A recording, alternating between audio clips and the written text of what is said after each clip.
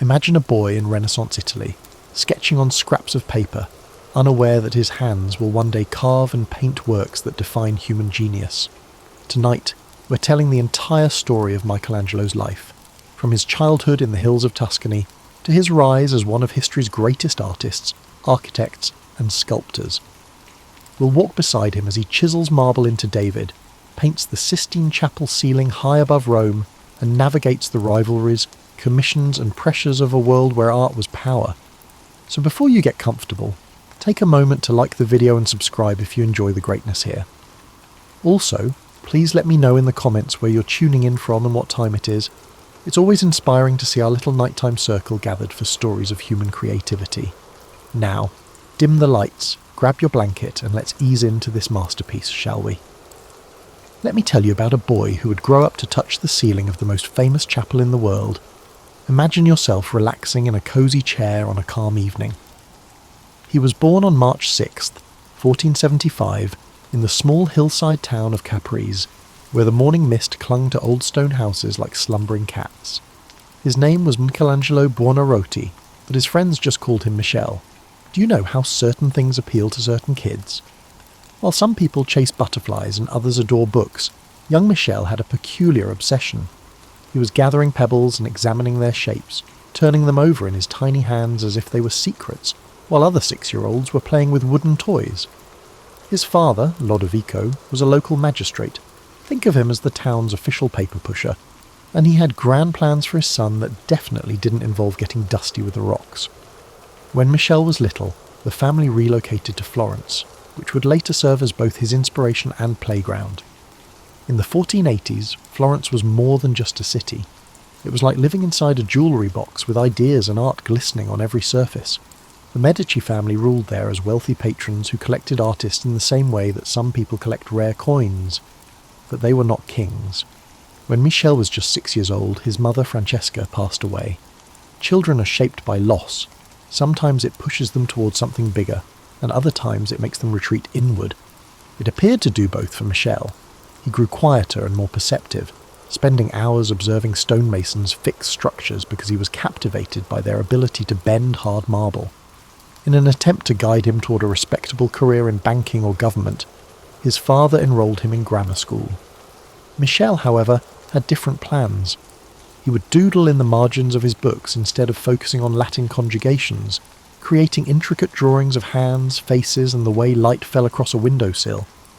Michel couldn't help himself, but his teachers weren't amused.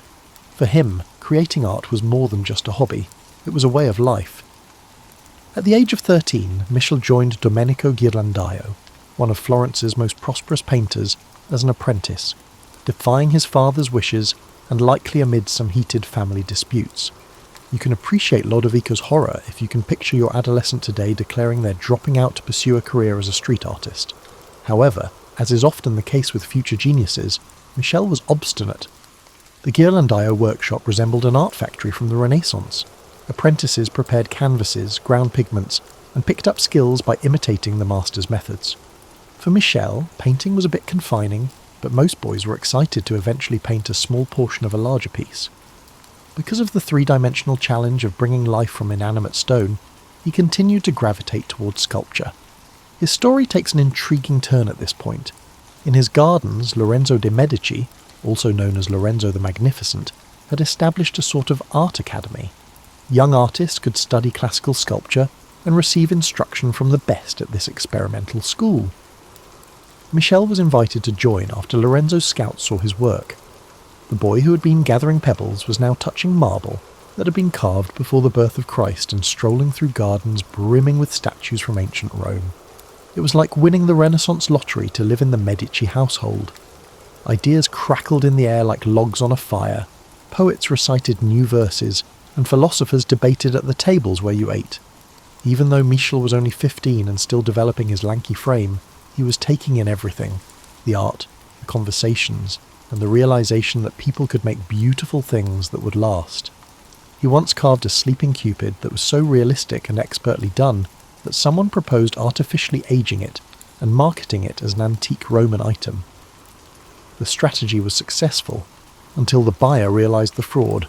The collector, however, was impressed rather than incensed. Who was this young person capable of deceiving professionals? At that moment, Michel became aware of a significant aspect of himself. He was not merely talented, but exceptionally so. This type of talent only occurs perhaps once every generation. Like learning you can fly but not being sure you want to take off, it was both exhilarating and terrifying. As you go to sleep tonight, visualize that young man standing among marble statues in those Medici gardens, his hands already smeared with stone dust, his mind racing with ideas he had not yet been able to grasp. When Michel was 21 years old and packing his few possessions for Rome in 1496, he felt as though the world was waiting for him. His school had been Florence, but Rome, Rome was the birthplace of legends and the making of reputations. Imagine him travelling toward the city that had ruled the world on that dusty road, most likely on a borrowed horse, with his sketchbook securely tucked away in his saddlebag. In the late 1400s, Rome resembled a huge archaeological site where people continued to live and work. There were pieces of the ancient empire everywhere you looked. Walls constructed from stones that had seen Caesar's victories, marble statues without arms but still exuding strength, and broken columns supporting tavern roofs. It was like entering paradise for an artist who was enamoured with classical beauty. The French cardinal who wanted something unique for his tomb gave Michel his first significant commission. The young sculptor proposed a Pietà, Mary holding the dead Christ, and spent months sketching, studying anatomy, and preparing for what would become his masterpiece. The problem with marble, however, is that it is not forgiving of errors. A bad cut cannot be repaired or erased. Each chisel stroke is a tiny act of faith. He spent whole days in the workshop working on the Pietà like a man possessed, coming out with marble dust under his fingernails and in his hair. The tenderness of the sculpture he made was revolutionary. Michel carved Mary and Christ as though they were actual people, caught in a moment of great sorrow and grace, in contrast to the conventional medieval style that made figures appear rigid and symbolic. However, something annoying occurred when the piece was revealed. After admiring it, visitors would inquire, "Who carved this?" and shake their heads incredulously when informed that it was a young man from Florence.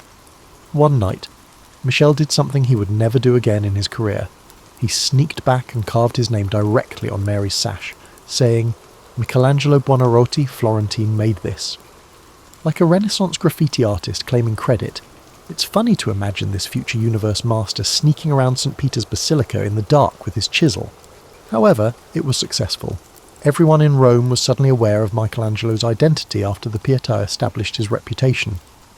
He also produced his well-known sculpture of the Roman wine god, Bacchus, around this period. Now, the majority of artists depicted Bacchus as a godlike and dignified figure, but Michel had a different vision. His Bacchus has the soft body of someone who has had too much good living, and he appears to be a little inebriated, swaying a little. It was witty and clever, demonstrating that Michel was aware of human nature, even when he was portraying gods. The achievement presented new difficulties. Rich customers started vying for his attention by paying progressively higher prices for his sculptures. Michel, however, was picky about his commissions. He desired projects that would challenge his abilities and allow him to test the limits of what marble could accomplish, not just financial gain. Representatives from Florence showed up one day with an interesting proposal. A huge block of marble that had been there for decades was in the city. After a few attempts, earlier sculptors had abandoned it, claiming it was defective and useless. The Florentines pondered whether Michel would want to look. The block would have to be moved back to Florence because it was so big, 17 feet high. Like a physician examining a patient, Michel studied the marble. He walked around it, felt its surface with his hands, and examined the cuts and grain. He saw potential where other sculptors saw problems. He could already picture the figure imprisoned inside, awaiting release, in his imagination. This commission would become David. It wasn't just any commission. Months passed during the negotiations. Michel desired a suitable workspace, sufficient compensation, and total creative control. The city officials agreed to everything, possibly believing that someone would solve their marble problem. They were unaware that they were commissioning the world's most well-known sculpture. Michel took a final stroll through the historic streets of Rome as he got ready to head back to Florence. He was departing as a master, having arrived as a budding young artist. He had learned from the Eternal City that beauty could endure centuries of conflict and turmoil, that art could transcend empires, and that a talented hand could transform stone into a language that would endure forever. As you drift off to sleep tonight, picture Michel, already seeing David's face in his dreams, loading that massive block of marble onto a cart. Those times when everything in your life falls into place, when all of your knowledge and abilities come together to work on the ideal project at the ideal moment, have a certain allure. That moment for Michel, who is now 26 and back in Florence, was when he first saw the enormous block of marble that would eventually become David. The marble had a fascinating backstory. Decades before, it had been taken from Carrara and used to make a sculpture of David for Florence Cathedral. 2 previous sculptors had attempted it. Agostino di Duccio had started carving but abandoned it, and Antonio Rossellino had been commissioned to continue but also gave up. By 1501, the block, which the locals called the Giant, had devolved into a public disgrace, akin to a costly piece of exercise equipment collecting dust in a corner. In order to safeguard his work and his privacy, Michel constructed a wooden shelter around the marble in the cathedral courtyard, where he set up his workshop. This was his world for the next 3 years. He would get there before the sun came up and work until it went out, frequently skipping meals. City officials defended their investment despite complaints from the neighbours about the continuous tapping of a chisel on stone. They had a sneaking suspicion that something extraordinary was taking place behind those wooden walls. Reimagining a well-known tale was more important to David's creation than technical proficiency. Earlier artists had depicted David standing over Goliath's severed head following his victory. Michel, however, saw things differently. His David is shown just before the fight, his muscles tensed, his gaze fixed on the approaching giant, a young man mustering the will to fight an impossible battle. David represented everyone who had ever had to overcome insurmountable odds, which in plague-stricken, war-torn Renaissance Italy meant almost everyone. The physical difficulties were tremendous. The marble weighed more than 6 tons and stood 17 feet tall. Michel had to climb ladders and scaffolding, constantly changing his perspective in order to check his proportions. He devised a method for creating tiny wax models and then enlarging them, applying mathematical ratios to translate his concepts onto the enormous stone. There were disadvantages to working alone. On some days, when a certain muscle wouldn't look right, or the marble showed an unexpected flaw, doubt would creep in like morning fog. At times, Michel would dedicate whole days to carving and recarving a single finger until it reached the level of perfection he had imagined. His hands were permanently discoloured, his back hurt from looking up all the time, and he became known for being antisocial, though this was partially due to the fact that he simply had no time for socialising. It was a slow breakthrough.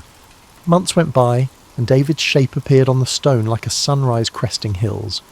The fundamental form came first, followed by the definition of the muscles and features, and lastly the amazing detail that gave the appearance of living flesh to marble. Michel focused particularly on David's eyes, which still appear to track movement, and his hands, which were large to highlight his humanity and resolve. By 1504, word had gotten out that something extraordinary was taking place in that workshop in Florence. The response was swift and overwhelming when David was finally unveiled by officials. Crowds of citizens gathered merely to gaze. To learn the technique, artists travelled from all over Italy. Even people who knew nothing about art could sense they were seeing something that would outlive them all. But then came a delightful problem. Where to put a 17-foot naked man? David was supposed to be positioned high on the cathedral, but the sculpture was too magnificent to be concealed on a rooftop. The placement was discussed by a commission of citizens and artists, including Leonardo da Vinci, who had his own views. As a representation of the power of the Republic, some wanted David to stand in front of the Palazzo Vecchio. Others favoured a more secure area. The topic of politics came up. Like David and Goliath, Florence was a republic encircled by hostile territories. The sculpture came to represent democratic principles opposing oppression. When David was eventually erected in front of the Palazzo Vecchio, it was both an artistic and a political statement. The installation was a feat of engineering. Using an intricate system of ropes and wooden rollers, 40 men moved David the half-mile from the workshop to the piazza over the course of 4 days. The procession turned into an unplanned celebration of civic pride as people gathered in the streets to watch. Michel, who was now 29, had given Florence an icon in addition to a sculpture. In addition to his artistic accomplishments, David embodied the Renaissance belief that anyone could achieve anything with talent, bravery and willpower. As you fall asleep, imagine the moment when the scaffolding was finally taken down and David was standing there in all his splendour, prepared to take on any giants the world might send. Something happens that completely upends everything you believe to be true about yourself, just when you think life has settled into a comfortable pattern. Pope Julius II, who combined the artistic aspirations of Lorenzo de' Medici, the temperament of a Renaissance warlord, and the spiritual authority of the papacy, was the source of that disruption for Michel. In order to design and sculpt a massive tomb that would rival the monuments of the ancient emperors, Julius had called Michel to Rome. With dozens of figures adorning the 3-story marble masterpiece, Michel spent months making models and drawings. His sculpture legacy would be the work of a lifetime. Then Julius had second thoughts. Imagine Michel's annoyance. Your guests decide they would rather have pizza after you've prepared the perfect dinner party, purchased all the necessary supplies, and begun cooking. The Pope was the guest in this instance, though, and you couldn't exactly dispute papal authority. Julius came up with a novel idea. He wanted Michel to paint the Sistine Chapel's ceiling. Michel objected, "But I'm a sculptor." And he was correct. He had little experience painting, and he'd never tried anything as large as Julius had in mind. 68 feet above the ground, the Sistine Chapel's ceiling covered more than 5,000 square feet of curved surface. Lying on your back would be like painting the interior of a cathedral. Michel's worries didn't interest Julius. Discussions were short and obedience was expected when the Pope made a request. According to some historians, Bramante, the Pope's architect, suggested Michel for the project despite the fact that it was all but impossible, possibly in the hopes that the sculptor would falter and withdraw from the race for Julius's favour. If that's the case, they misjudged Michel's stubbornness.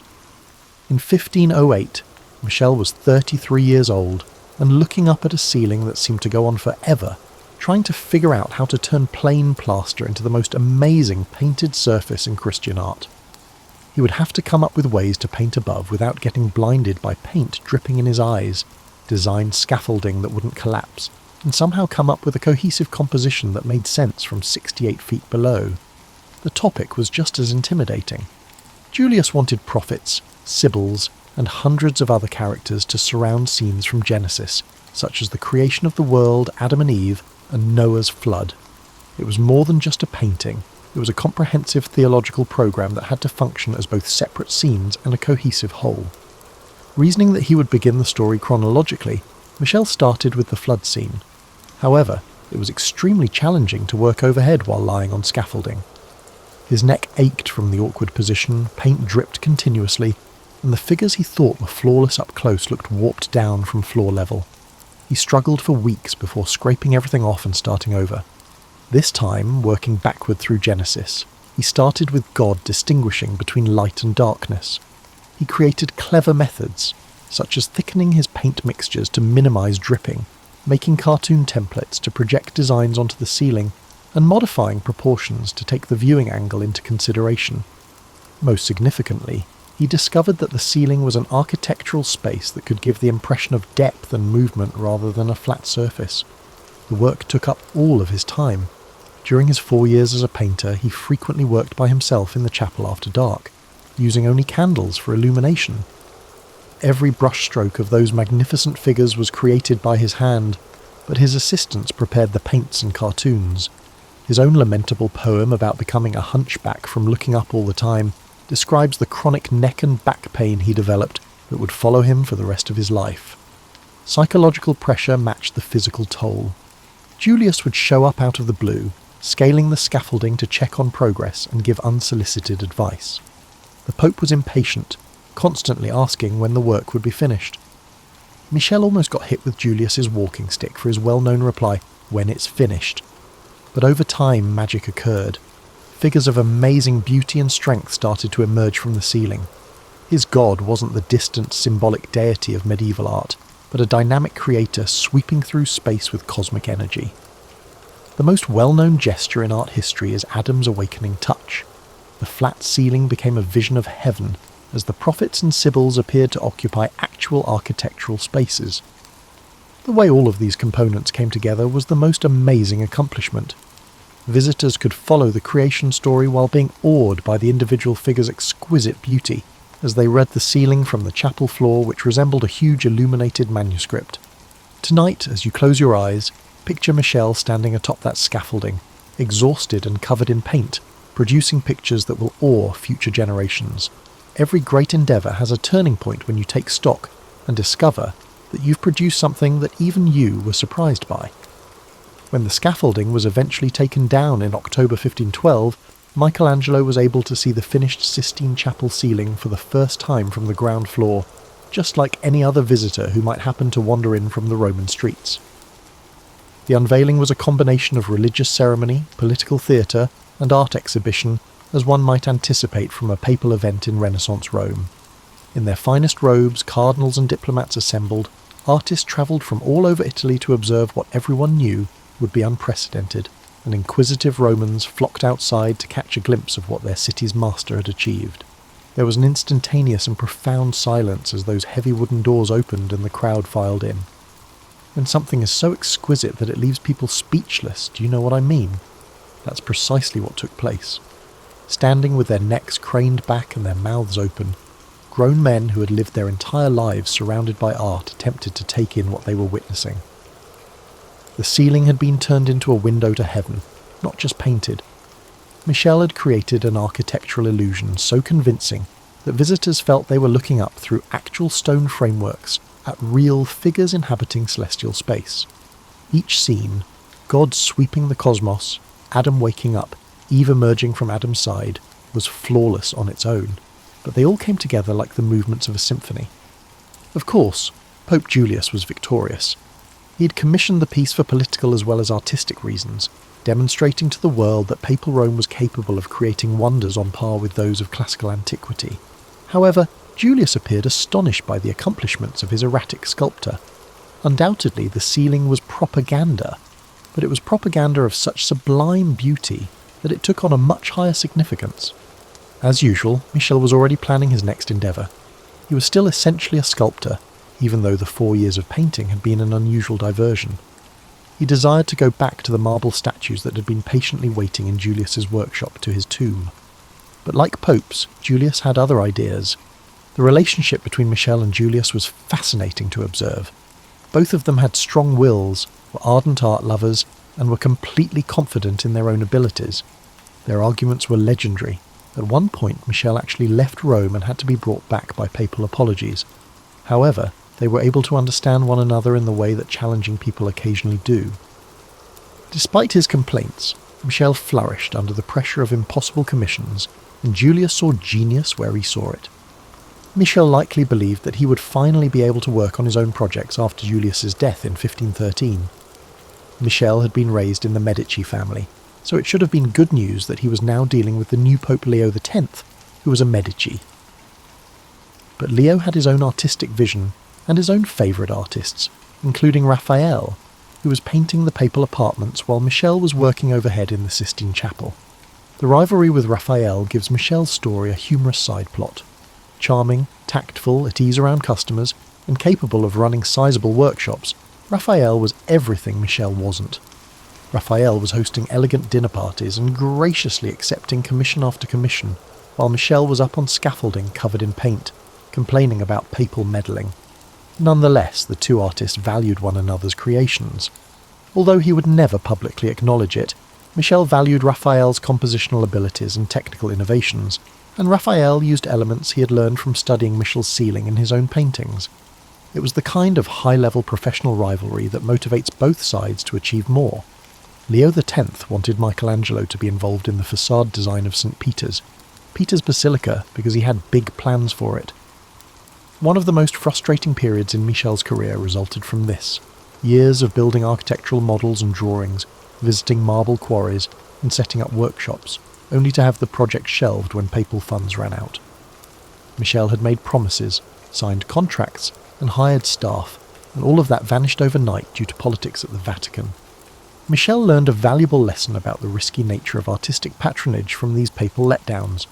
Money vanished, priorities shifted, and popes passed away. He needed to choose projects more carefully and guard against the whims of influential patrons if he hoped to produce work that would last.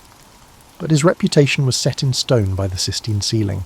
People travelled from all over Europe to witness it. It was the subject of intense study by other artists who sought to comprehend his methods. Poets started writing about it. Michel had accomplished something that goes beyond typical artistic achievement. He had produced art that people would travel great distances to view. As sleep draws near tonight, imagine those first viewers in the Sistine Chapel, their faces lit by candlelight, looking up in awe at pictures that seem to make Genesis come to life. Mastery in one area frequently leads to unexpected opportunities in other areas, a lesson that life has a way of imparting to us. Michel experienced this lesson dramatically in his later years. New challenges that would push him well beyond his comfort zone and uncover talents he was unaware he possessed came as he approached his 50s, old age by Renaissance standards. When Pope Clement VII asked him to design a library, it was the first surprise. The Laurentian Library in Florence, a groundbreaking facility that would house the Medici family's priceless manuscript collection, was not just any library. Similar to his approach to sculpture, Michel viewed architecture as an expression of the fundamental character of a building rather than as ornamentation. His design was audacious. With its rows of wooden reading desks and well-proportioned windows that let in soft light, the reading room resembled the serene hull of a ship. However, his true genius was displayed in the vestibule at the entrance. With steps that curved and divided in ways that gave the impression that stone was liquid, he constructed a staircase that appeared to flow like frozen lava. Even now, visitors still stop on those stairs, feeling as though they are viewing architecture as sculpture. It was both happy and sad to work in Florence once more. The city of his youth had changed. Political upheavals had scattered old friends, and the optimistic humanism of his early years had been tempered by war, plague, and religious reformation. Michel's interest in poetry grew, and he began penning verses that showed a more reflective side of himself. His poems weren't masterpieces, but they were deeply personal, exploring themes of aging, faith, and the meaning of artistic creation. Vittoria Colonna, a remarkable woman who was a poet, religious reformer, and intellectual force in her own right, became one of his most significant friends during this time. Their deep, spiritual bond, founded on a mutual interest in poetry, art, and religious issues, was unique for its time. Few people ever faced the intellectual challenges that Michel faced from Vittoria, and their correspondence shows a gentle, thoughtful side of the great artist. When Vittoria died in 1547, Michel was devastated. At 72, when most men of his age had long since passed away, he was grieving the loss of a person who had recognised his art and his inner turmoil. He was questioning everything at the time of her death, including his faith, his artistic legacy, and the significance of his worldly success, which had brought him fame but not necessarily peace. Pope Paul III asked him to paint a scene of the Last Judgment on the Sistine Chapel's altar wall during this depressing time. Michel was hesitant because the chapel already held his best painting. He was a sculptor first and foremost, and the subject matter required him to confront uncomfortable, personal themes of death and divine justice. However, his most emotionally impactful painting turned out to be The Last Judgment. The hopeful humanism of the ceiling had vanished, to be replaced by a more sombre picture of humanity being held ultimately responsible. His Christ figure is a strong judge whose gesture separates the saved from the damned, not the kind redeemer of traditional art. With figures rising toward salvation, or falling toward damnation, in a cosmic drama that filled the entire wall, the composition whirls with movement and emotion. The painting immediately sparked controversy. His figures, according to some critics, were too intense, too muscular, and too nude for a place of worship. Michel's strong humanistic vision was becoming outdated as the Counter-Reformation got underway, and new restrictions were placed on religious art. He became known as the underwear painter, because later artists would actually paint draperies over some of his figures. The criticism didn't matter to Michel. He painted not for the acclaim of the day, but for God and future generations. His mature view of human nature was embodied in The Last Judgment.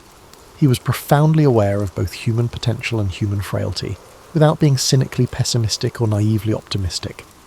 Having been named chief architect in 1547, he was also supervising the building of the new saint, Peter's Basilica. creating a structure that would represent Christianity while resolving massive engineering and design issues was possibly his biggest architectural challenge. His solution, a huge dome that would dominate the Roman skyline and serve as an inspiration for cathedral builders for centuries, was characteristically audacious. His last years were spent working on St. Peter's. He approached the project with the commitment of someone who knew it would be his last masterpiece and refused payment, believing it to be a service to God. By fusing traditional proportions with cutting-edge engineering, the dome's design produced a building that was both technically outstanding and spiritually uplifting. As you drift off to sleep, picture Michel in his 70s, still scaling scaffolding, pushing the envelope, and finding new ways to use paint and stone to further his endless creative vision. Seeing a great artist face their own mortality while continuing to create with unwavering passion is incredibly moving. This is precisely the story that Michel's last decades tell. A man in his 70s and 80s who never slowed down, who continued to push boundaries despite his body reminding him every day that he was, after all, human. Michel was 75 years old by 1550, which is nearly unthinkable for a person born in the 15th century. His peers were mostly long dead. Raphael had passed away in 1520, and Leonardo in 1519. In addition to his artistic competitors, Michel had outlived entire generations of admirers, critics, and patrons. Nevertheless, he kept up his work on St. Peter's Basilica with the vigour of a man half his age. His last obsession, and what an obsession it was the dome of St. Peter's. Not only was he designing a roof, but he was also building what would become Rome's most iconic silhouette. A building so precisely proportioned that it appears to hover over the Vatican like a visible prayer. How to support that much weight at that height, while designing an interior space that inspires rather than intimidates, was a huge engineering challenge. As usual, Michel came up with a creative solution. He created a double-shell dome, with an outer dome that would form the external profile, and an inner dome that guests would see from inside the basilica. This enabled him to maximise the architectural impact on the outside, as well as the spiritual experience within. Despite the dome's 452-foot elevation, it feels cosy and protective from within rather than intimidating. Delegating more than Michel had ever felt comfortable with was necessary to work on such a large project in his last years. He had to entrust assistants with details that he would have insisted on carving himself earlier in his career. For someone who had always felt that only his own hand could accomplish the perfection he desired, this was both challenging and freeing. While others took care of the execution, he could concentrate on the big picture. During these years, his poetry increased in frequency and intimacy. For him, writing verses was similar to sketching. It allowed him to process thoughts and feelings without the physical strain of painting or carving. His poems show a man struggling with issues that success was unable to resolve, such as what happens to people when they die. Given eternity, what purpose do accomplishments on earth serve? How does an artist get ready to abandon incomplete pieces? One of his most poignant final poems questions his art directly, asking whether all of his painted scenes and marble figures were merely a diversion from deeper spiritual issues, or if they were actually prayers. This was no pretense. Michel truly questioned whether his life's work had made him more or less like God. Ironically, some were acknowledging his work as possibly the greatest artistic accomplishment in human history, while Michel was doubting its spiritual worth. People travelled from all over Europe to view his artwork. His methods were assiduously studied by young artists. While he was still alive, authors started writing biographies, treating him as a living legend. This attention was both rewarding and taxing for Michel. Always a recluse who felt more at ease with marble than with people, he was suddenly expected to play the part of a Renaissance master for a never-ending parade of admirers. He became known for being rough with guests, but those who knew him well saw this as shyness rather than conceit. 3 weeks before his 89th birthday on February 18th, 1564, Michel passed away quietly at home in Rome. Even though he had been feeling ill for a few days, he had nearly finished the architectural drawings for St. Peter's. Witnesses claim that his final remarks discussed finishing the dome. Even as he was dying, he was contemplating unfinished business. He had completely changed Renaissance culture, as evidenced by the immediate reaction to his death. As a church prince, Pope Pius IV wanted him to be buried in St. Peter's. His body was ordered to be returned to his birthplace by the city of Florence. In Rome, artists started organising ornate funeral rituals. An era came to an end with Michel's passing. He was no longer just an artist, but a cultural force. His impact goes well beyond art history. You can see Michel's legacy every time you see a government building with a classical dome. He helped create the concepts that are echoed whenever someone discusses the divine spark of creativity. Artists are always imitating him when they refuse to sacrifice their vision for financial gain. As you fall asleep, visualise Michel's dome rising over Rome in the evening light, a monument to one man's conviction that people are capable of producing art that endures for centuries, monuments that bridge the gap between earthly craft and eternal aspiration, and beauty that surpasses empires. Dream sweet dreams. Picture yourself settling into your favourite reading chair on a foggy Edinburgh evening in 1886. The gas lamps flicker outside your window, casting dancing shadows on cobblestone streets that seem to whisper secrets. This exact atmosphere enveloped a young medical student named Arthur Conan Doyle as he sat in his cramped flat staring at a blank piece of paper and questioning how he would manage to pay his rent. You know that feeling when you're desperately trying to come up with a brilliant idea and your brain feels like it's been stuffed with cotton wool? Well, that's precisely where Arthur found himself. He'd been scribbling away at various stories, trying to make a name for himself as a writer, but nothing seemed to stick. His medical practice was about as successful as a chocolate teapot, and his bank account was looking rather anemic. But here's where the story gets captivating. Arthur had been studying under a professor named Dr. Joseph Bell, and this man was absolutely extraordinary.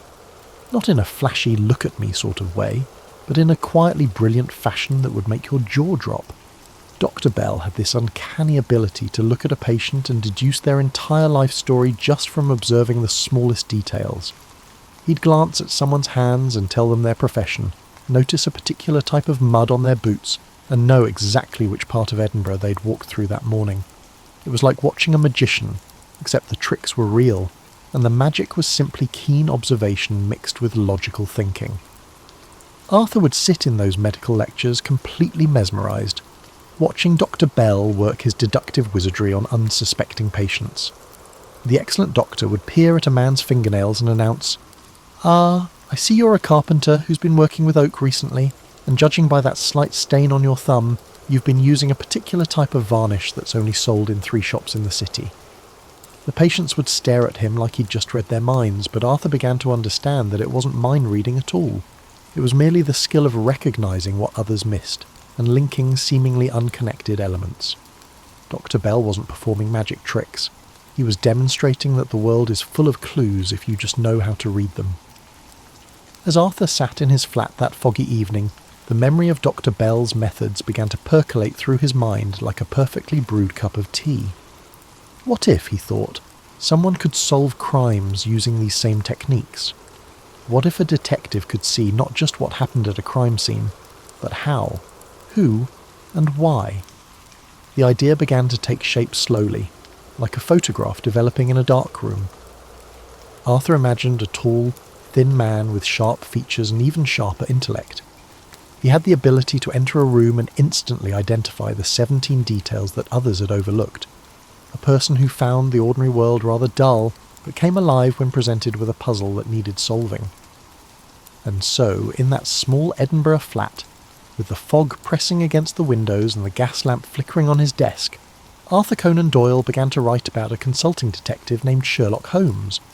He had no idea that he was about to create the most famous fictional detective in history, or that over a century later, people would still be arguing about whether Holmes was real or not. Dr. Bell's methods didn't just inspire the character Arthur created. He was a blend of Victorian anxieties, scientific optimism, and the growing belief that logic could solve any problem. Holmes represented everything the Victorian era wanted to believe about itself, that reason would triumph over chaos, that careful observation could reveal truth, and that even the most complex mysteries could be unravelled by a sufficiently clever mind. Little did Arthur know that his creation would outlive him, outgrow him, and eventually become more real to many people than the man who dreamed him up. Let's delve deeper into Dr. Joseph Bell, as comprehending him is akin to comprehending the hidden element in your grandmother's renowned recipe. Without him, there would be no Sherlock Holmes, and the world would be a significantly less interesting place. Dr. Bell wasn't your typical Victorian gentleman. While other doctors of his era were still debating whether washing hands between patients was really necessary, Bell was revolutionising the entire approach to medical diagnosis. He believed that a doctor's job wasn't just to treat symptoms, but to become a detective of the human body, piecing together clues to solve the mystery of what was actually wrong with a patient. Imagine walking into his classroom at the University of Edinburgh. The room would be thick with anticipation. The students waited to see what miracle of deduction their professor would perform that day. Bell would summon a volunteer patient, prompting a hapless individual to shuffle forward, likely pondering their current circumstances. Bell would meticulously circle around them, his keen eyes scrutinising every detail. "Ah," he might say, stroking his chin thoughtfully, "I see you've recently returned from the continent. Germany, I'd say, based on the particular type of clay under your fingernails. You're a gardener by profession, but you've been doing some carpentry work lately. Oak, judging by the wood shavings in your hair, and that slight limp suggests you injured your left leg about 3 weeks ago, probably from a fall." The patient would nod in amazement, confirming every detail while the students scribbled frantically in their notebooks trying to capture the magic. But Bell would always explain his reasoning. The clay was a specific type found only in certain German regions. The calluses on the man's hands showed the pattern of someone who worked with plants, but had recently been gripping different tools. The wood shavings were a clear indicator, and the man's preference for his right leg during walking revealed a recent injury. What made Bell truly extraordinary wasn't just his powers of observation, though those were remarkable, but his ability to teach others to see the world differently. He would tell his students that most people looked but didn't observe. They saw a man with dirty hands and thought, labourer, but they missed the specific type of dirt that could tell them exactly what kind of work he did and where he'd been doing it. Bell had this wonderful way of making the ordinary seem extraordinary. He'd pick up a walking stick left behind by a patient and turn it into a treasure trove of information. The wear patterns on the handle could tell him if the owner was left or right-handed. The type of wood and craftsmanship revealed their social class. Scratches and dents told stories of how it had been used. Even the height of the stick provided clues about the owner's stature and gait. Arthur Conan Doyle would sit in these demonstrations, absolutely captivated. Years later, he would write about Dr. Bell with obvious affection, describing him as a man who could diagnose not just diseases but entire life stories. Bell became Arthur's model for what a truly observant person could achieve, and those classroom demonstrations became the blueprint for countless Sherlock Holmes adventures. But here's something delightfully ironic about the whole situation. Dr. Bell, the man who inspired the world's most famous detective, was actually quite modest about his abilities. He insisted that his methods weren't magical or even particularly difficult. They just required patience, practice, and a willingness to pay attention to details that others ignored. Bell would often say that the key to his success was simply remembering that every person carries their story, written on their body, in their clothes, and in their mannerisms. Most people, he explained, are so focused on looking ahead that they never really look around. They miss the poetry written in calluses, the stories told by shoe leather, and the novels hidden in the way someone holds their shoulders. When Arthur finally created Sherlock Holmes, he was essentially asking the question, what if someone took Dr. Bell's methods and applied them not to medicine, but to crime? What if that keen eye for detail and logical mind were turned towards solving mysteries instead of diagnosing illnesses? The result was a character who could walk into a room and immediately see things that would take ordinary people hours to notice, if they noticed them at all. Let's transport ourselves to Victorian London for a moment, because understanding the world that embraced Sherlock Holmes is like understanding why certain songs become hits. It's all about timing, atmosphere, and what people desperately need to hear at exactly the right moment. Picture London in the 1890s, and you'll find yourself in a city that was both magnificent and terrifying, often simultaneously. The Industrial Revolution had transformed it into this massive, sprawling beast of a metropolis, with over 4 million people crammed into spaces that had been designed for maybe a quarter of that number. The city was growing so fast that it seemed to be bursting at the seams, like a sausage that's been overstuffed. You'd walk down streets where magnificent Victorian mansions stood just a few blocks away from slums that would make your stomach turn. The contrast was jarring. One moment you might be strolling past elegant gaslit boulevards where well-dressed gentlemen tip their hats to ladies in elaborate bustles, and the next you'd find yourself in narrow, fog-choked alleyways where the sun barely penetrated and danger lurked around every corner. This was the London of Jack the Ripper, after all. The very real terror of those unsolved murders had gripped the city just a few years before Holmes made his debut. People were genuinely frightened, and the police seemed completely baffled. The idea that someone could commit such horrible crimes and simply vanish into the urban maze was deeply unsettling to a society that prided itself on order and progress. But here's where it gets intriguing. This era was also the age of scientific optimism. People believed that rational thinking and careful observation could solve any problem. Darwin had shown them that even the mysteries of human existence could be unravelled through patient study. Electric lights were beginning to push back the darkness, and the telegraph was shrinking the world. There was this wonderful sense that humanity was on the verge of conquering all the great mysteries of existence. Into this mixture of fear and hope stepped Sherlock Holmes, and he was flawless for the moment. This character could make sense of the chaos of city life. He could walk into the most baffling situation and, through pure logic and observation, restore order to the world. He was like a lighthouse in a storm, cutting through the fog of uncertainty with the bright beam of reason. The timing couldn't have been better. People wanted stories that showed the world made sense, that every problem had a solution, and that good could win over evil through cleverness rather than luck or divine intervention. Holmes represented the Victorian dream of the rational man who could solve any puzzle if he just applied enough intelligence and careful observation. But there was another layer to London's readiness for Holmes. The city had transformed into a vibrant hub of individuals from diverse backgrounds. In a single day, you might encounter a Russian count, a Chinese merchant, an Irish dock worker, and a Scottish professor. Each person carried their own story, their own secrets, and their own mysteries. The city itself had become a kind of living, breathing puzzle, and people were fascinated by the idea that someone could read the clues hidden in plain sight. The police, bless their hearts, were doing their best, but they were essentially using medieval methods to solve modern crimes. They heavily relied on confessions, eyewitness testimony, and capturing criminals in the act. The idea of carefully examining a crime scene for clues, of using scientific methods to analyse evidence, of building a case through logical deduction. These were revolutionary concepts that most real detectives hadn't even considered.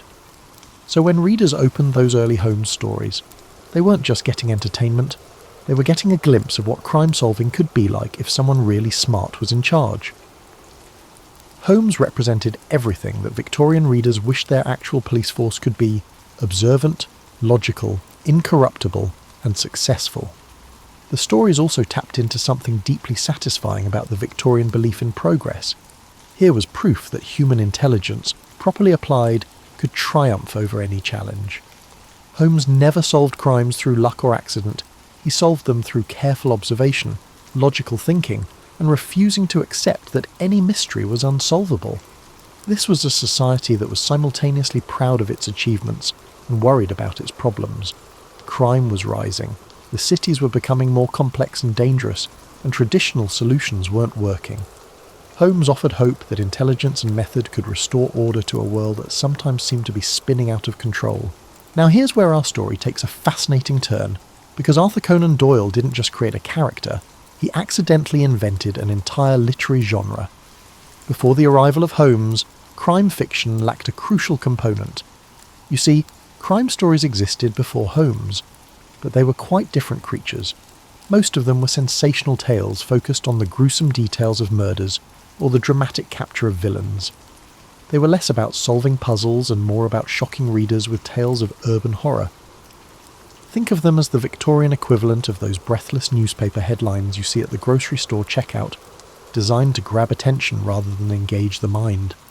The few detective stories that did exist were often clumsy affairs, where the solution came out of nowhere, like a magician pulling a rabbit from a hat without showing it to you first. Readers were expected to sit back and be amazed rather than participate in the solving process. It was entertaining, but it wasn't particularly satisfying entertainment. Then along came Holmes, and suddenly everything changed. Arthur created what would become known as fair play detective fiction. Stories where the reader was given all the same clues as the detective, and could, theoretically, solve the mystery themselves. Of course, most of us would miss the significance of tobacco ash patterns or the 17 different types of footprints, but the clues were there for anyone sharp enough to spot them. This innovation was revolutionary. Instead of just reading about crimes, people could now participate in solving them. Arthur had turned passive entertainment into an interactive experience. Readers would eagerly follow Holmes through his investigations, trying to spot the clues themselves, attempting to deduce the solution before the brilliant detective revealed it. It was akin to the difference between observing someone play a game and engaging in it yourself. But Arthur's innovation went deeper than just including clues. He devised an impeccable and gratifying framework for detective stories, which remains in use today. Every Holmes story follows a similar pattern. A baffling mystery is presented. Holmes observes details that others miss. He forms a theory based on logical deduction, and then he proves his theory through dramatic revelation. Once you've immersed yourself in this well-choreographed dance, other types of crime stories begin to feel incomplete. The genius of this structure is that it mirrors the way our minds work when we're trying to solve a problem. We gather information, we form hypotheses, we test them, and we reach conclusions. Holmes's stories felt natural because they followed the same thought processes that readers used in their own lives, just with much more dramatic stakes. Arthur also created something that hadn't existed before, the recurring detective character. Previous crime stories typically featured different protagonists in each tale, but Holmes was the same brilliant detective in every story, growing more familiar to readers with each adventure.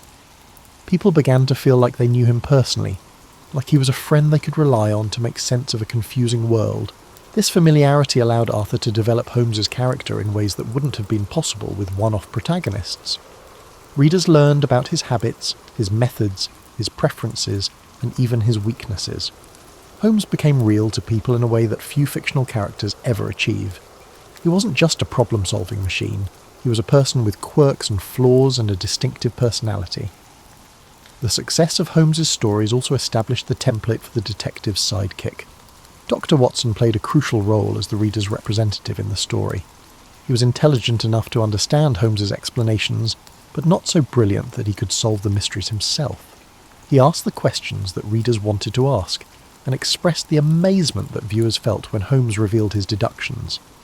Arthur had stumbled upon something that would become one of the most enduring formulas in all of literature. The brilliant detective, the loyal companion, the baffling mystery, the careful investigation, the logical solution. These elements were so perfectly balanced that they created a template that countless writers would follow for the next century and beyond.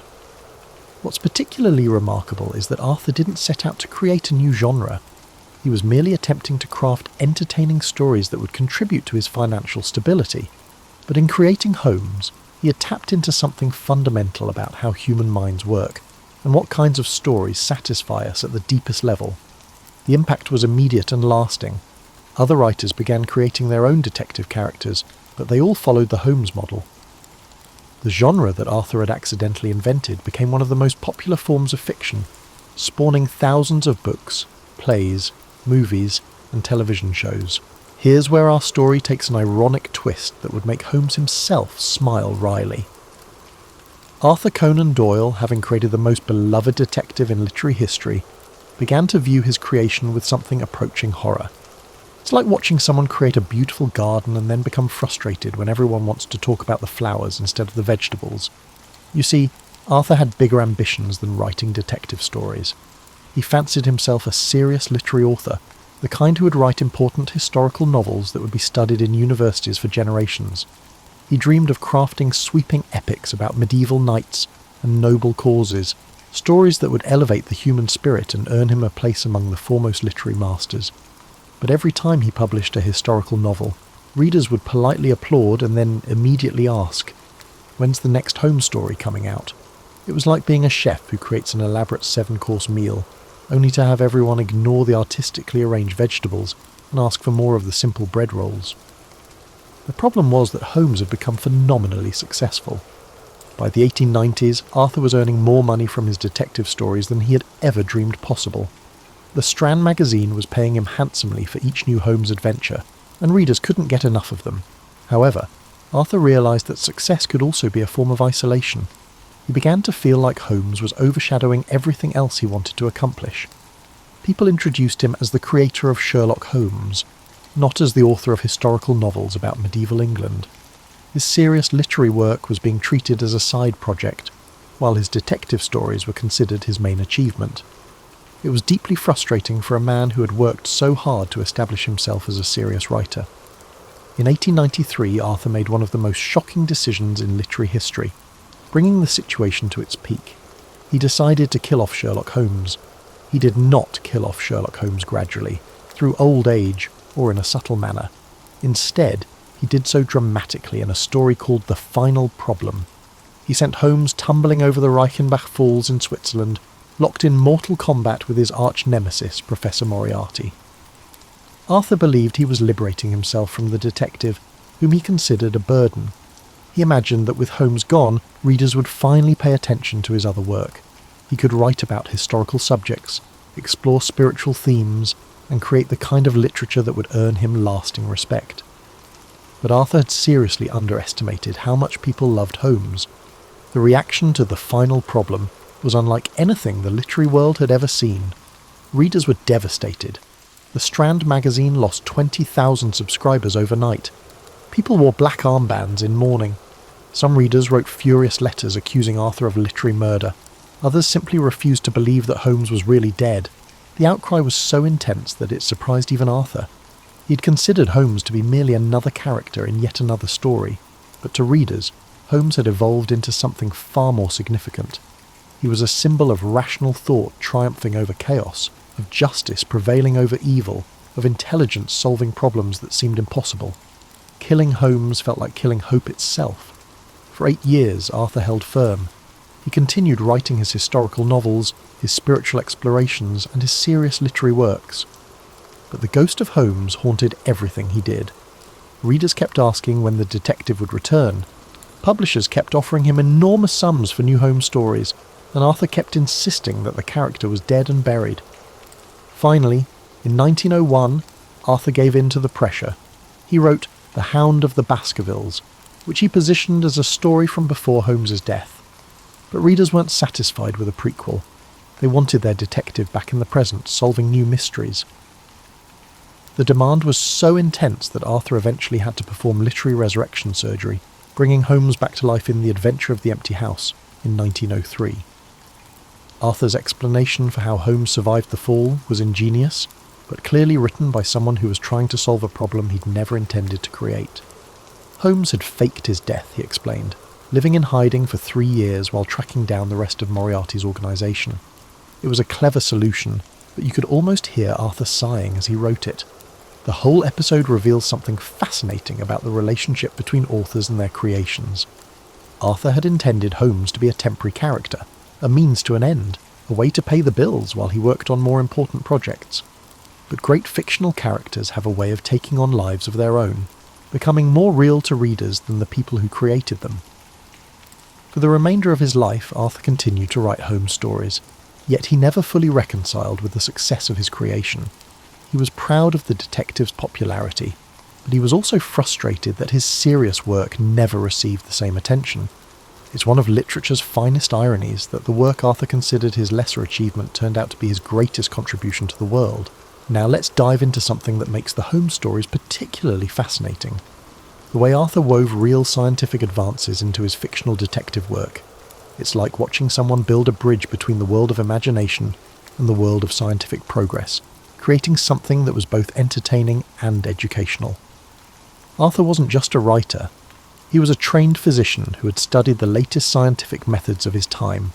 When he created Holmes, he was essentially asking the question, what would crime-solving look like if it were approached with the same scientific rigour that was revolutionising medicine and other fields? Consider Holmes's famous method of deducing someone's entire life story from tiny physical clues. This approach wasn't just literary fantasy. It was based on real scientific principles that Arthur had learned in medical school.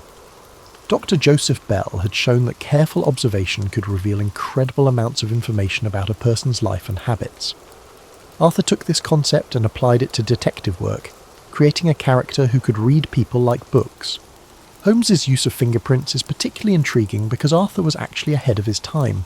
Police forces didn't widely use fingerprinting until the early 1900s, despite the publication of the first Holmes story in 1887. Arthur had read about the scientific work on fingerprints, and incorporated it into his fiction before most real detectives had even heard of it. In many ways, Holmes was using forensic techniques that wouldn't become standard police procedure for another decade or two.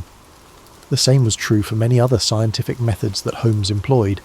He analysed handwriting, studied different types of tobacco ash, examined footprints with scientific precision, and used chemical tests to detect bloodstains.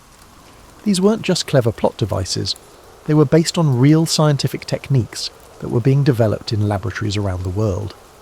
Arthur was particularly fascinated by the emerging field of toxicology, the study of poisons and their effects on the human body. Arthur's medical background and his interest in using science to solve crimes are evident in several Holmes stories that feature exotic poisons and their detection. He understood that poison was often a weapon of choice for clever criminals because it was difficult to detect with the crude methods available to most police forces. Holmes's laboratory at 221B Baker Street was filled with the kind of equipment that real scientists were using to make breakthrough discoveries. Any serious research facility of the time would have contained the chemical apparatus, microscopes, and reference books that Arthur described. He was showing readers that scientific methods could be applied to criminal investigation, turning detective work from a matter of luck and intuition into a systematic process. But Arthur's genius was in making these scientific methods accessible to ordinary readers. He didn't bog down his stories with technical details or lengthy explanations of scientific principles. Instead, he showed Holmes using these methods in action, solving crimes through careful observation and logical analysis. Readers could follow the detective's reasoning process without needing background in chemistry or biology. This approach had an unexpected educational effect.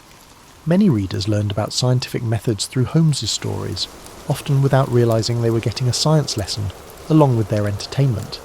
The stories helped popularise the idea that rational scientific thinking could solve complex problems, contributing to the growing public respect for scientific methods.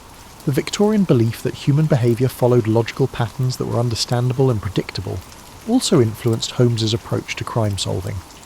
If you studied someone carefully enough, Holmes suggested, you could understand their motivations, predict their actions, and solve the puzzles they created. This was a reassuring message for readers who were living through a period of rapid social change and uncertainty.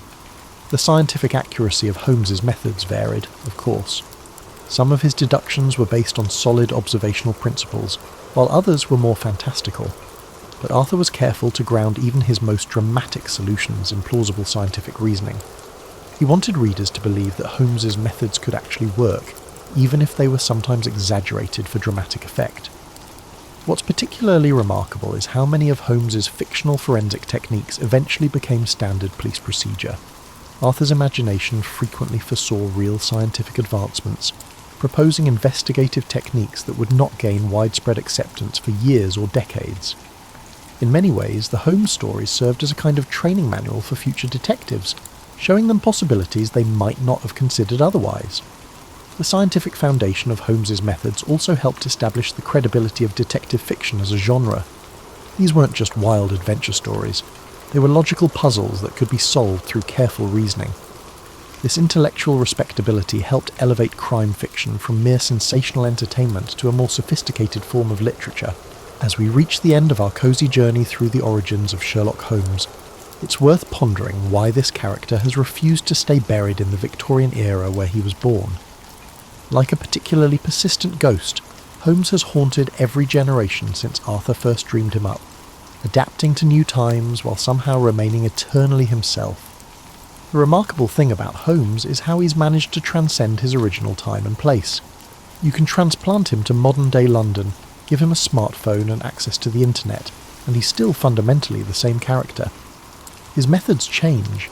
He might use DNA analysis instead of tobacco ash identification, but his essential nature remains unchanged. He continues to be a brilliant outsider who perceives what others overlook, a man capable of bringing order to chaos through sheer intellect. This adaptability suggests that Arthur tapped into something deeper than just Victorian anxieties about crime and urban life. He created a character who represents timeless human desires, the wish to make sense of a confusing world, the hope that intelligence can triumph over evil, and the comfort of knowing that there's someone out there who can solve problems that seem impossible to the rest of us. Every generation has found its reasons to love Holmes. During the World Wars, he represented British resilience and the triumph of civilization over barbarism. In the 1960s, he became a counterculture hero, the ultimate individualist who refused to conform to social expectations. In our current age of information overload, he's the person who can cut through the noise and find the signal, who can separate truth from the overwhelming flood of data that surrounds us. The stories themselves have taken on a life that goes far beyond what Arthur ever imagined. There are more than 25,000 Holmes stories that have been written by other authors, creating a vast literary universe that continues to expand more than a century after the character's creation. Holmes has appeared in every medium imaginable. Radio shows, television series, movies, video games, and even virtual reality experiences. But perhaps the most remarkable thing about Holmes is how he's managed to become more real than many actual people. You can visit 221B Baker Street in London, where there's a museum dedicated to the fictional detective. The Royal Mail issues stamps featuring Holmes. The British government has given him an official address. There are societies around the world dedicated to studying his methods and analysing his adventures, as if they were historical documents. This blurring of the line between fiction and reality would have amused Arthur, who spent so much of his later life trying to convince people that Holmes was just a character in stories he'd written. But the public's insistence on treating Holmes as a real person speaks to something profound about the power of outstanding fictional characters to capture our imaginations and become part of our shared cultural reality. The influence of Holmes on real-world detective work has been enormous. Police departments around the world have adopted methods that Holmes used in fiction decades before they became standard practice. The careful examination of crime scenes, the scientific analysis of evidence, and the psychological profiling of suspects. These techniques that seem obvious to us now were revolutionary when Arthur first wrote about them. Holmes has also influenced how we think about problem-solving in general.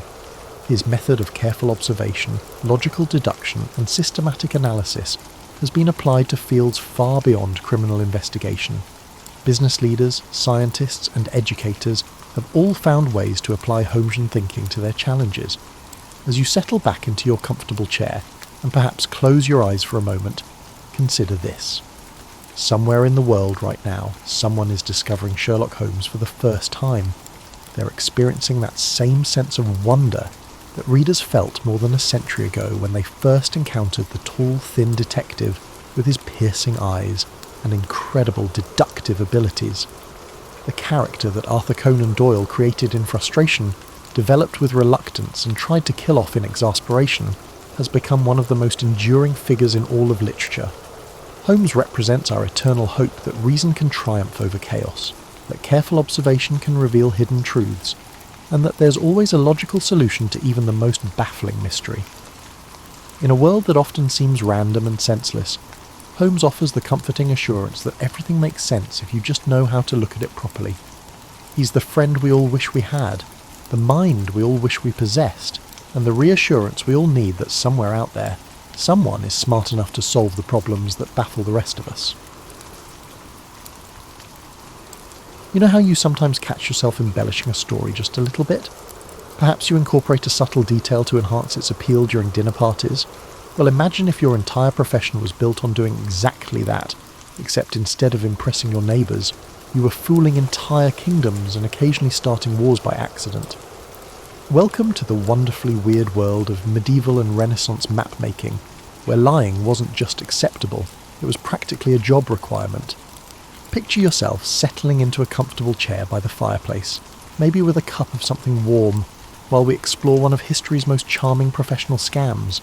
Upon reflection, that's precisely the truth of the situation. For centuries, the most respected cartographers in Europe were essentially running elaborate cons, and everyone just went along with it because, frankly, nobody knew any better. You see, back in the day, and we're talking roughly from the 12th century all the way up to the 1600s, making maps was less about accuracy and more about filling up all that space on parchment. Imagine you're a mapmaker in, say, 1347. You have a beautiful piece of vellum laid out on your desk, and you possess a clear understanding of the Mediterranean's appearance, as sailors have navigated its waters for centuries.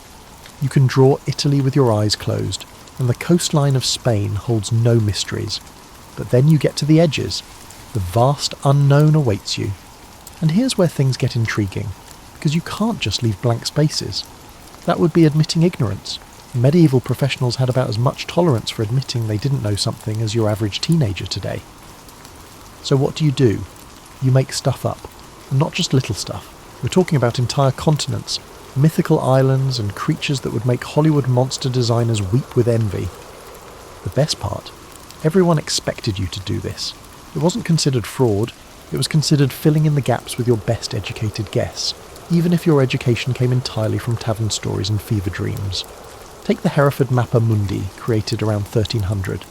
This thing is gorgeous, a work of art that happens to also be a map. But if you tried to use it for navigation, you'd probably end up somewhere in the Atlantic having a chilly, very wet conversation with some very confused fish. The mapmaker included everything from the Garden of Eden, helpfully located in Asia, to various monsters scattered around Africa, because apparently medieval cartographers believed that the further you got from Europe, the more likely you were to run into something with too many heads. The funny thing is, these weren't mistakes in the way we think of them today.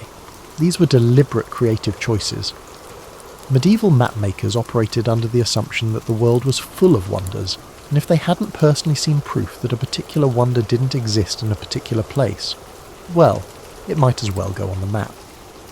It was really an optimistic lie. The kind of fibbing that says, sure, there might be a unicorn over there, why not? And the customers loved it. Kings and wealthy merchants didn't want boring, accurate maps. They wanted maps that told stories, maps that confirmed everything they'd heard about the exotic edges of the world. A map lacking monsters was devoid of imagination, which diminished its purpose.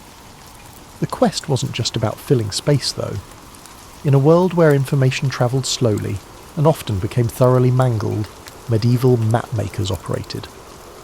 By the time a story about a distant land had travelled from explorer to trader to scholar to mapmaker, it had usually picked up so many embellishments that it bore about as much resemblance to reality as a fish story told by your uncle after his fourth beer. So as you drift off tonight, remember that somewhere in history there's a mapmaker who drew a perfectly lovely island that never existed, populated it with creatures that never lived, and convinced half of Europe that it was a real place worth visiting. And honestly, the world was probably somewhat more interesting for it. Now you might be wondering how exactly one goes about lying professionally on maps without getting fired, exiled, or fed to whatever monsters you've been drawing in the margins. The answer is surprisingly simple. You don't call it lying. You call it interpretation of available sources or synthesis of traveller accounts. It's all about the marketing, really. Medieval and Renaissance mapmakers had the technique down to an art form. They'd take a grain of truth, maybe a sailor's story about seeing land on the horizon, and grow it into a full-fledged continent complete with cities, rivers, and the occasional dragon. Think of it as the original version of making a mountain out of a molehill, except the molehill might not have existed either. The map-making process back then was part detective work, part creative writing, and part wishful thinking. You'd gather every scrap of information you could find. Ancient texts, travellers' tales, other maps, and wild guesses from people who claimed to know someone who once met a guy who sailed somewhere vaguely in that direction.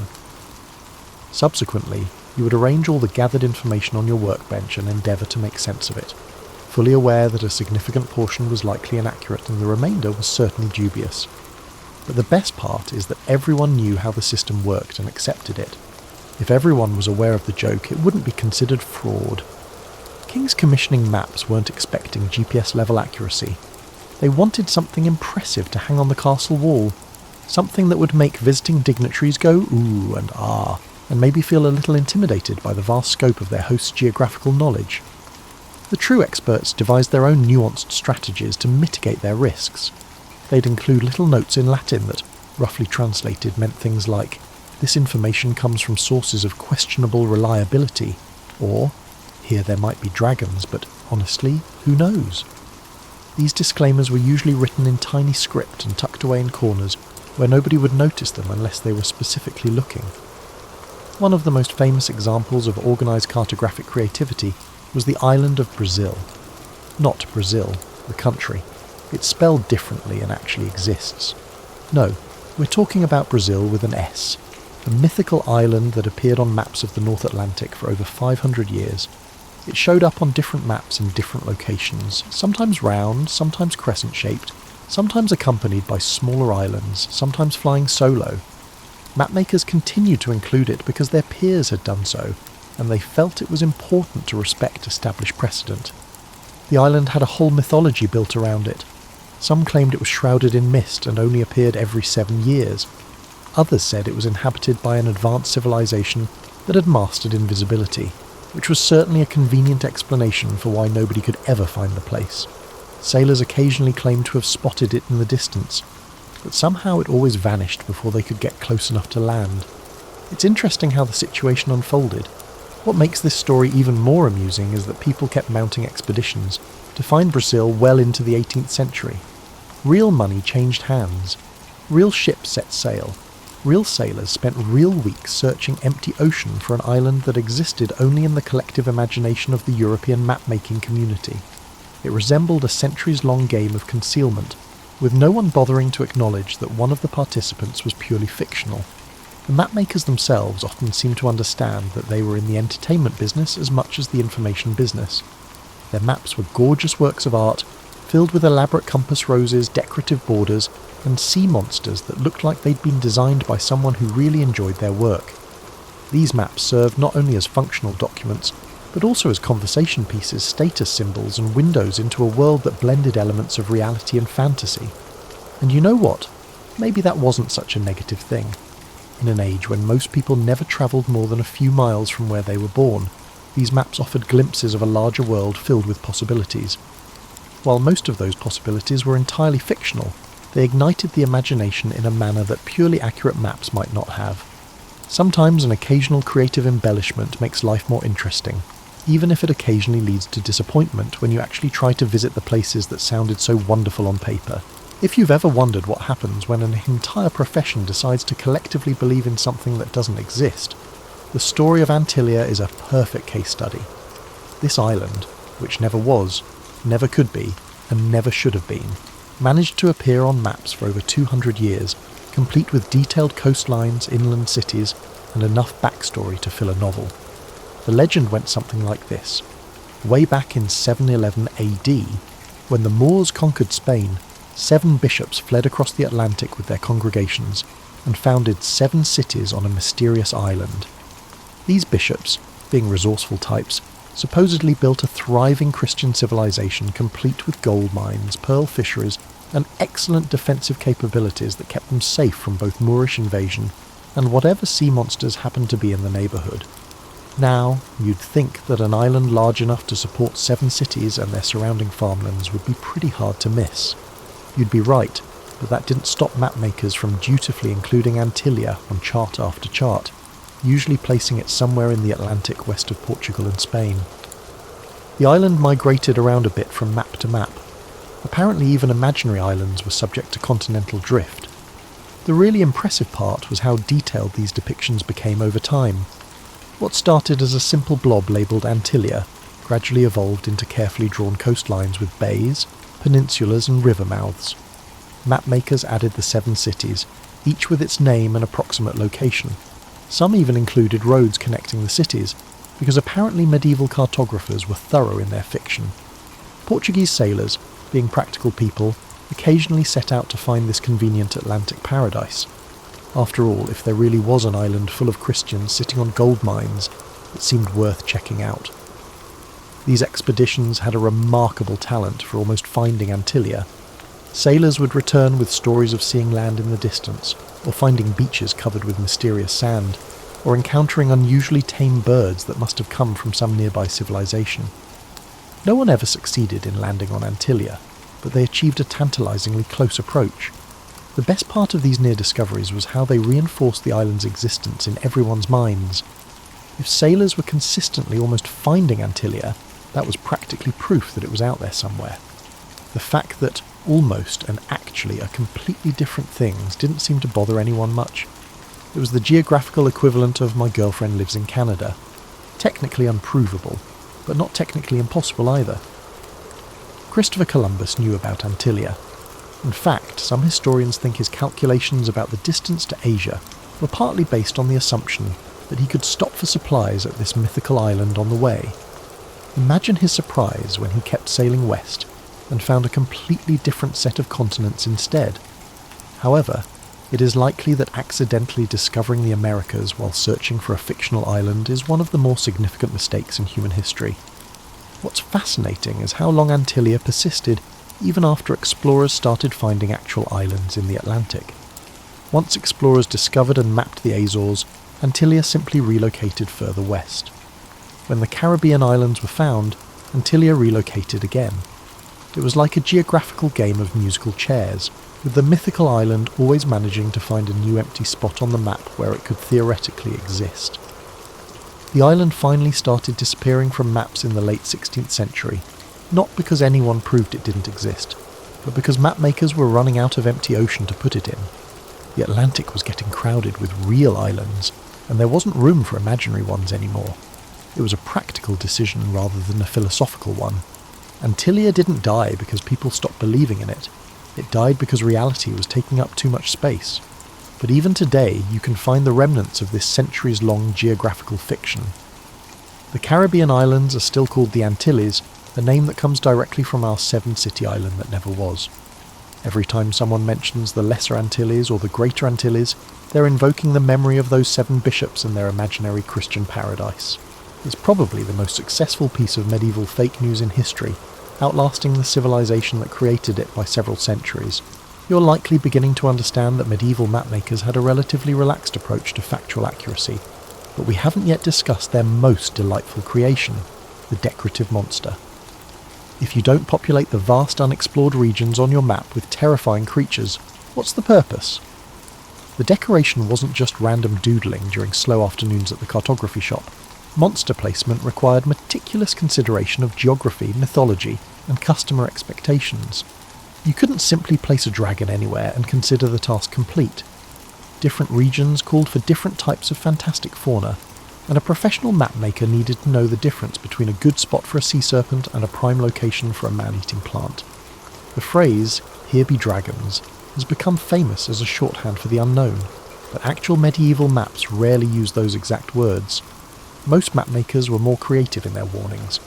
They'd include detailed illustrations of whatever horrible creature supposedly lived in each unexplored region, often with instructive little notes about its feeding habits, temperament, and preferred method of devouring unwary travellers. Africa was particularly well stocked with fascinating wildlife, according to medieval mapmakers. The continent apparently hosted everything from giants who lived backwards, whatever that meant, to tribes of people with their faces in their chests, to animals that were basically lions but with human hands instead of paws.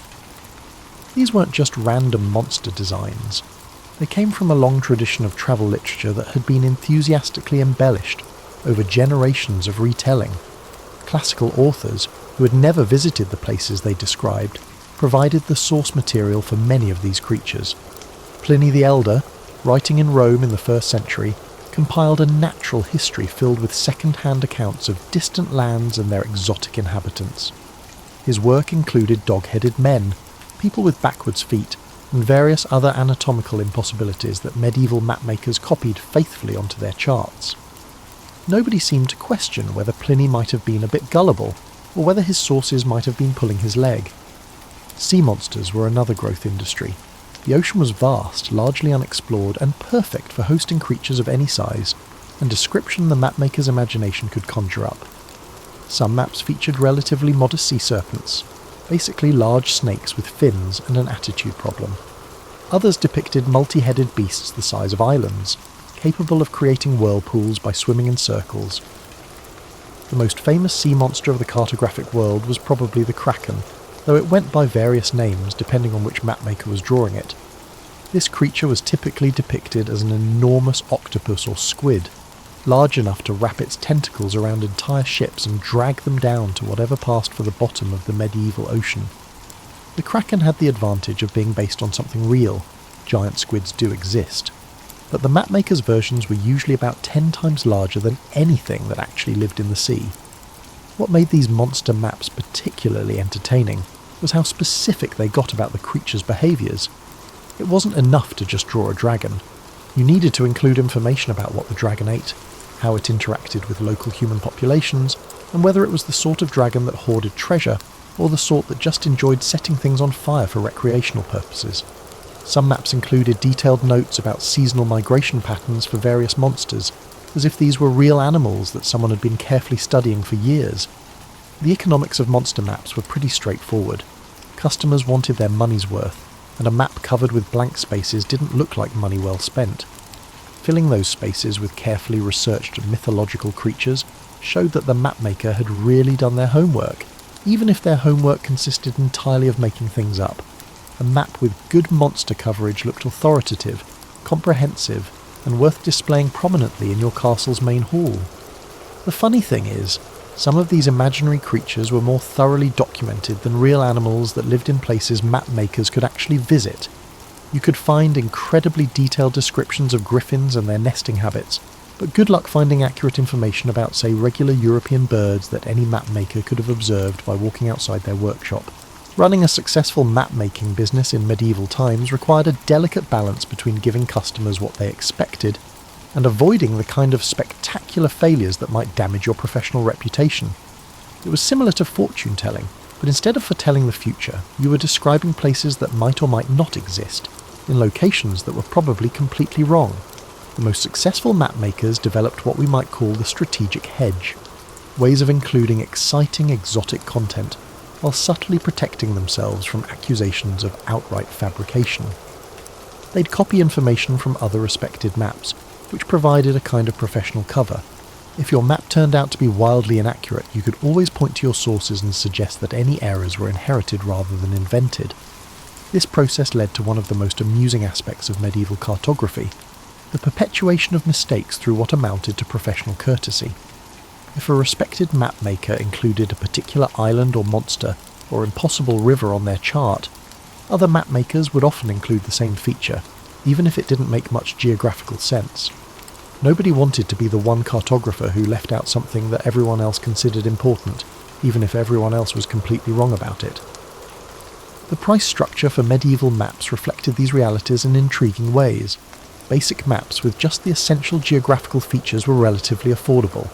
But if you wanted the full treatment, complete with monsters, mythical islands, detailed illustrations and exotic place names, you paid premium prices.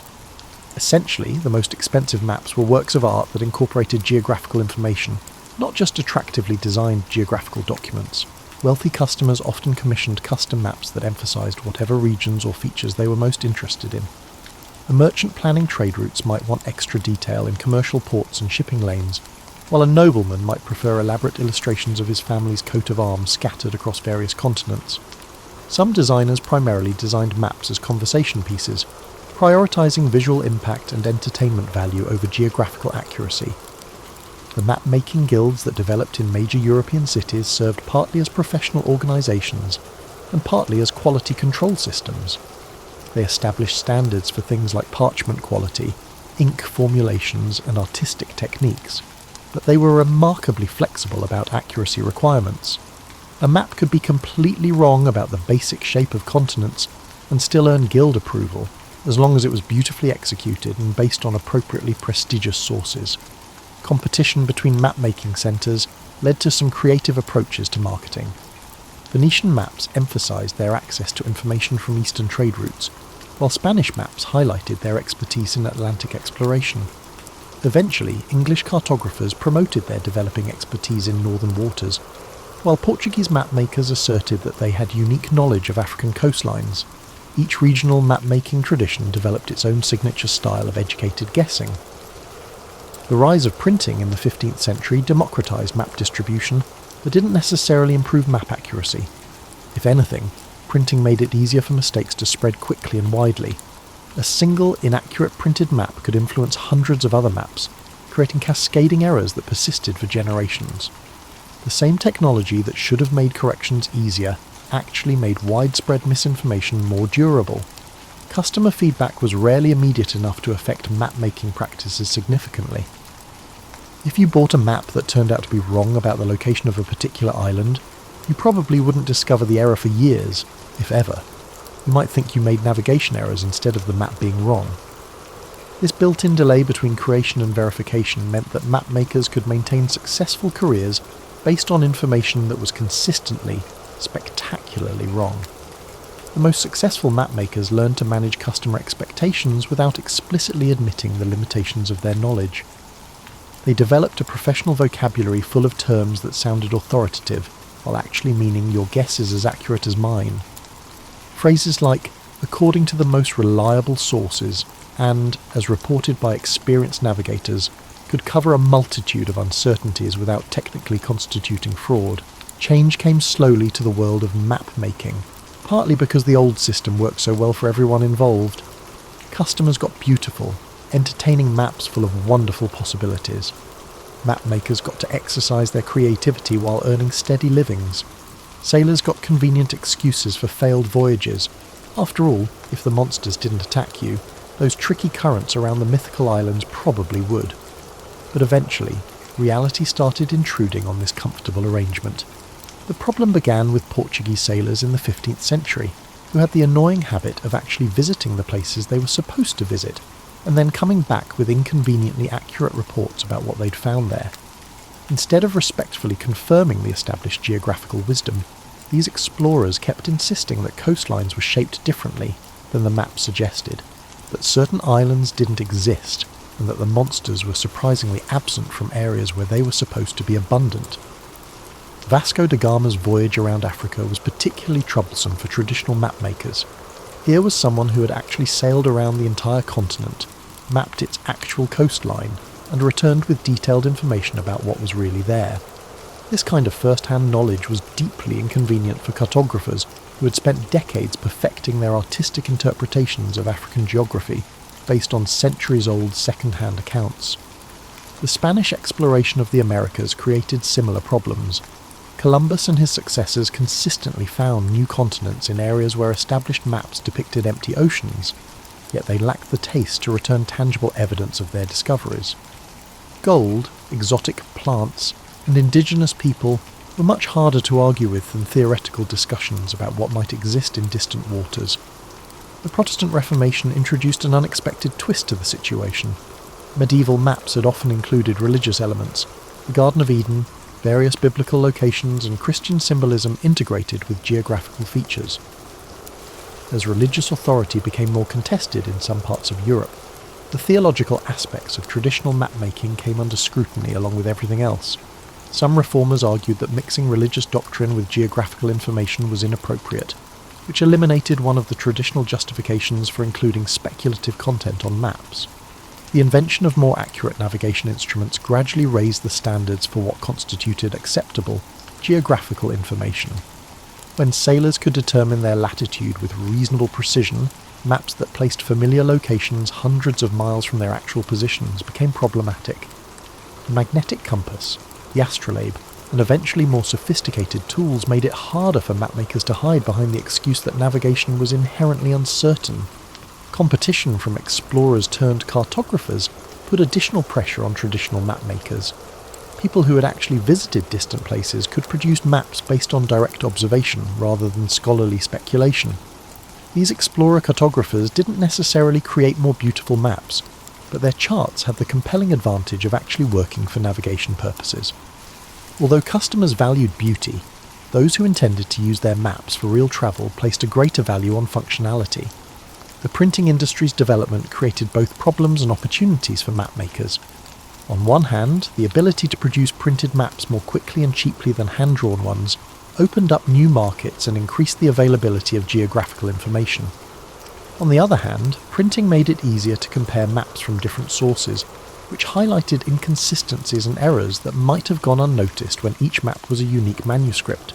Scientific method was perhaps the most serious long-term threat to creative cartography. As scholars began emphasizing direct observation, reproducible experiments, and systematic skepticism about received wisdom, the traditional approach to mapmaking looked increasingly unscientific. Maps based on centuries-old texts and theoretical speculation didn't fit well with the new emphasis on empirical evidence and logical analysis. The transition wasn't immediate or complete. Even as more accurate information became available, many mapmakers continued including traditional elements alongside newer, more reliable content. Some maps from the 16th and 17th centuries show an almost schizophrenic split between carefully surveyed coastlines and mythical interior features, as if the cartographers couldn't quite bring themselves to abandon the old ways entirely. As you settle in for the end of our journey through the wonderfully deceptive world of medieval mapmaking, it's worth considering what we lost when cartography became a science instead of an art form. Yes, modern maps are infinitely more accurate, infinitely more useful, and infinitely less likely to send you sailing off the edge of the world or into the waiting tentacles of a hungry kraken. But they're also infinitely less likely to spark your imagination or make you wonder what might be waiting just beyond the next horizon. The golden age of creative cartography officially ended sometime in the 18th century, when the combination of better instruments, systematic exploration, and scientific rigour made it impossible to maintain the old traditions of educated guessing and artistic interpretation. The last mythical islands disappeared from authoritative maps. The sea monsters were relegated to decorative corners, and the vast blank spaces labelled terra incognita gradually filled with disappointingly real geographical features. But the influence of those centuries of cartographic creativity lingered in unexpected ways. The age of exploration was partly motivated by maps that showed a world filled with wonderful possibilities, islands of gold, passages to the Orient, and lands inhabited by exotic peoples and fantastic creatures. If the maps of Columbus's time had accurately depicted the vast empty ocean he would actually encounter, would he have sailed west? If generations of optimistic cartographers hadn't inflated the potential rewards, would the great voyages of discovery have seemed worth the risk and expense? The mythology created by medieval mapmakers became embedded in European culture in ways that outlasted the maps themselves. Stories about Antilia influenced Spanish expectations about the Americas. Legends of Prester John's Christian kingdom shaped Portuguese exploration of Africa and Asia. The idea that the world's edges were populated by monsters and marvels became part of the European imagination, creating a sense that exploration was not just about trade routes and territorial expansion, but about discovering wonders that would justify the greatest risks. It took centuries for some of the most persistent geographical myths to completely vanish. The Northwest Passage, a hypothetical northern route connecting the Atlantic and Pacific Oceans, appeared on maps for over 400 years before explorers finally confirmed that it didn't exist in any practical sense. Despite repeated evidence to the contrary, many maps depicted California as an island well into the 18th century. These weren't simple mistakes. They were examples of wishful thinking so powerful that it overrode contradictory evidence for generations. The decorative elements of medieval maps evolved into the artistic traditions that still influence cartographic design today. Modern maps may not include dragons or sea serpents, but they still use artistic techniques developed by mapmakers who understood that geographical documents needed to be visually appealing as well as informative. The elaborate compass roses, decorative borders, and careful attention to topography that characterise the best contemporary maps can be traced directly back to medieval cartographers who knew that presentation mattered as much as content. Most importantly, the medieval map-making tradition serves as a reminder of the complex relationship between information and truth. Those old cartographers weren't deliberately trying to deceive anyone. They were doing their best to synthesize limited, contradictory information into useful documents for their customers. They filled gaps in their knowledge with educated guesses, traditional stories, and reasonable assumptions that turned out to be wrong. In that sense, they weren't so different from modern experts who extrapolate from incomplete data and make predictions about complex systems they don't fully understand. The next time you use GPS to navigate to some place you've never been before, spare a thought for the generations of mapmakers who tackle the same basic problem with much less reliable information and much more creative solutions. They may have gotten the details wrong, but they got the spirit right. The world is a big, mysterious, wonderful place, full of possibilities we haven't discovered yet and wonders we can't quite imagine. And if you ever find yourself in a situation where you need to fill in some gaps in your knowledge with your best educated guess, Remember that you're following in a long and honourable tradition. Just be careful not to include any dragons in the margins. These days, people tend to check those details. Sweet dreams, and may your maps, whether geographical, professional or personal, lead you to discoveries that are at least as wonderful as the ones you imagined along the way. Picture this, you're complaining about your house being 68 degrees instead of 72, maybe grumbling as you reach for that extra blanket. Now imagine it's 1942, you're somewhere in Eastern Europe, and the thermometer has given up trying to measure temperatures that would make a penguin reconsider its life choices. Welcome to the world where winter wasn't just uncomfortable, it was actively trying to kill you. You see, when World War II rolled around, nobody really thought much about the weather. Sure, Napoleon had a minor mishap with the Russian winter in 1812, but that was long ago, right? Modern armies had modern equipment. They had plans, they had confidence. They had no idea how creative you had to be when Jack Frost joined the other team. The thing about military planning is that it's a lot like packing for a vacation. You think you know what you'll need. You make your lists, you feel prepared, and then you arrive to discover you've brought sandals to a blizzard. Except in this case, the consequences of poor packing weren't just uncomfortable, they were potentially fatal. When the first brutal winter hit the European theatre, soldiers discovered something that would make even the most seasoned outdoorsman nervous. The cold wasn't just cold, it was the kind of cold that turns your breath into icicles mid-sentence, that makes metal so brittle it snaps like a pretzel, and that transforms simple tasks like loading a rifle into a finger-numbing exercise in futility. But here's where the story gets intriguing and where you start to see the remarkable ingenuity of people who refuse to let Mother Nature have the last word. When confronted with temperatures so low as to freeze antifreeze, individuals not only endure, but also innovate. You master improvisation, acquire a PhD in adaptability, and become a professor of whatever works. The first lesson these soldiers learned was that the enemy wasn't always wearing a uniform. Occasionally the enemy was invisible, creeping through tent flaps and uniform seams, turning their breath against them, and making every night a battle for survival. The cold became a third party in the conflict, impartial in its cruelty, affecting everyone equally, regardless of which side they were fighting for. Think about your worst camping experience. Maybe that time the air mattress deflated, or when you forgot to pack enough warm clothes. Imagine multiplying that discomfort by approximately 1,000, adding the constant threat of enemy action, and adding the responsibility of ensuring the functionality of your equipment and the survival of your fellow soldiers. And you'll begin to understand the situation. What's remarkable isn't just that these soldiers survived, it's how they turned survival into an art form. They became meteorologists without weather apps, engineers without blueprints, and inventors without patents. Every night became a laboratory for testing new theories about heat retention.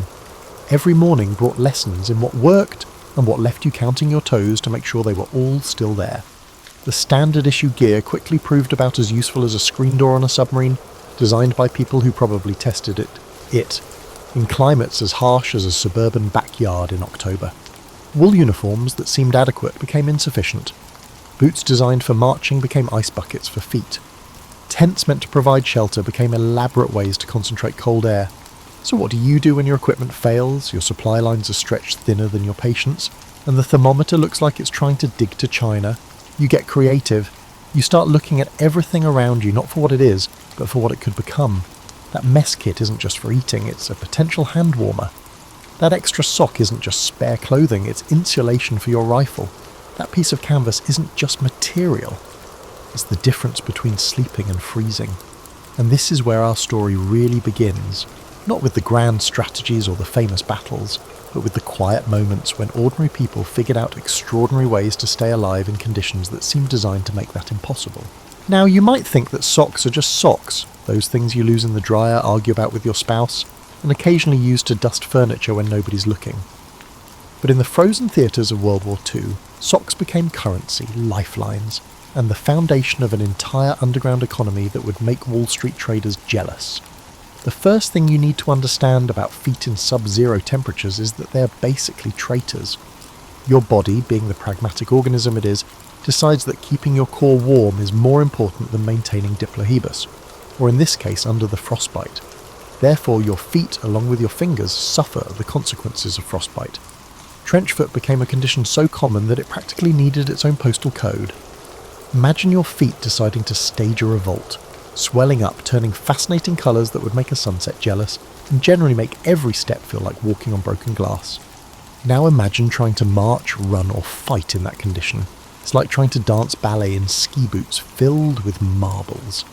This is where the Great Sock Conspiracy began. Soldiers quickly realised that the military's approach to foot care was about as sophisticated as using a hammer to fix a watch.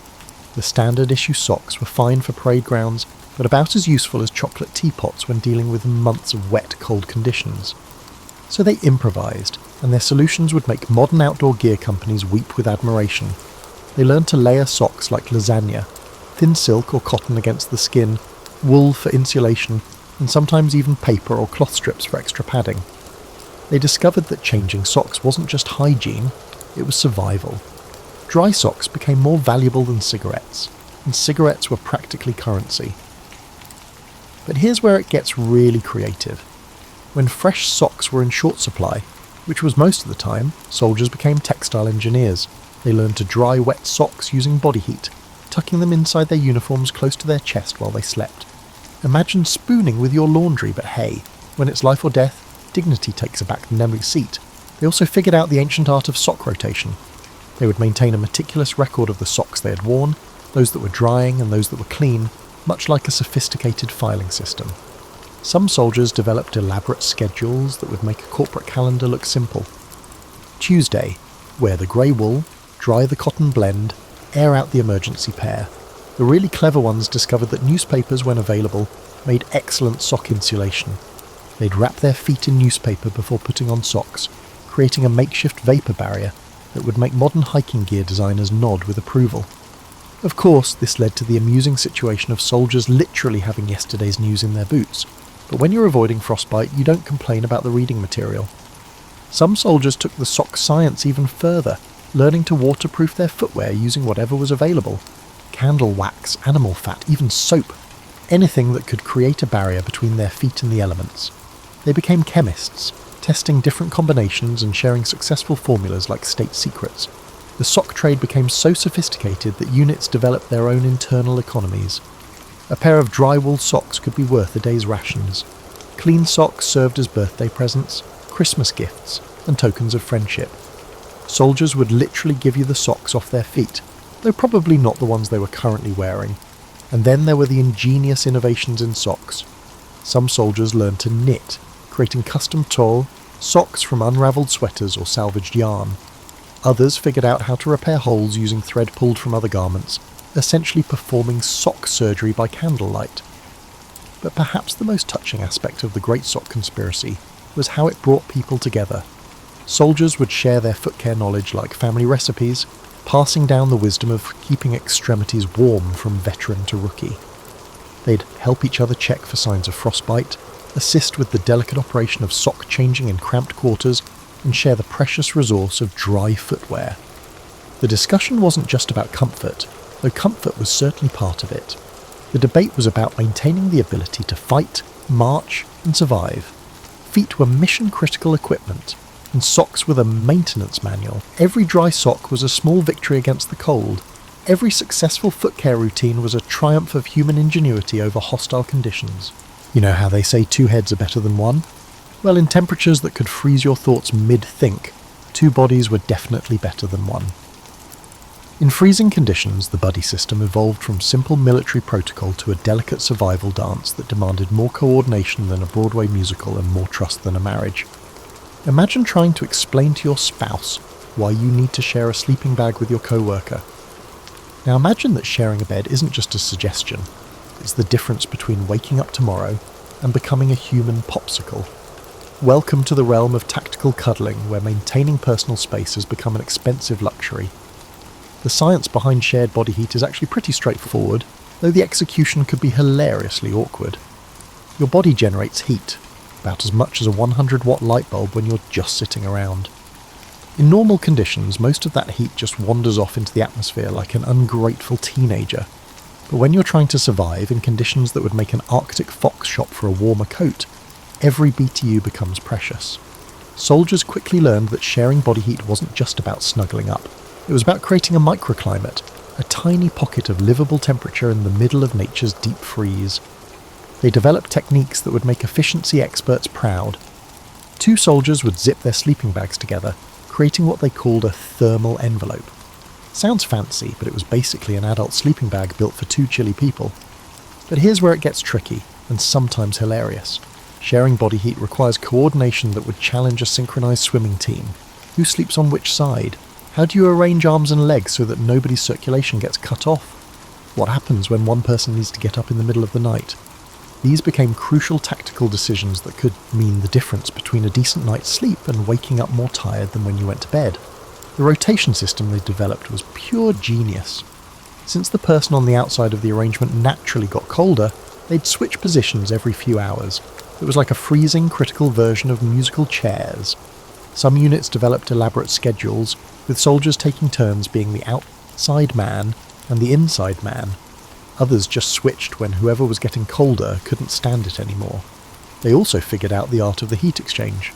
Before settling in for the night, soldiers would do what they called warming exercises, essentially vigorous calisthenics designed to get their blood pumping and their core temperature up. Then they'd quickly get into their shared sleeping arrangements while their bodies still had heat to share.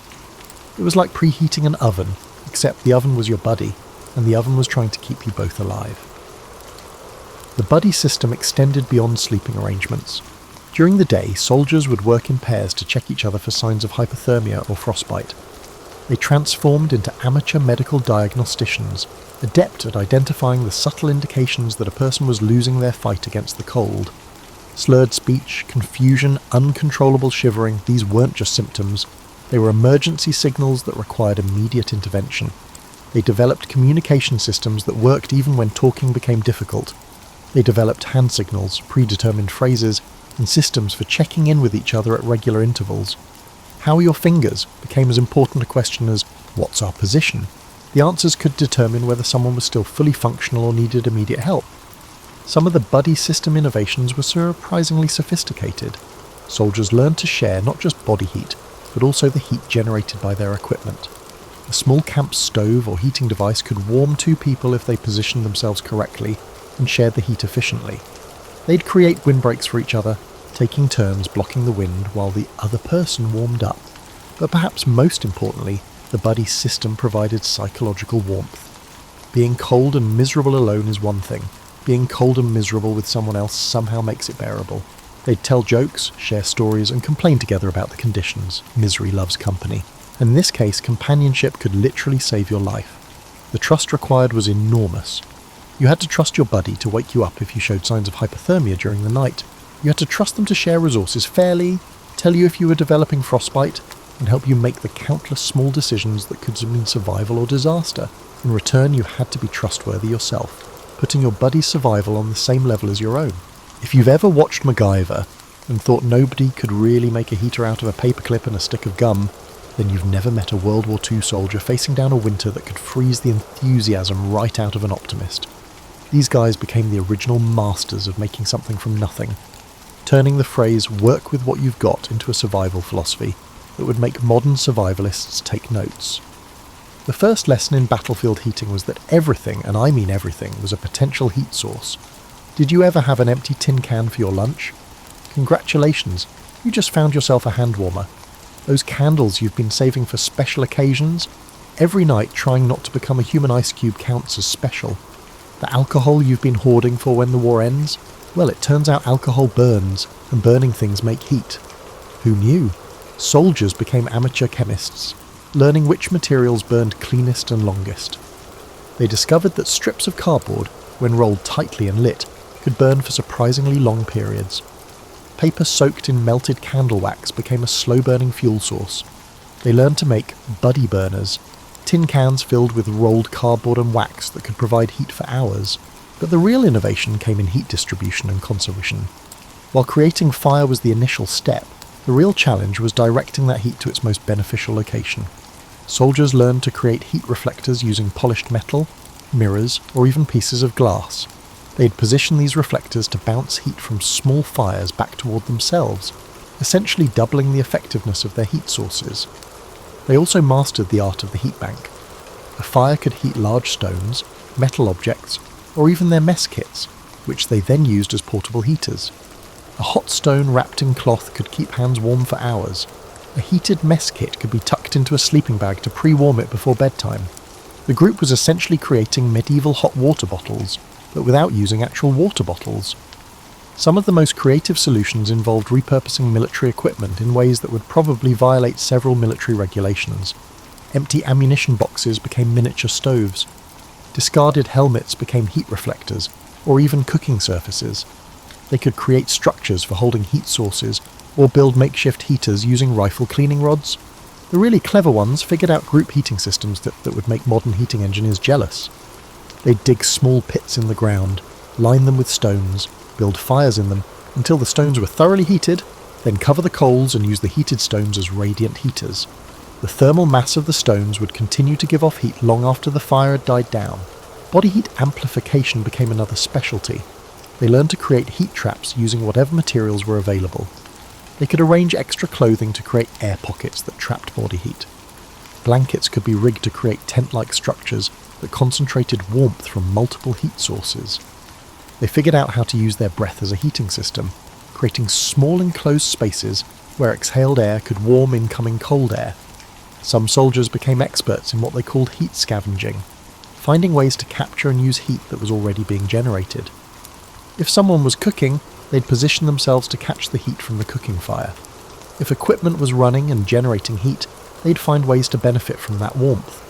No BTU was allowed to escape without being put to good use. The innovation extended to personal heating devices that bordered on genius. Soldiers learned to make hand warmers using metal containers, chemical reactions, or even simple friction devices. They'd create heated insoles for their boots using materials that retained heat. Some figured out how to modify their clothing to create better heat retention, adding layers, creating air pockets, or even rigging up primitive heating systems within their uniforms. But perhaps the most impressive innovations were the ones that solved multiple problems at once. One could use a heat-generating device for cooking, drying damp clothes, melting snow for drinking water, or even for signalling purposes. They weren't just making heaters, they were creating multi-purpose survival tools that addressed several needs simultaneously. The knowledge sharing that happened around these innovations was remarkable. Successful heat-making techniques rapidly disseminated throughout the units. Soldiers would demonstrate their inventions to others, teach their techniques, and continuously improve on each other's designs. It was like an open-source hardware project, except the hardware was keeping people alive. What's truly amazing is how these field innovations often worked better than the official equipment. Standard-issue heating devices, when they existed at all, were often too heavy, too fuel-intensive or too fragile for field conditions. The soldier-invented alternatives were lighter, more efficient, and built to withstand the kind of abuse that comes with being carried into combat zones. Now, if you think building a blanket fort in your living room makes you an architect, wait until you hear about the subterranean cities that soldiers created when the surface world became too hostile for human habitation. These weren't just holes in the ground, they were sophisticated underground living spaces that would make tiny modern house enthusiasts weep with envy. The inspiration for going underground was pretty straightforward. If the surface temperature was trying to kill you, maybe it was time to accept the Earth's invitation to come inside. Soldiers quickly learned that just a few feet below ground, temperatures were significantly warmer and much more stable.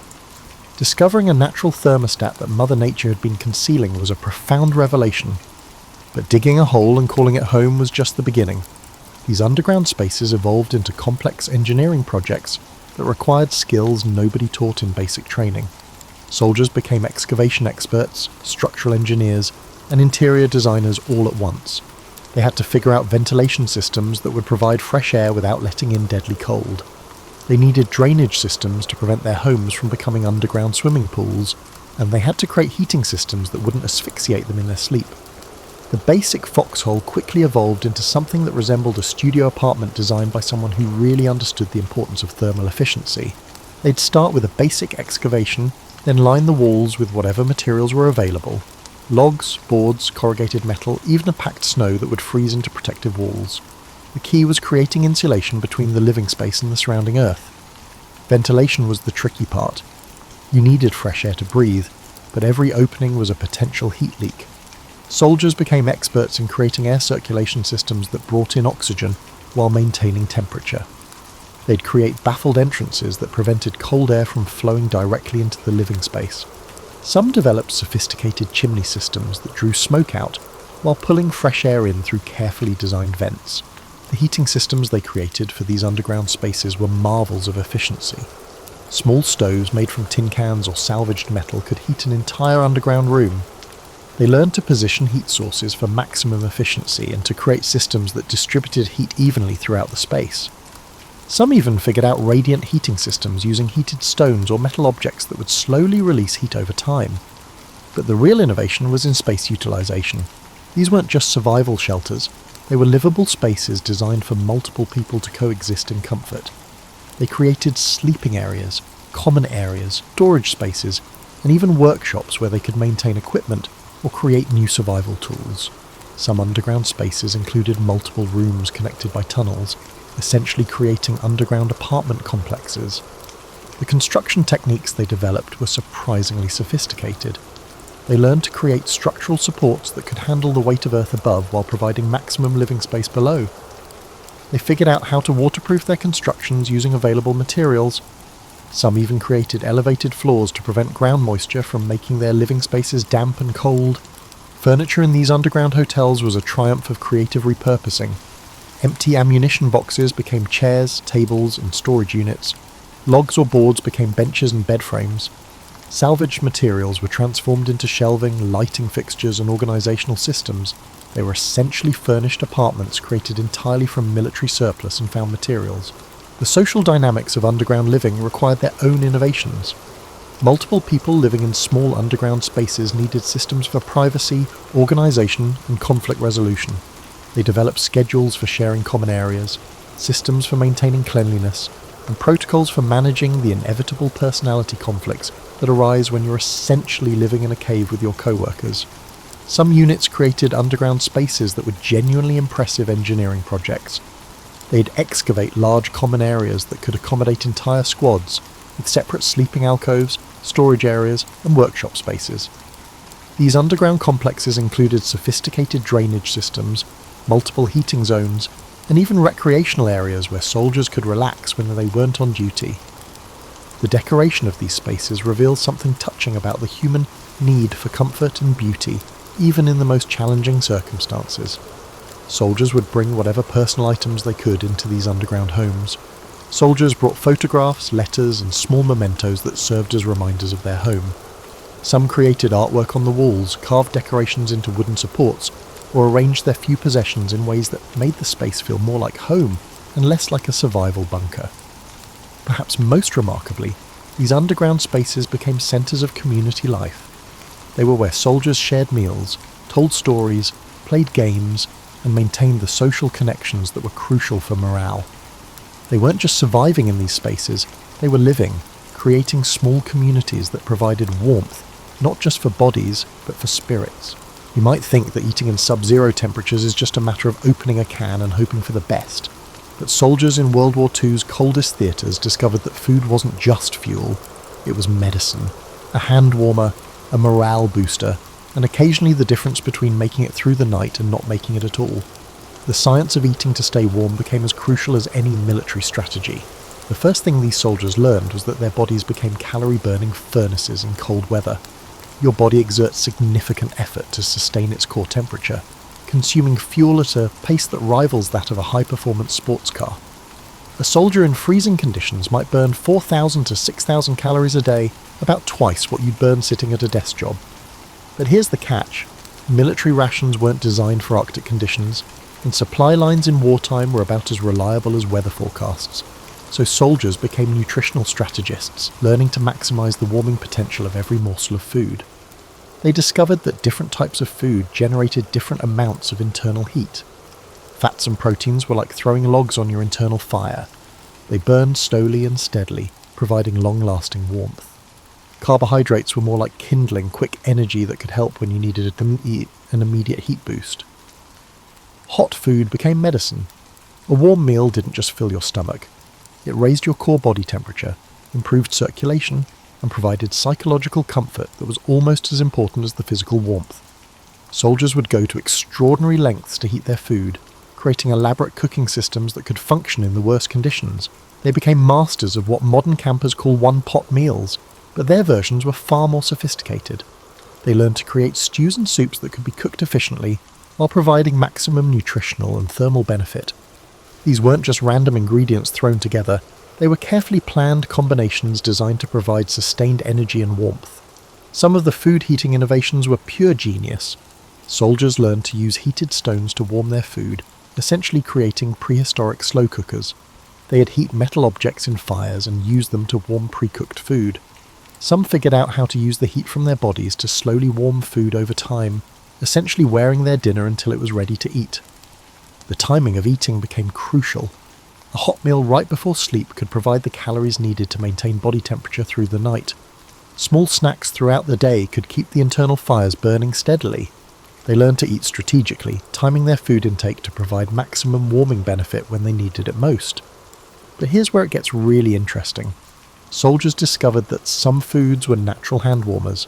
Soldiers could hold hard candies, chocolate, nuts, and other high-energy foods in their mouths or hands to provide both nutrition and localized warmth.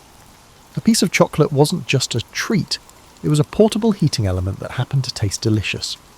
They also became experts in food preservation in extreme cold. While freezing temperatures created storage challenges, they also provided natural refrigeration that could keep food fresh longer than normal. Soldiers learned to use the cold as a tool, freezing water for later use, preserving food that might otherwise spoil, and even creating makeshift iceboxes for storing supplies. The social aspect of eating in extreme cold conditions was equally important. Sharing hot food became a bonding experience that strengthened unit cohesion. Soldiers would alternate in cooking, exchange recipes and techniques, and ensure equitable distribution of the available hot food. A warm meal shared with comrades provided psychological warmth that was almost as important as the physical calories. Some units developed sophisticated cooking schedules that ensured someone always had access to hot food. They'd stagger their mealtime so that cooking fires were kept going. Throughout the day, this process essentially created a continuous source of heat and warm food. This process wasn't just about nutrition, it was about maintaining a constant source of warmth and comfort. The creativity in food preparation was remarkable. Soldiers learned to make hot drinks from almost anything. Melted snow mixed with whatever flavourings they could find, hot water with dissolved hard candies, even warm broths made from reconstituted rations. These weren't gourmet beverages, but they provided internal warmth and psychological comfort. They also discovered the warming power of spicy foods. They valued anything that could provide them with internal warmth. They treasured anything that could generate an internal heat sensation, including hot peppers, spicy sauces, and even strong alcohol. Some soldiers would save their spiciest rations for the coldest nights, using them as both food and internal heating systems. The most touching aspect of food in these extreme conditions was how it connected soldiers to home. Letters from family often included recipes, suggestions for staying warm, or descriptions of warm meals being prepared back home. Food served as a conduit between the frigid battlefield and the cosy kitchens they recalled, offering a level of comfort that extended beyond mere sustenance. After months of treating every degree above freezing like a personal gift from the weather gods, you might think that the arrival of spring would have been pure celebration. But for soldiers who had spent months becoming master craftsmen of survival, spring brought its own unique challenges, and revealed just how profoundly the experience of extreme cold had changed them. The first warm day was like meeting an old friend you hadn't seen in years. Soldiers would actually stand outside, faces turned toward the sun, trying to remember what warmth felt like on their skin. Some described it as almost overwhelming. After months of associating heat with precious, carefully rationed resources, having unlimited warmth from the sky felt like winning the lottery. But spring also meant saying goodbye to the elaborate survival systems they'd created. Was it time to abandon the carefully engineered underground shelters that had served as homes for months? Time to abandon them. Other sophisticated heating systems, which were crafted from scraps and ingenuity, no longer necessary. They are no longer necessary. We can now pack away the carefully planned clothing systems that had kept the survivors alive through the darkest nights. It was time to pack them away. There was something almost melancholy about dismantling these survival innovations. These weren't just tools, they were the products of creativity, desperation and collaboration that had literally saved lives. Some soldiers kept their homemade heating devices or modified clothing as souvenirs, tangible reminders of what they'd accomplished when everything seemed impossible. The transition to spring weather required its adjustments. Bodies that had adapted to burning massive amounts of calories to stay warm suddenly didn't need that fuel. Circulation systems that had been working overtime to keep extremities functional needed time to readjust. Some soldiers actually felt cold in temperatures that would have seemed tropical during the worst of winter. More importantly, spring revealed the psychological impact of surviving extreme conditions. These soldiers had developed a different relationship with comfort, with warmth, with the simple pleasure of not being cold. Many described never again taking for granted things like warm buildings, hot meals, or simply being able to feel their fingers and toes. The knowledge they'd gained didn't disappear with the snow. Veterans of extreme cold conditions became valuable resources for training new soldiers, passing on the hard-won wisdom of survival in impossible conditions. They taught the sock rotation systems, the buddy heating techniques, the underground construction methods, and the crucial psychology of staying warm when your equipment fails. Some of the innovations that soldiers developed in desperation actually influenced post-war military equipment design. The military started focusing more on cold weather gear, leveraging the hands-on experience of soldiers who had discovered effective solutions when lives were at stake. The gap between what looked good on paper and what functioned in life or death situations had been dramatically revealed. But perhaps most importantly, these experiences created bonds between soldiers that lasted long after the war ended. Men who had shared body heat to survive, who had worked together to build underground shelters, who had created heating systems from scraps. These shared experiences created relationships that transcended normal military camaraderie. Years later, at unit reunions, veterans would still discuss the innovations they'd created, the close calls they'd survived, and the remarkable things they'd accomplished when circumstances forced them to become inventors, engineers, and survival experts. They'd demonstrate their old sock-changing techniques, laugh about the complex methods for sharing body heat, and marvel at their ingenuity. The story of how World War II soldiers survived the coldest nights isn't just about individual survival. It's about what humans can accomplish when they combine necessity with creativity, when they work together toward a common goal, and when they refuse to let impossible conditions defeat them. Every warm sock, every shared sleeping bag, every makeshift heater was a small victory against circumstances that seemed designed to be unbeatable. These soldiers proved that survival isn't just about enduring. It's about adapting, innovating, and maintaining humanity even in the most inhumane conditions. They showed that comfort isn't just about having the right equipment, but about the creativity to make something from nothing, and the wisdom to understand that sometimes the best heating system is another human being who is facing the same challenges you are.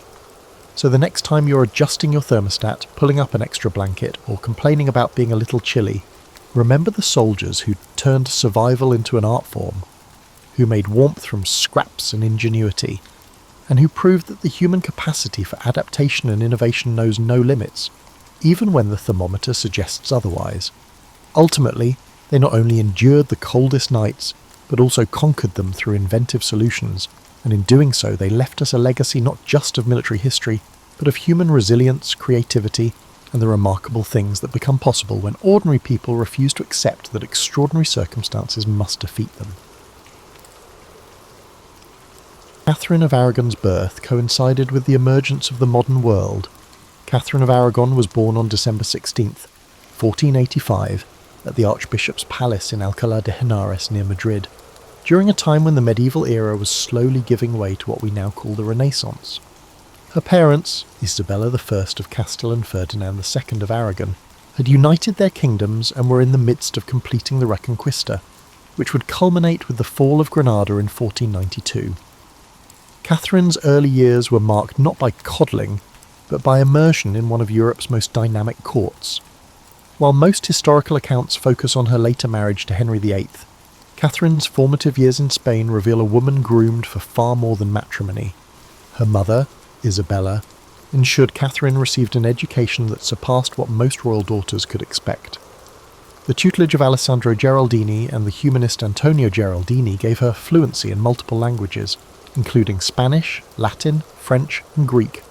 She studied canon and civil law, genealogy, heraldry, and history, subjects typically reserved for male heirs.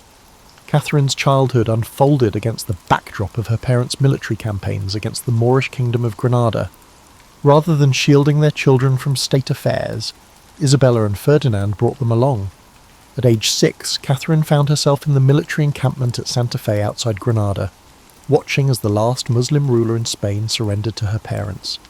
The same year, a Genoese explorer named Christopher Columbus secured funding from her parents for a westward expedition that would forever change world history.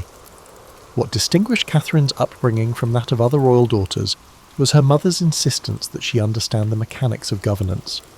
Isabella of Castile was no ornamental queen, but ruled in her own right. Under her example, Catherine observed council meetings, diplomatic receptions, and looked into the delicate dance of statecraft. Her mother's confessor, the reforming Cardinal Jimenez de Cisneros, instilled in her a devout but intellectually rigorous Catholicism that emphasised personal piety alongside institutional reform. By age 15, Catherine had absorbed more practical knowledge of rulership than most royal sons twice her age. Yet the Spanish court that shaped her remained largely invisible in later English accounts, which preferred to cast her as a passive victim of Henry VIII's marital machinations rather than acknowledge the sophisticated political actor who arrived on English shores. When Catherine sailed from Spain in 1501, she brought with her not just a trousseau and dowry, but a distinctly Iberian worldview.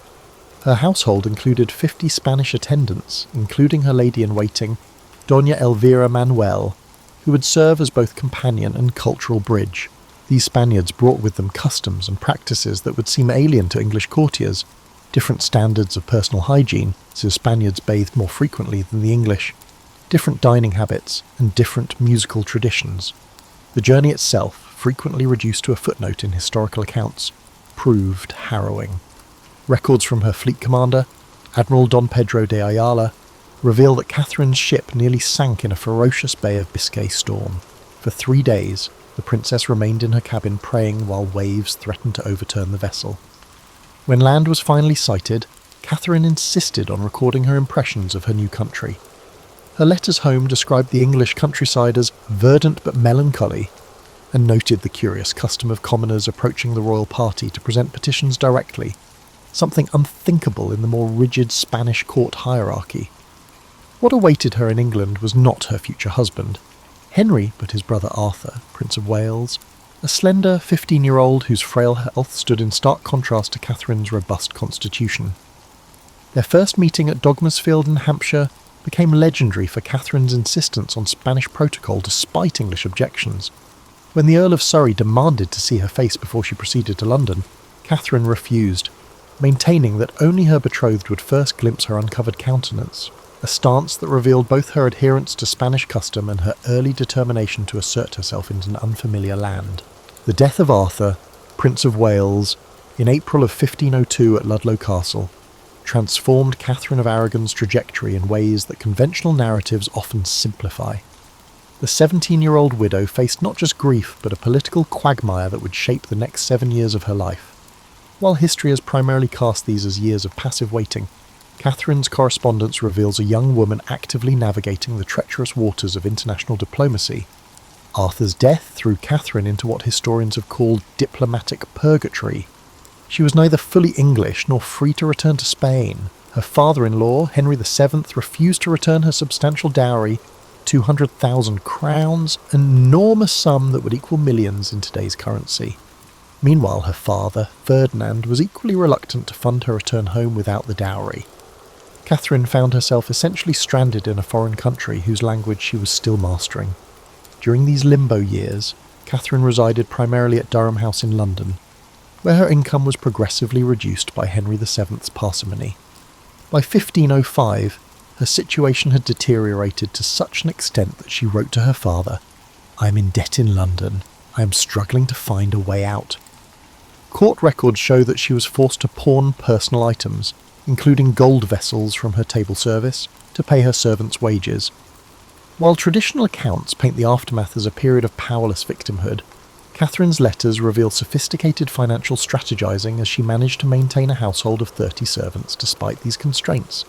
What's rarely discussed is that Catherine's widow years coincided with the most tumultuous period in Castilian politics since her mother's accession.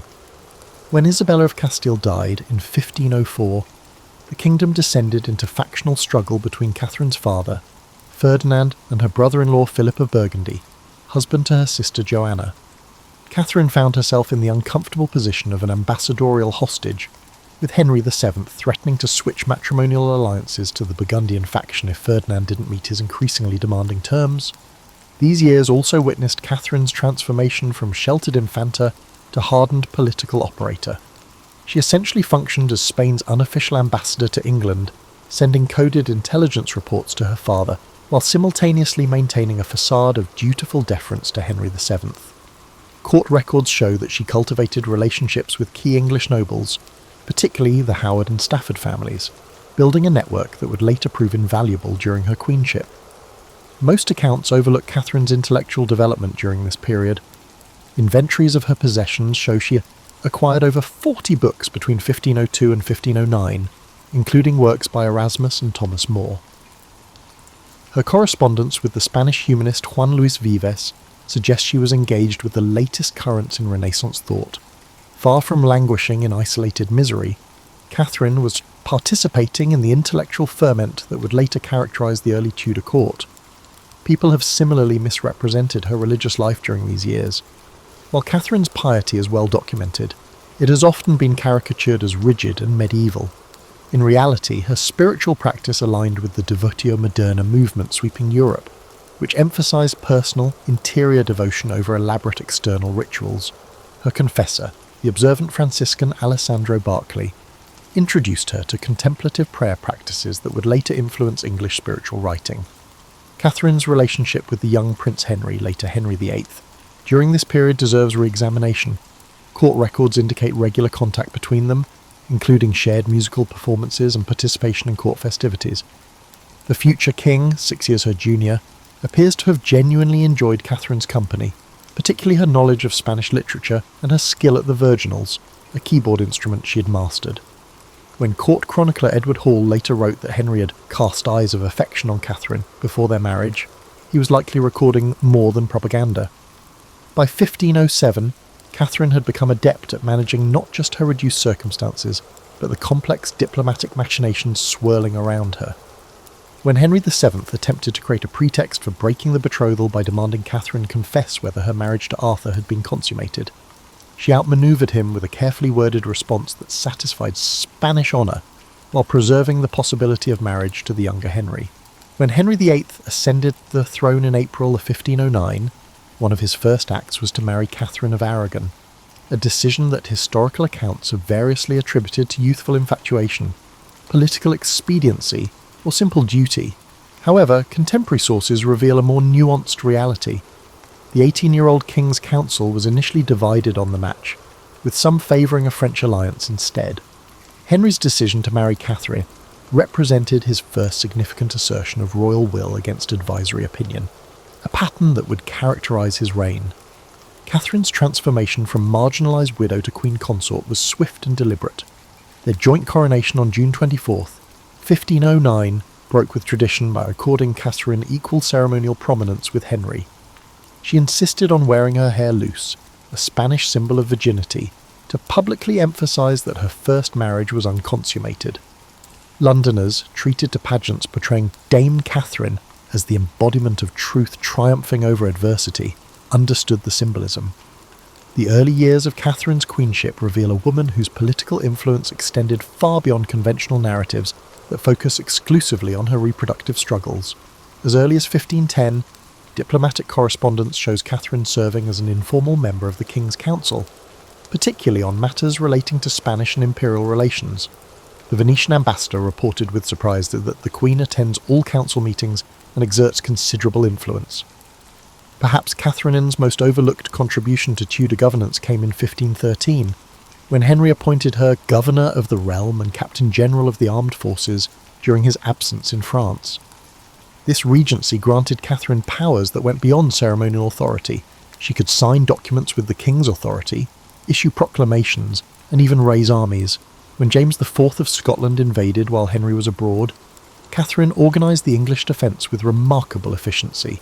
She commissioned ships, ordered troop movements, and sent a stirring letter to the Earl of Surrey before he defeated and killed the Scottish king at Flodden Field. After the victory, Catherine sent James's bloodied coat to Henry in France as a battle trophy, writing with martial pride that she would have sent the king's body too, but English soil would not bear a traitor's burial. This action, rarely emphasised in popular accounts, demonstrates Catherine's embrace of Tudor political culture and her evolution from Spanish infanta to English queen. Catherine's domestic policy during her regency revealed priorities that would shape her later patronage. She issued orders relaxing enforcement of sumptuary laws that disproportionately punished working-class women for dressing above their station. Court records indicate she personally intervened in at least 14 cases where women faced prosecution under these statutes, arguing that female industry shouldn't be penalised by archaic restrictions. Her intellectual patronage has been similarly underappreciated. While Henry VIII is remembered for his sporadic support of humanism, Catherine maintained more consistent relationships with leading scholars. She commissioned translations of devotional texts from Spanish into English, supported Richard Hurdy's arguments for women's education, and maintained correspondence with Erasmus, who dedicated his commentary on the Gospel of Matthew to her. When Juan Luis Vives published The Education of a Christian Woman in 1523, he acknowledged Catherine's influence on his thinking about female intellectual capacity. Catherine's queenly authority extended to cultural diplomacy as well. She introduced Spanish theatrical traditions to the English court, particularly the morality plays known as autos sacramentals. Court records document her commissioning performances that blended English and Spanish performance styles, creating hybridized entertainments that historian Sidney Anglo has termed the first truly cosmopolitan court culture in English history. Even her religious patronage defies simple characterization.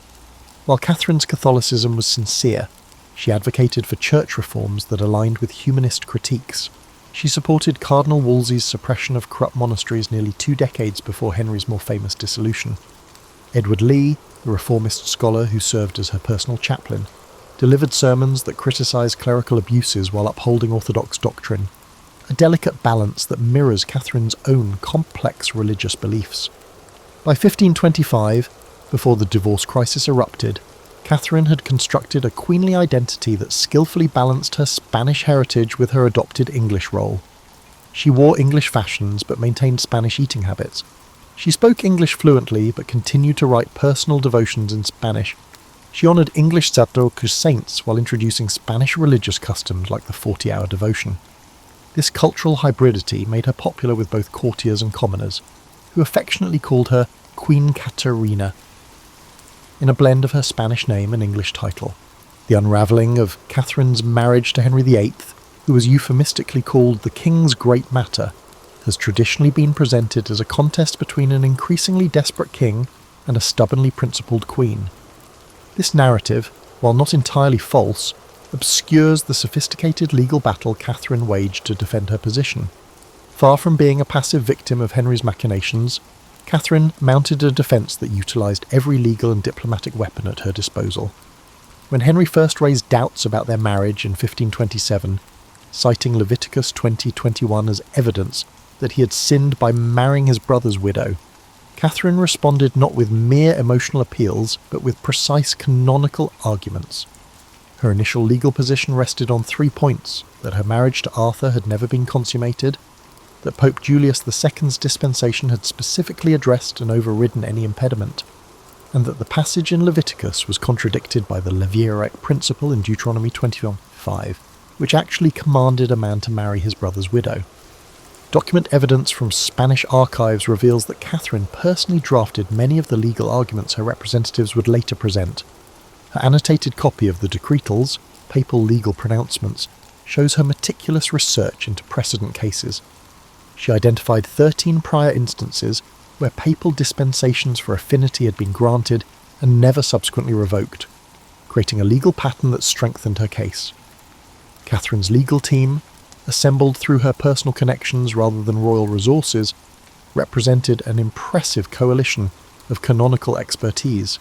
While Henry retained the services of Cardinal Wolsey and later Thomas Cranmer, Catherine secured representation from William Warham, Archbishop of Canterbury, Cuthbert Tunstall, Bishop of London, and, most importantly, John Fisher, Bishop of Rochester, whose treatise defending the validity of her marriage became the definitive opposition text.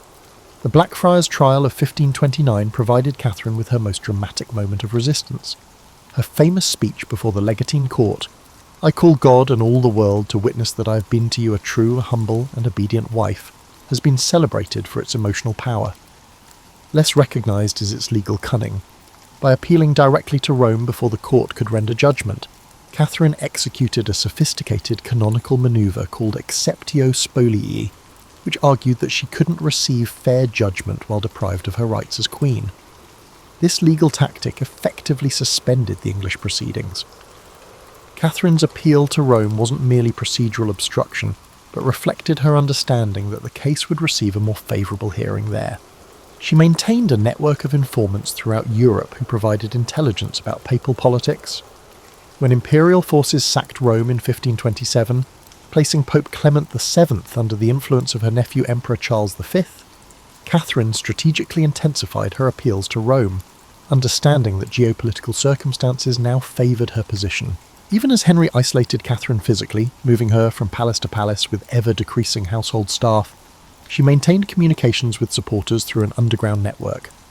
Royal account books reveal the king's frustration at discovering Catherine had smuggled letters to imperial ambassadors via servants disguised as vegetable sellers. One particularly effective channel involved Catherine's Spanish ladies-in-waiting, who would carry messages braided into their hair when visiting London markets. When Henry separated from Catherine and banned her from court in 1531, she had effectively transitioned from being the queen consort to the opposition leader. From her reduced household at the Moor in Hertfordshire, she continued directing legal resistance through coded correspondence. She instructed her representatives in Rome to challenge every procedural motion, effectively creating years of delays that prevented Henry from legally remarrying while she lived. Catherine's strategic acumen extended to public relations. Understanding the power of popular sentiment, she deliberately appeared before crowds when travelling between her various places of confinement, dressed plainly but with the royal arms prominently displayed.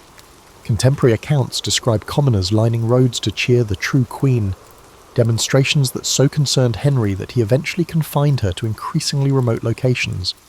What's rarely acknowledged is how Catherine's resistance provided the legal template that later English Catholics would use to challenge Henry's religious policies. Her insistence on the supremacy of papal authority over the king in matters of marriage created precedents that evolved into broader arguments against royal supremacy. The network of supporters she cultivated, particularly among university scholars and clergy, formed the nucleus of what would become recusant resistance during Elizabeth's reign. Perhaps most remarkable was Catherine's maintenance of dual loyalties throughout the dispute. While adamantly defending her position as England's rightful queen, she refused multiple opportunities to escape to imperial territories, or to authorise her nephew Charles V to invade England on her behalf. When Charles's ambassadors suggested military intervention in 1532, Catherine reportedly responded, "I will not be the cause of war in Christendom, nor against the country that is now my own." Catherine of Aragon's diplomatic significance has been consistently undervalued in historical assessments that focus primarily on her domestic role. In reality, she served as the linchpin of Anglo-Spanish relations for nearly 3 decades, wielding influence that extended far beyond ceremonial functions. Her diplomatic career commenced prior to her queenship, as her father, Ferdinand, utilised her as a living pawn on the European diplomatic arena. From her arrival in England, Catherine maintained what we would now call a parallel diplomatic channel alongside official ambassadors. Her personal correspondence with her father, Ferdinand, and later her nephew, Emperor Charles V, provided intelligence that official dispatches often lacked. The Spanish ambassador, Rodrigo de Puebla, frequently complained that Catherine had more accurate information about English court politics than he did. Writing to Ferdinand in 1505, "The princess knows more of the king's mind in 1 hour than I learn in a month of careful observation." During Henry VIII's early reign, Catherine functioned as the architect of the Anglo-Spanish alliance that defined English foreign policy until the divorce crisis. The Treaty of Westminster, 1511, which formalised England's entry into the Holy League against France, bore Catherine's diplomatic fingerprints throughout. Spanish archives contain her draft suggestions for the treaty terms, many of which appeared verbatim in the final document. This hands-on approach to treaty formation went well beyond the conventional role of a consort. Catherine's influence extended beyond Spanish relations. she maintained regular correspondence with her sister Joanna in Castile, her nephew Charles in the Low Countries, and her niece Isabella in Denmark, creating a familial intelligence network spanning Europe. When Margaret of Austria, regent of the Netherlands, needed her to communicate sensitive information to England without alerting French spies, she often routed messages through Catherine rather than formal diplomatic channels. The Field of Cloth of Gold in 1520 is typically presented as a watershed in Anglo-French relations, marking the legendary summit between Henry VIII and Francis I of France. Less discussed is Catherine's behind-the-scenes diplomatic counterweight. While publicly supporting the French rapprochement, she simultaneously strengthened ties with Charles V, hosting his ambassadors for private audiences, where she emphasised England's continuing commitment to imperial friendship. This dual-track diplomacy allowed England to maximise its negotiating position between Europe's two dominant powers. Catherine's diplomatic value became evident in 1522, when Charles V visited England for 6 weeks, an unprecedented diplomatic coup. Court records reveal Catherine's personal management of the visit's logistics, from menu planning that accommodated Spanish tastes to entertainment that subtly emphasised Anglo-imperial commonalities. During political discussions, Catherine often served as a cultural interpreter, explaining English customs to her nephew and contextualising English positions for Henry. The resulting Treaty of Windsor, highly favourable to English interests, was widely attributed to Catherine's skillful mediation. The Queen's diplomatic relevance wasn't limited to European affairs. Catherine took particular interest in the nascent transatlantic explorations, likely influenced by her mother's sponsorship of Columbus. Documents in the Spanish archives show she personally intervened to protect the rights of indigenous peoples in Spain's American territories. In 1529, she wrote to officials in Hispaniola, warning against the mistreatment of native inhabitants and endorsing the humanitarian arguments of Bartolomé de las Casas. This early advocacy for indigenous rights represents an underappreciated aspect of her international influence. Catherine's approach to international relations was characterised by what diplomat Eustace Chapuys called her long view of dynastic interests. Unlike Henry, whose foreign policy often responded to immediate opportunities or slights, Catherine consistently advocated for policies that supported long-term strategic interests. She opposed popular but wasteful French instead. They encouraged commercial treaties that would strengthen English trade. When the Protestant Reformation began fracturing European politics, Catherine advised Henry to position England as a potential mediator rather than an entrenched partisan. Even during the divorce proceedings, Catherine maintained her diplomatic engagement, transforming her personal predicament into an international issue. Through carefully timed appeals to Rome and the imperial court, she ensured that Henry couldn't resolve the matter as a domestic concern. Her letter to Charles V in 1531, recently discovered in the Simancas archives, reveals a sophisticated understanding of European power dynamics. She advised her nephew to pressure the Pope through diplomatic rather than military means, arguing that the Holy Father responds better to gentle persuasion than to threats. In her final days at Kimbolton Castle in 1536, Catherine executed a crucial diplomatic manoeuvre. Understanding that her death would reshape Anglo-imperial relations, she dictated letters to both Henry and Charles V that emphasised reconciliation rather than recrimination. To Henry, she reaffirmed her love despite their differences. To Charles, she explicitly requested he maintain peaceful relations with England. This final diplomatic act reflected her lifelong balancing of loyalties to her native and adopted countries. Perhaps the clearest evidence of Catherine's diplomatic significance came after her death, when Anglo-imperial relations rapidly deteriorated without her moderating influence. Within months, Henry faced increasing hostility from Charles V, culminating in an imperial-papal alliance that threatened England with invasion. The diplomatic architecture Catherine had maintained for decades collapsed in her absence, revealing how central she had been to England's international standing. Catherine of Aragon's cultural patronage established patterns that would define the Tudor Renaissance long after her death. Yet this aspect of her legacy remains curiously underexplored. Unlike the spectacular but sporadic patronage of Henry VIII, Catherine's cultural investments were systematic and transformative, particularly in education, literature, and the textile arts. Her vision helped shift English court culture from its medieval foundations toward Renaissance humanism. Education stood at the centre of Catherine's patronage strategy.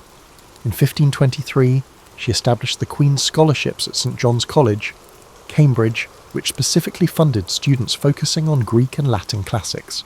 University records indicate that 27 scholars benefited from these grants during Catherine's lifetime, including Robert Pember, who later became a leading translator of classical texts. Unlike most contemporary patronage, Catherine's educational funding carried the unusual stipulation that recipients commit to teaching for at least 5 years after completing their studies, creating a multiplier effect for humanist learning. Catherine's commissioning of translations significantly expanded the range of texts available in English. Court payment records document her sponsorship of at least 14 translation projects, including the first English versions of Seneca's moral essays and portions of Plutarch's Lives.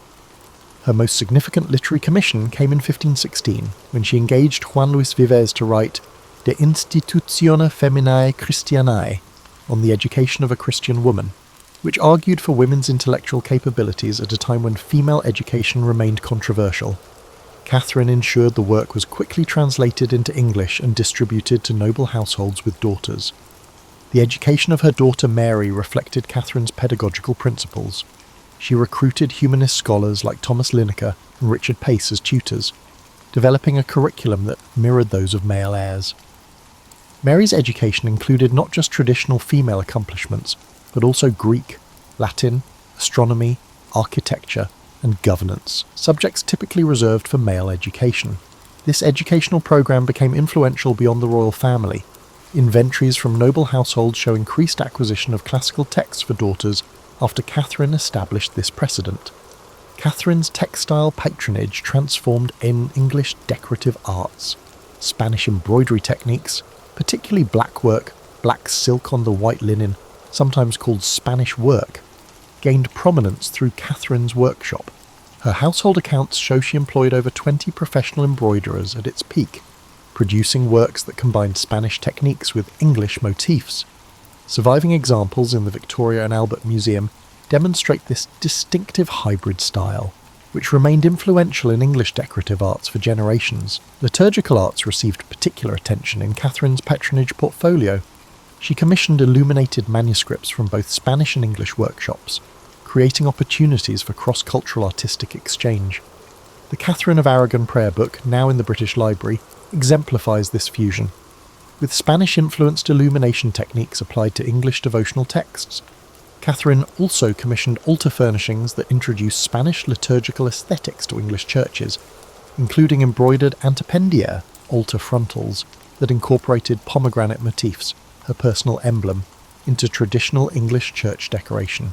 Musical funding revealed Catherine's cosmopolitan tastes. She introduced Spanish musicians to the English court, including the composer Juan de Anchieta, whose compositions familiarised English audiences with the unique polyphonic traditions of Iberian sacred music. Court records document her commissioning of motets that blended English and Spanish musical elements. Thomas Tallis, who would later become England's preeminent composer, received his first royal appointment in Catherine's household chapel, where he was exposed to this international musical environment.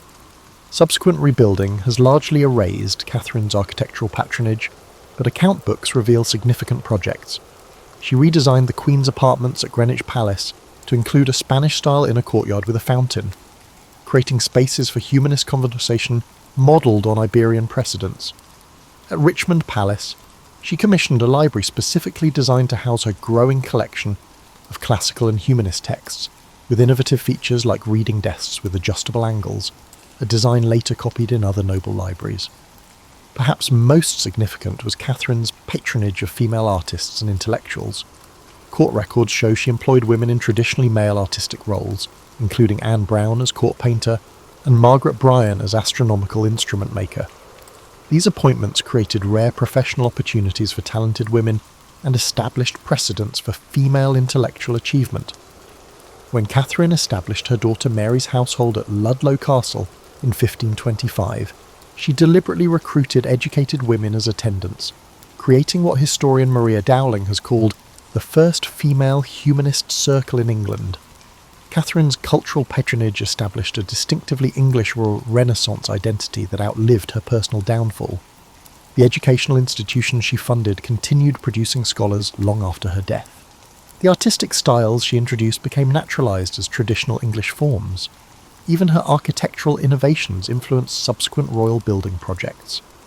When Elizabeth I later positioned herself as a Renaissance monarch, she drew upon cultural foundations that her mother's rival had established.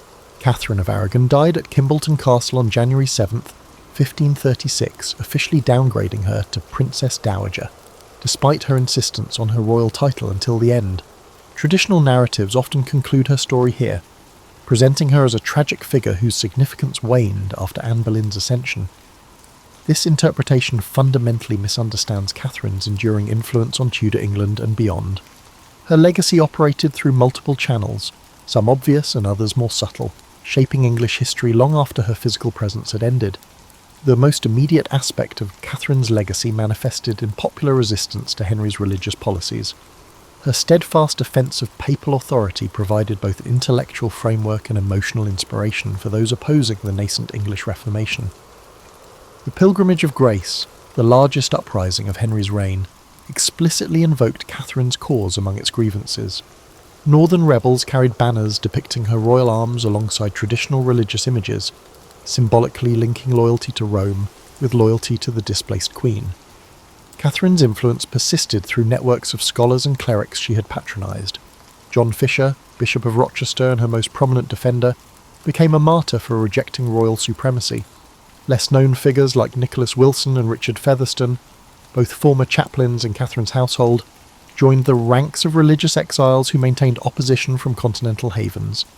These Catherinian loyalists, as historian Eamon Duffy termed them, preserved alternative visions of English Catholicism that would influence later recusant communities. Through her daughter Mary, Catherine's political and religious values gained renewed expression during Mary's brief reign, 1553 to 1558. Mary's restoration of Catholicism represented not just personal conviction, but conscious continuation of her mother's stance. Royal proclamations during Mary's reign frequently referenced the virtuous example of our most noble mother, explicitly connecting government policies to Catherine's principles. Mary's efforts to restore diplomatic relations with Spain similarly reflected Catherine's lifelong commitment to an Anglo-Spanish alliance. Catherine's educational philosophy proved remarkably durable. The curriculum she developed for Princess Mary, emphasising classical languages, history, and governance alongside religious instruction, became influential in noble female education. Household accounts from families like the Howards, Percys, and Seymours show daughters receiving increasingly substantial educations modelled on Catherinian principles. By Elizabeth's reign, a generation of noble women had benefited from this educational transformation, creating what scholar Lisa Jardine called a female intellectual elite unprecedented in English history. The legal arguments Catherine mounted in her defence established precedents that resonated far beyond her personal case. Her insistence that valid marriages could not be retroactively invalidated by royal decree established important protections for aristocratic marriages, and by extension, aristocratic property settlements. When Elizabeth I faced parliamentary pressure to clarify the succession in the 1560s, her resistance partly reflected awareness that questioning her parents' marriage would reopen the controversial legal principles Catherine had fought to uphold. Catherine's diplomatic legacy operated in complex ways. While Anglo-Spanish relations deteriorated after her death, the diplomatic networks she had cultivated provided channels for continued communication even during periods of official hostility. Spanish diplomats used contacts they had made in Catherine's home to stay in touch with English Catholics during Edward VI's rule. These unofficial channels proved crucial during Mary's accession crisis in 1553, when Spanish diplomatic support, arranged through Catherine's former ladies-in-waiting, helped secure Mary's throne. In cultural terms, Catherine's influence remained visible for generations. The distinctive blackwork embroidery she introduced remained fashionable throughout the 16th century, with Elizabeth I herself wearing garments decorated in this Spanish work, despite her political opposition to Spain. Architectural elements Catherine had introduced, particularly the enclosed private garden and the humanist study, became standard features in elite English homes. Even her innovations in court ceremony, like the Spanish-influenced reverence that replaced the medieval nebo, persisted as elements of English court protocol. Perhaps most significantly, Catherine established enduring principles of queenship that influenced subsequent royal women. Her example demonstrated that queens could exercise substantial political authority while maintaining popular affection. She proved that consorts could serve as effective diplomatic agents and cultural patrons. Even in adversity, she established that queens possessed distinct rights that could not be arbitrarily revoked. Elizabeth I, despite her complicated relationship with Catherine's memory, adopted many aspects of Catherine's queenly performance, particularly her careful balance of foreign and domestic identities. The culmination of Catherine's legacy arrived with the accession of James I in 1603, which reunited the English and Scottish crowns and restored peaceful relations with Spain. The 1604 Treaty of London, ending nearly 2 decades of Anglo-Spanish conflict, explicitly referenced Catherine's earlier diplomatic work as a model for renewed friendship. When Philip III's ambassador presented James with Catherine's portrait as the diplomatic gift, he symbolically acknowledged what historians have often overlooked, that Catherine of Aragon's vision of England's place in Europe had ultimately prevailed. Catherine's story extended far beyond the divorce crisis that dominates popular perceptions. She was not merely Henry VIII's discarded first wife, but a consequential historical figure whose influence shaped Tudor England in profound and lasting ways. Her legacy encompassed religious principles, educational innovations, diplomatic relationships, legal precedents, and cultural transformations that continued influencing English society long after her death. The true measure of Catherine's historical significance lies not in the marriage that ended, but in the many ways her life's work continued shaping the nation she had adopted as her own.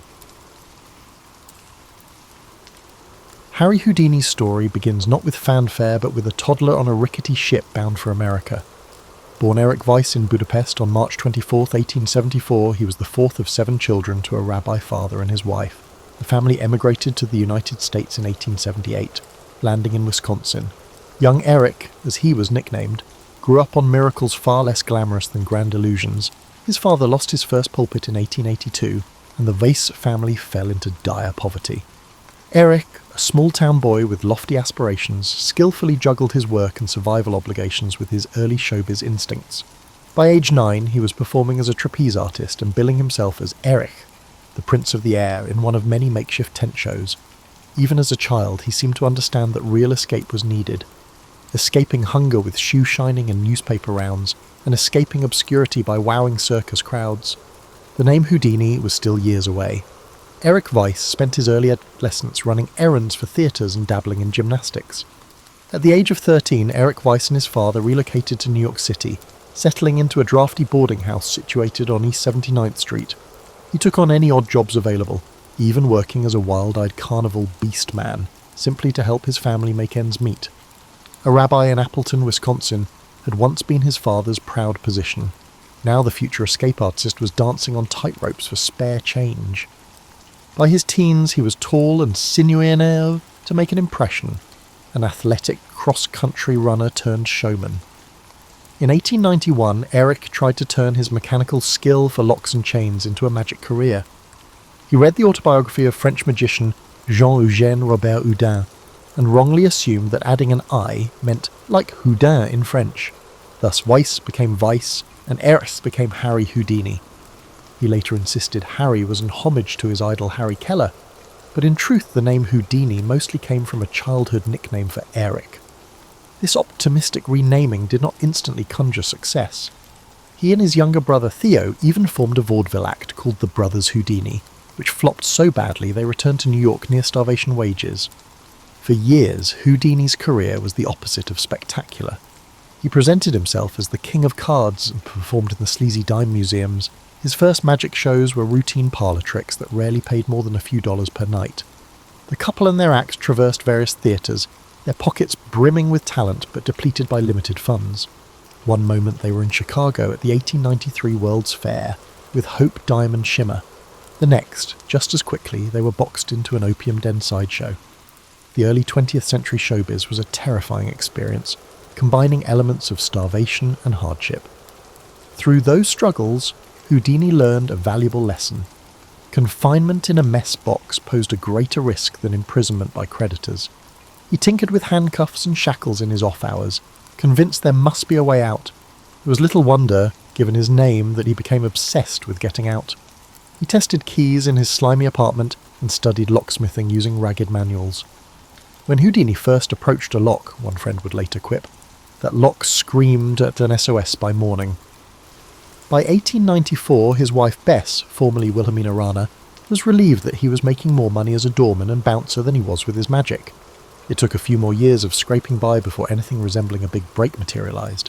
But let's say the stage was set for Houdini to really break out. The year 1889 was Houdini's Houdini moment.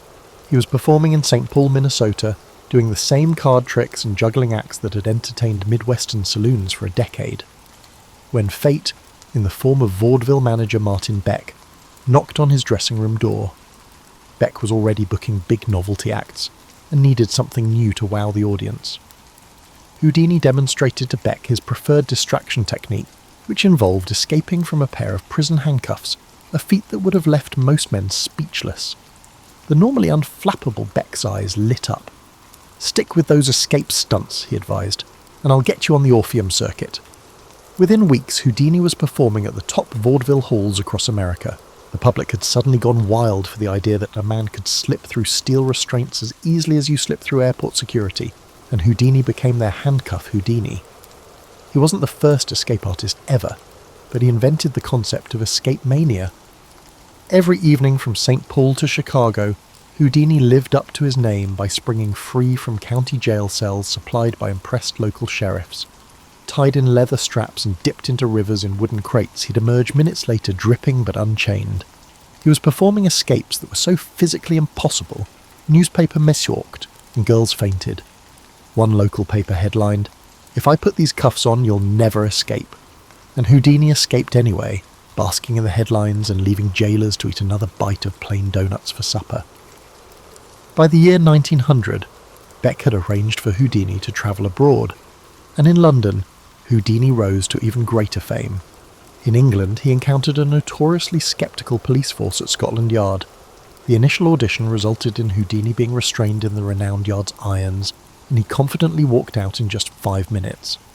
Houdini immediately secured a 6-month contract at London's Alhambra Theatre, where he quickly rose to fame.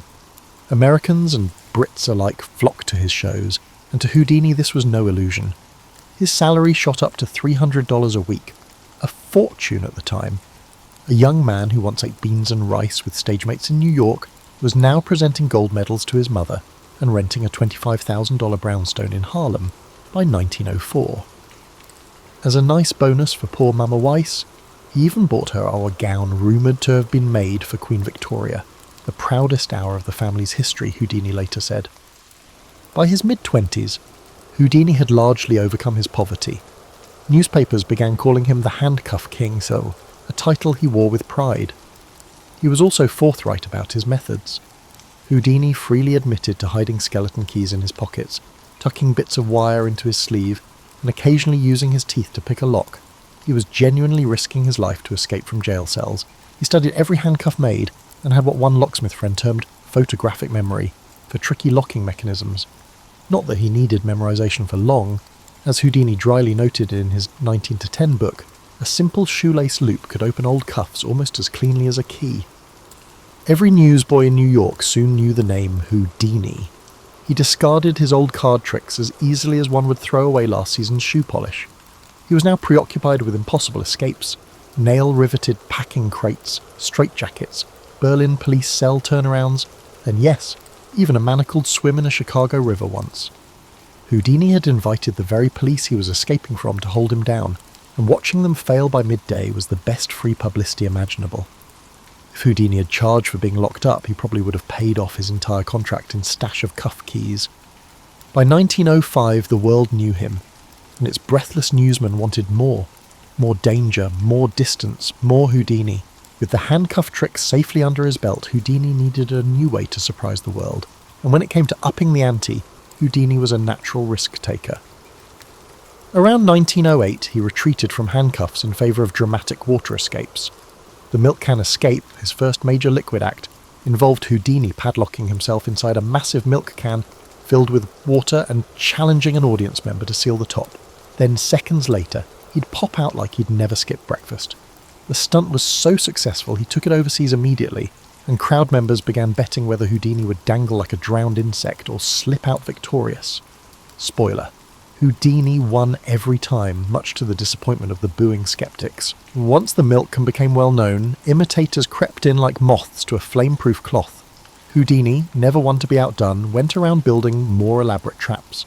In 1912, he unveiled what would become his most infamous gimmick, the Chinese water torture cell, which Houdini himself preferred to call simply upside down. For that purpose, he commissioned a custom tank of mahogany and steel, with a thick plate glass window and plumbing fixtures, in effect a giant aquarium on its side. He would be spread-eagled and dropped in head first, feet first, eyes only on the crowd. As water poured in to fill the cell completely, every spectator expected him to drown. Instead, Houdini held his breath, over 3 minutes in fact, and unlocked his way out while completely upside down. The act was so spectacular that audiences believed the illusionist had a fish-like appearance, and it remains one of Houdini's greatest triumphs to this day. Along with water feats, Houdini delighted in airborne escapades. No tall building was safe as long as Houdini was in town.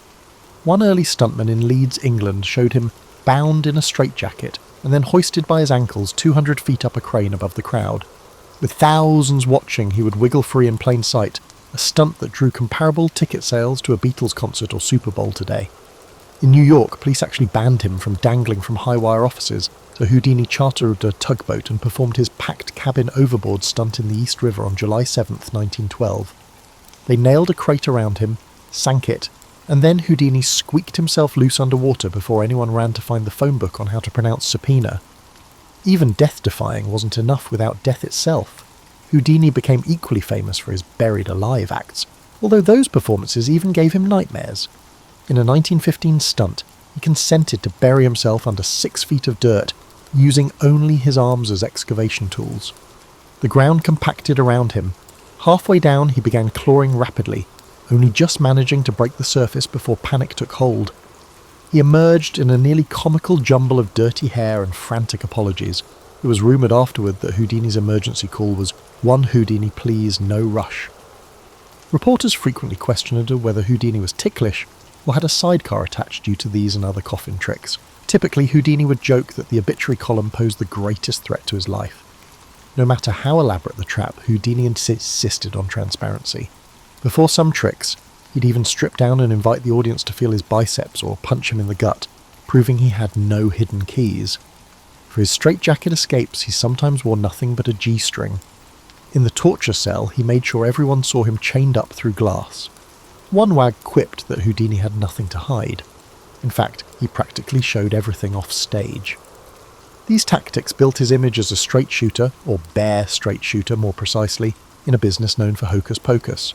Journalists lauded him as the only magician who performed without the veil of deceit, not realising Houdini had written that line himself on a poster. In any case, if Houdini had a motto in the trenches of public stunts, it would be, "We may waterboard me, but we won't water skip me." Thus, Houdini consistently elevated the standard and the anxiety of ticket holders until newsboys began promoting the next Houdini spectacle. By 1914, Houdini's signature escapes were polished and timeless. Critics noted that even his old milk can act looked different. He would now sometimes float an iron grill inside it, raising the difficulty. Legend has it Houdini discarded the grill later because the bars looked too helpful, like accidentally giving a ladder to someone who's supposed to be trapped. The torture cell itself underwent refinements. By the end of his career, Houdini travelled with a spare set of locks, chains, and even a second cell in case of emergency. Imagine yourself jammed head first in an iron coffin of water, with no key and a ticking clock, we like to say on posters. It borders on the supernatural. The public believed him, though naturally no one was ever quite sure how he did it. Houdini's sidekick and wife Bess often co-starred in a minor role during these moments of theatrical faith. She handled the props, managed the timing, and once nearly fainted when an assistant accidentally locked her in a safe on stage. She recovered just long enough to signal Houdini to open it. Afterward, she quipped that if Houdini had failed, she'd have to update his act to the cremation cell. In every incredible stunt, Bess was quietly in the wings. The real Houdini often joked that behind every great escape artist there was an even greater stage manager. So while Harry starred in The Cell of Doom, Bess was the silent secretary of magic, making sure Houdini's solos had a solid encore. Houdini's stunts had become a full-time job of being otherworldly. But the world was certainly watching. Newspapers and fans bellowed impossible at every escape. The law enforcement establishment treated him with a mixture of admiration and embarrassment. Los Angeles police insisted he was a humbug, then grudgingly hired him to escape from the LA jail. He turned the entire planet's jail system into his toolbox. To Houdini, these were hard lessons about locks and human nature. If you bend the rules just a bit, or break the lock, everyone will ask you to break free next. It was like the ultimate game of tag, except Houdini was always it, and chains were just part of the catch. By the late 1910s, Houdini's name had international cachet. He was rich and restless. There were no more dime museums in New York paying him by the burger and fries. Now he entertained kings and commoners. He continued to tour constantly, in Great Britain, Europe, Russia, and the Netherlands, and everywhere he went, Houdini challenged local police to one of his escape bouts. Every city became a stage, every prison a proving ground. In Moscow, for example, he escaped from a boxcar bound for Siberia. The key supposedly was kept at the North Pole.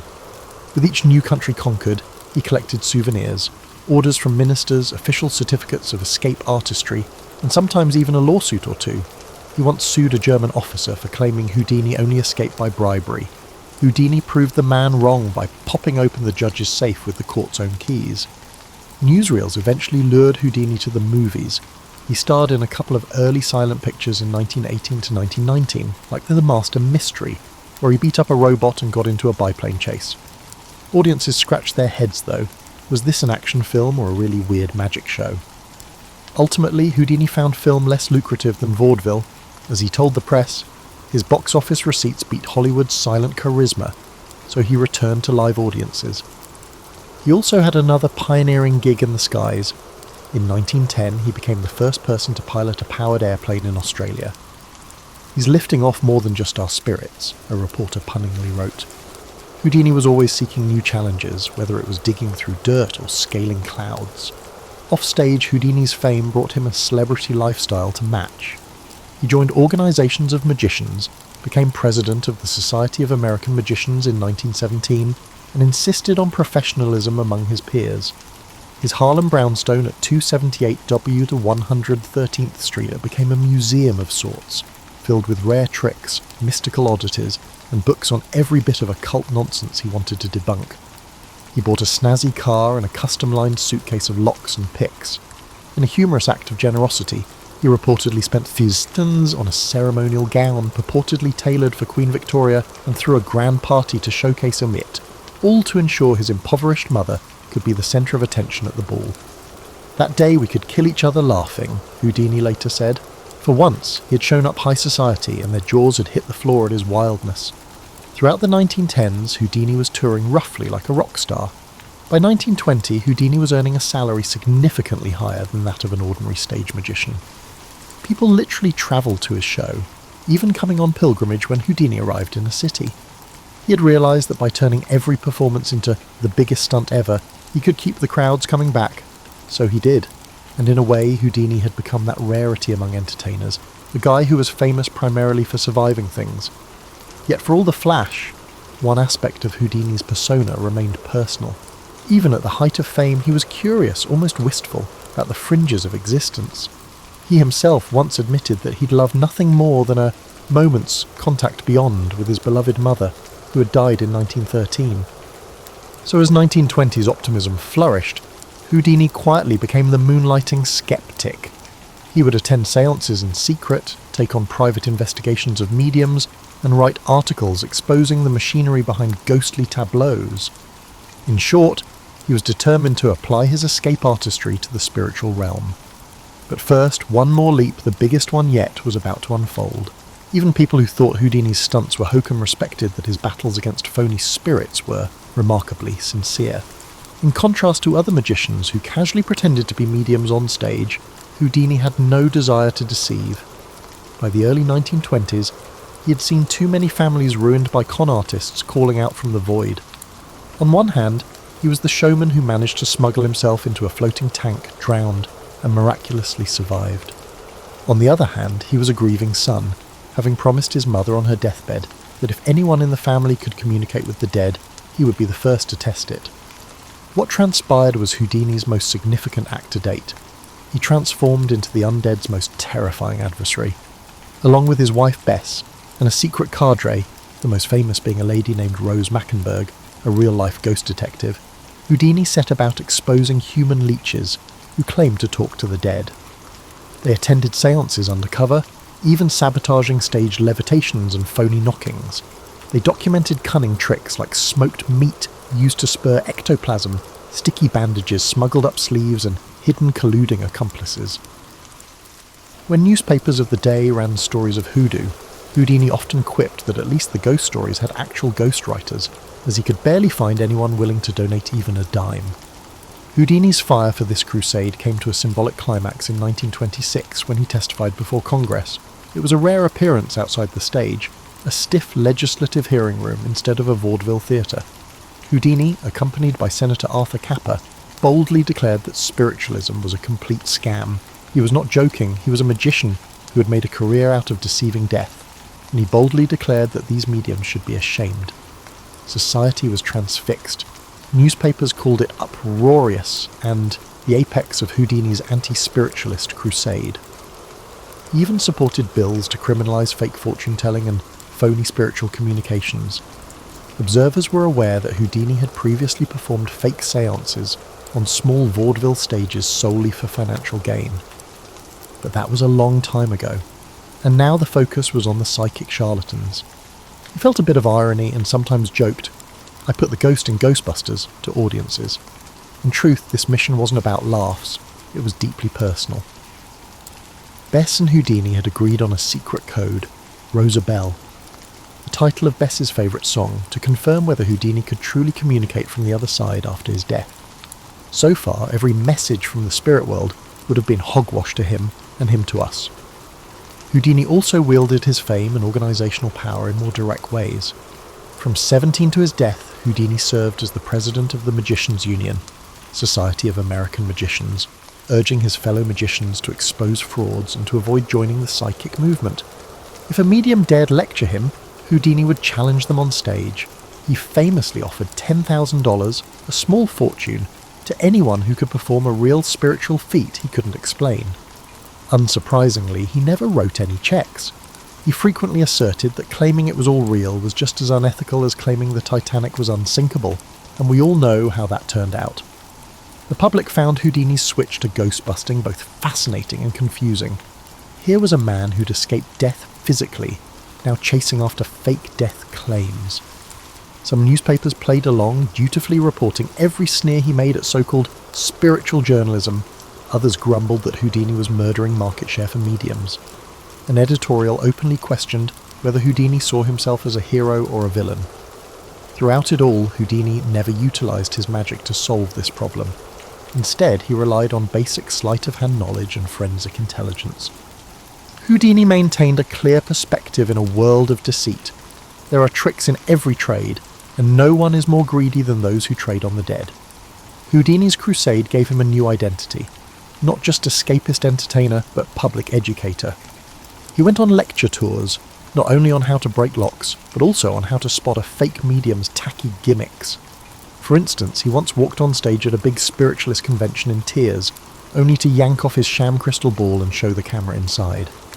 People want something to believe in, he'd say, but at least they should know if it's a dollop of egg or an echo of the real thing. In these interviews he called charlatans crooks and liars, and to some he was the very definition of a fanatic. However, for many others, particularly the grieving widows and widowers, he emerged as an improbable defender of reason. He brought in any expert, psychic or not, who had evidence of the afterlife and tested it under harsh light. He even brought in trained stage hypnotists to test mediums claiming trance states. This all culminated in a congressional hearing in 1926, after which Houdini felt vindicated that at least lawmakers were listening. He would brag years later that he had become history's first professional ghostbuster, decades before Ghostbusters hit the pop charts. Houdini didn't anticipate the intense personal nature of this battle. He unintentionally stirred up controversy by becoming both a celebrity investigator and a subject of tabloid curiosity. Newspapers reported with relish that Houdini was arrogant, unscientific, or just plain superstitious. Some even claimed the devil had cursed him at one séance. Friends from his youth saw a change. The man who once joyfully bowed to his audiences was now hostile toward clothing horses of the occult. He argued openly with old friend Sir Arthur Conan Doyle, the Sherlock Holmes author, who had championed spiritualism. Doyle called Houdini a blasphemer for exposing mediums. Houdini called Doyle a fool for believing them. Their friendship, once built on mutual respect, fractured on fraudulent phantoms. Despite the growing friction, Houdini admitted he himself wanted a sign that maybe there was something beyond, but only if it was genuine. As president of magicians, he asked colleagues to help craft the ultimate sitting. Before his first wife's death, they agreed on that secret code. The early séances Houdini and Bess held on Halloween each year became legend. Year after year, she announced there was no message. Every time the telephone rang on those nights, Houdini's heart would skip. However, Houdini's final performance in 1926 revealed something about him. A man who had defied every possible trick was now anticipating that he would approach death like any other challenge. And yet, like any outstanding showman, he would only tell the ending after the final curtain. Houdini's distaste for spiritualism had a consequence. True believers in the movement no longer saw Houdini as the gentle juggler from New York, but rather as a charismatic figure. Certain journalists began printing that Houdini had become a villain, like an official family exterminator at every funeral. Some spiritualist leaders took it personally. After all, Houdini had millions of dollars, fame, and a loyal following. When he exposed their tricks on national radio, many mediums retaliated by attacking his character. Conspiracy-minded gossip columns suggested Houdini only took on mediums because his own psychic powers were weak. The irony being, of course, that Houdini explicitly denied having any mystical powers other than what any talented locksmith and beastman might possess. Sir Arthur Conan Doyle was perhaps the most enraged public figure among Houdini's upset constituency. The two men had been warm acquaintances. Doyle even participated in séances with Houdini's mother in 1922, until Houdini began mocking Doyle's beliefs. Doyle, who'd risked a claim by publicly endorsing spirits, felt personally insulted when Houdini compared metaphysics to a cheap parlour trick. The rift became bitter and enduring. Doyle persisted in attending spirit gatherings and publicly declared Houdini a heretic, even associating him with supernatural curses. One sensational headline had it, "Evil spirits put curse on Harry Houdini." A joke Houdini himself read with weary amusement. The friendship never recovered, and the image of Doyle as a true believer versus Houdini as the ultimate doubter became a literary trope. Sherlock Holmes versus Houdini had a lovely ring to it, the tabloids noted. The feud burdened Houdini behind the scenes. He often confided in friends that he truly wanted spiritualism to be real. He had nearly started the ghost wrestling course himself, but Doyle's dogmatism pushed him away. Still, Houdini channeled frustration into action. He had city newspapers keep publishing the spiritualist victims wanted ads, disguising himself to get invitations, then reported back to the public the silly ways mediums tried to fool them. To Houdini's credit, even when he poked fun at séance theatrics, often with a pun or two, he never got mean-spirited. He liked to say, "We all need a touching word after we lose someone, but let's make sure our touching words aren't glued on by trickery." Not all blowback was public debate, though. Some of it was deeply personal. Bess, Houdini's wife, took the brunt of their shared obsession. Although she supported his crusade, she also desperately yearned for any sign from beyond that would indicate her husband was still with her if he died first. Every Halloween from 1926 onward, Bess sat in darkness holding Houdini's coffin key and singing their secret song, waiting for Rosabelle Believe, their prearranged code. Year after year, there was no response. In 1936, a decade after the promise, Bess publicly declared that Houdini had indeed never reached out. She said, 10 years is long enough to wait for any man." This tearful final séance made headlines. Some people wrote it off as the end of a gimmick, but magicians still hold silent sessions at his grave to this day. However, in 1926, life continued with its usual peculiarities. Houdini continued touring and lecturing. The world still adored the escapist showman on stage. Yet those who knew him could see a seriousness in his eyes that hadn't been there in the old days of card tricks. Every new bill for a séance critical lecture and every press interview about medium tricks added to an invisible tally he kept in his mind. At night, he was said to have had unsettling dreams about being restrained or drowning, nightmares no one could applaud as they did his on-stage escapades. But still, every morning he put on his costume as a tabloid publicity photographer and lock enthusiast. He joked in private letters. To defeat death is one thing, to defeat those who profit from death's scare tactic is another. The public, for its part, had mixed reactions. Many admired Houdini's honesty and backed his legislative efforts. Some religious newspapers even published his cynical gags. For example, Houdini wrote that if fireflies came out only after someone died, people would buy electric lights instead of hiring mediums. But a portion of fans felt mildly betrayed. After cheering him in applause lines for years, a few older admirers were puzzled at seeing his name on exposés of their favourite mediums. Magician colleagues either applauded his integrity or grumbled that he was attracting too much controversy. Society's magazines began publishing articles such as Houdini Slays Fairy Photos and Holmes Creator Seaver's Ties with Houdini, which gave the public the impression that he was a magician turned cop. Even Houdini's own press agents had to scramble. They shifted headlines from Houdini's Wild Rides to Houdini's Wild Sights, where wild here meant decidedly unimpressive magic without see-through trickery. Some days he waved off the dust-ups by announcing a new escape challenge, like dangling from a plane, and the media happily obliged. On other days, scribblers would ask him if his fight against ghostlies meant he now believed only in himself. Houdini would laugh and say, "If you can survive being locked in a safe and then thrown from a plane, the only thing you're sure of is gravity." Despite everything, Houdini appeared to accept the consequences. It was the nature of a showman to feed on attention after all, and nothing attracted headlines like Houdini versus the unseen world. Still, he knew his legacy was shifting. He wrote later that he wanted to be remembered not for tricks or big muscles, but for fighting. Gams! In his heart, he hoped people would credit him with something deeper than just 1,000 straitjacket escapes. As the critics sneered and the spiritualists hissed, Houdini honed his wit and picklocks, determined to end this act according to his own terms. The final act of Houdini's life unfolded like a scripted nightmare of his own. On October 9th, 1926, performing in Albany, New York, he injured his ankle during a trick, a reminder that even a Superman has the limits.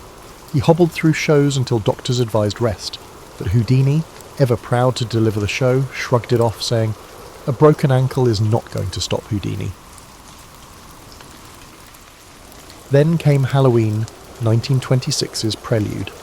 While resting in Montreal on October the 22nd after a lecture, a member of the audience, a punch-loving medical student, asked Houdini if he was as tough as rumours. "Knock me out if you can," Houdini joked. The student, Dr. J. Gordon Whitehead, obliged with a series of swift blows to Houdini's stomach, landing several before Harry could tense up. Houdini gasped but laughed it off. He called it a fun experiment, telling reporters later he'd felt nothing but an empty pain.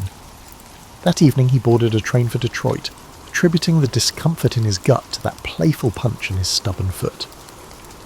On October the 24th, Houdini's show in Detroit began with an uncharacteristically slow start. He complained of cramps and cold sweats. After a late-night performance, which he insisted on doing despite temperatures spiking to 104 degrees Fahrenheit in his dressing room, he collapsed backstage. A doctor diagnosed acute appendicitis and urged immediate surgery. Houdini, known for pep-talking his body, reportedly grinned and said, "I'll do this show if it's my last." But by 6 a.m, he could no longer delay. Houdini was rushed into surgery. The appendectomy revealed a ruptured appendix had sent infection, peritonitis, coursing through his abdomen. The great Houdini now fought for his life with novelty anti-serums and multiple operations, but the escape artist met a foe he couldn't outmaneuver. On October the 31st, 1926, Halloween, he finally passed away, a 52-year-old man who had braved death for our entertainment. His oft-reported final words were a hushed, "I'm tired of fighting." The world was stunned. Newspapers published gloomy headlines. The master of escapes had vanished, possibly due to a cunning move or a stroke of fate. The official cause listed was peritonitis from a ruptured appendix, but already the legend of Houdini needed an even more spectacular finale. Many whispered that the friendly jab in Montreal had been more serious than Houdini let on. A few doctors of the era indeed speculated that Whitehead's blows had caused the appendix to burst, while others argued the situation was mere coincidence. The truth remains something we'll never fully know. Even some modern medical journals debate how often belly trauma actually causes appendicitis. We do know this: the surgeon discovered no abnormalities apart from the spread of infection, and Houdini's family discreetly maintained to us that it was merely a tragic accident. But for the public, the timing felt eerie. The man who spent his life escaping death had been tricked by our one natural enemy, time. Millions turned out to silently imagine Houdini's version of the last great escape on that dark Halloween. Biographers later noted it as a poetic, if tragic, symmetry. Houdini's final moment occurred on the Night of Spirits. While doctors tended his body, Houdini's mind reportedly raced to that final promise he'd made to Bess. Between operations in his hospital bed, Houdini mumbled the code Rosabelle, believe, fervently hoping for a response. Alas, he never came through. In fact, by some reports he asked for his notebook to jot down any bizarre occurrences, as though expecting us at a ghostly pen to answer him. On November 1st, under the watch of his stunned wife and 2 brothers, Houdini let go of his mortal frame. The world lost not just an escape artist, but a showman who had always insisted on reality. The news of his death disseminated swiftly, akin to wild smoke emanating from a fog machine. Movie houses dimmed lights. Theatres held brief memorial shows. Across the globe, magicians knelt, severing a straitjacket on stage and observing a moment of silence. Indeed, Houdini had vanished from the realm of life, leaving a legacy of unresolved mysteries.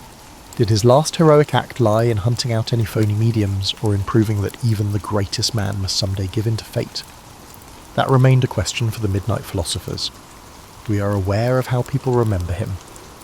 As promised, Bess held one final séance a decade later, and on Halloween 1936 she declared Houdini did not come through.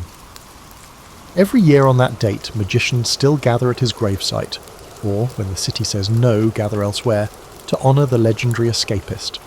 They close their eyes, they whisper the secret song, and whether a breeze stirs or not, they say it in unison. Rosabelle, believe. It's tradition, part tribute, part hope. Houdini himself would likely be amused by it all, perhaps making one last wonderful escape with a sly grin.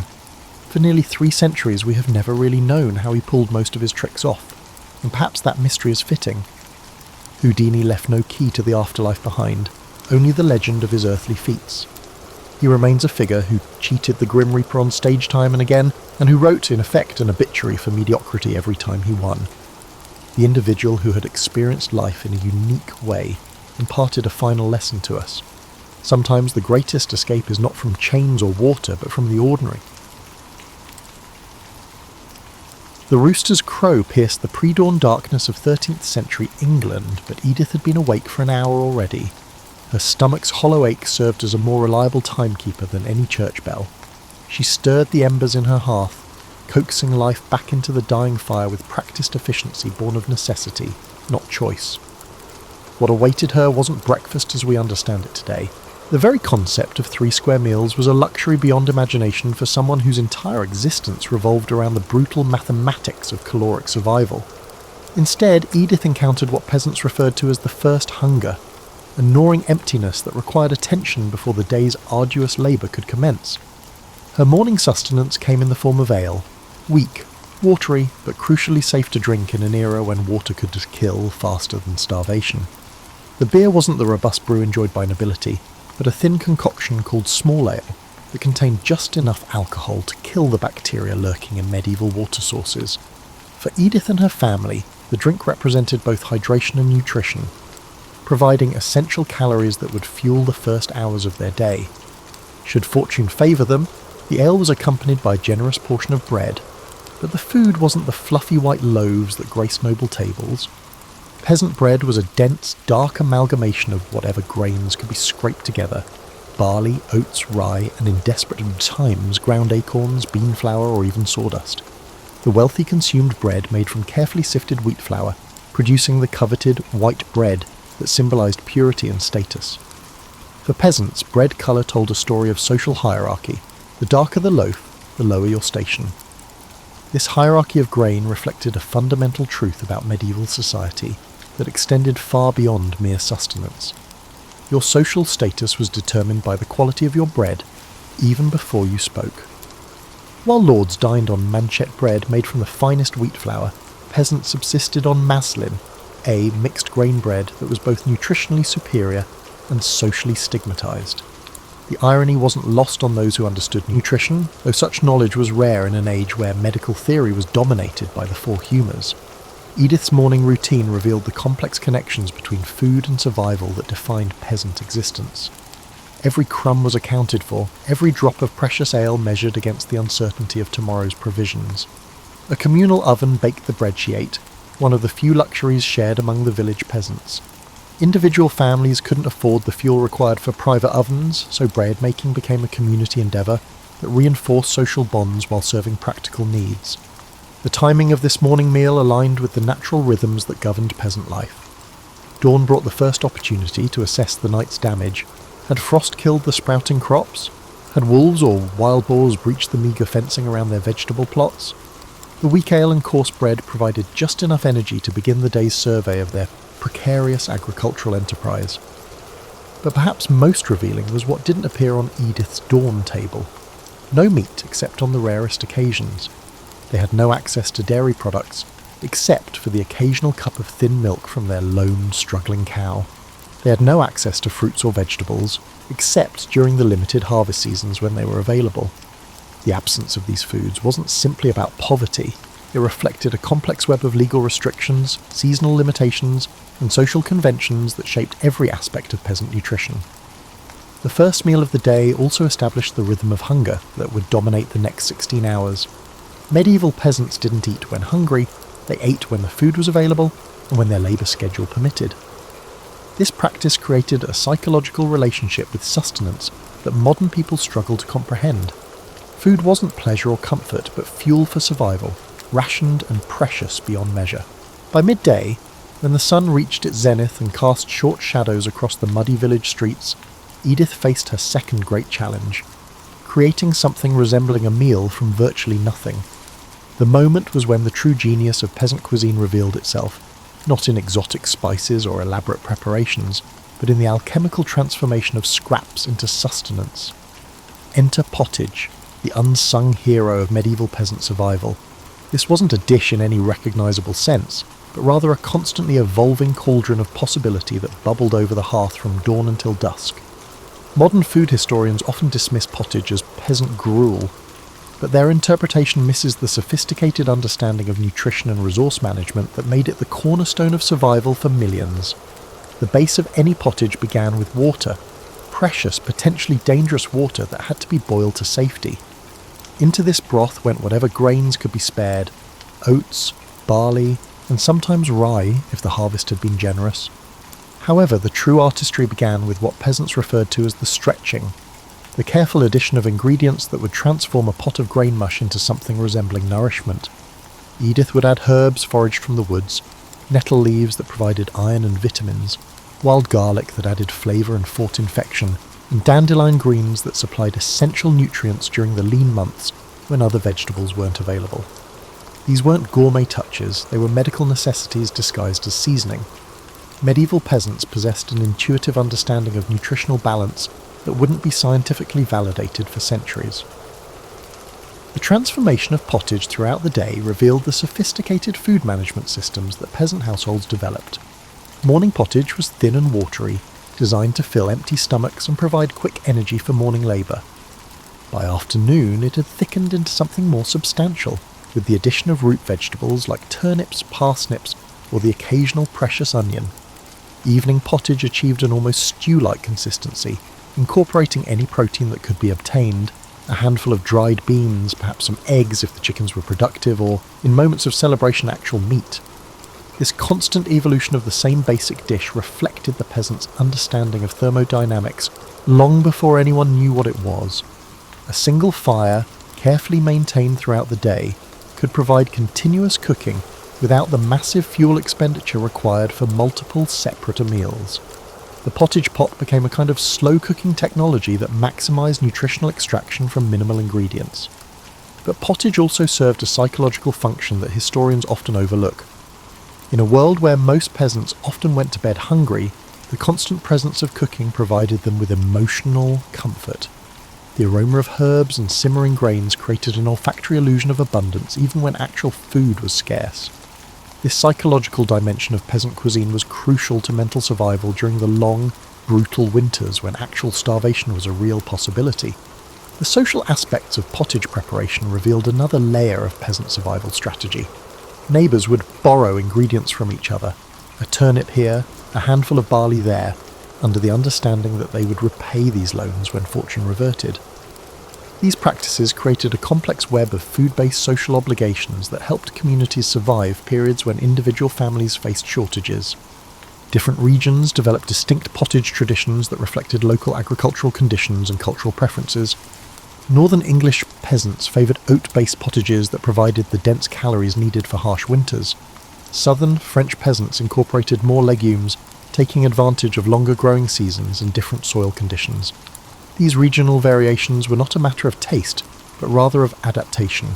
Each represented generations of experimentation in the pursuit of optimal survival nutrition. The preparation of pottage also revealed the gender dynamics of medieval peasant households. While men dominated agricultural labour and interactions with the outside world, women controlled the domestic food systems, which made a crucial difference between survival and starvation.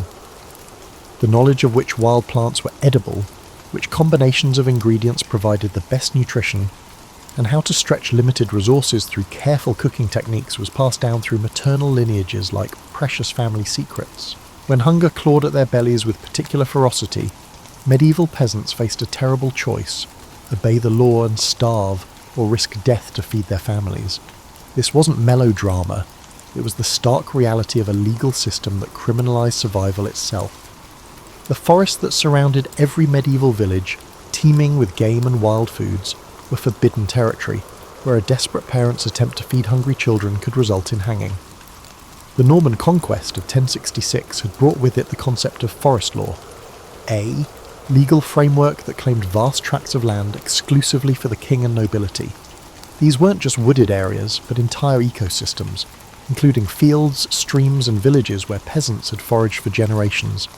Suddenly the act of gathering nuts, berries or mushrooms, foods that had sustained communities for centuries, was deemed a crime punishable by death, mutilation or massive fines that could devastate entire families. Yet peasants developed an elaborate underground network of survival that operated in the shadows of these draconian laws. They created a parallel food system based on intimate knowledge of forest cycles, animal behaviour and the movement patterns of forest officials. This wasn't random poaching, it was a sophisticated form of ecological management that required more skill and knowledge than most modern hunters possess. Consider the seasonal rhythms that governed illegal foraging. Spring brought the first edible greens, wild onions, young nettle shoots and early berries that could supplement the depleted winter stores. Peasants learned to identify dozens of edible plants and their optimal harvesting times.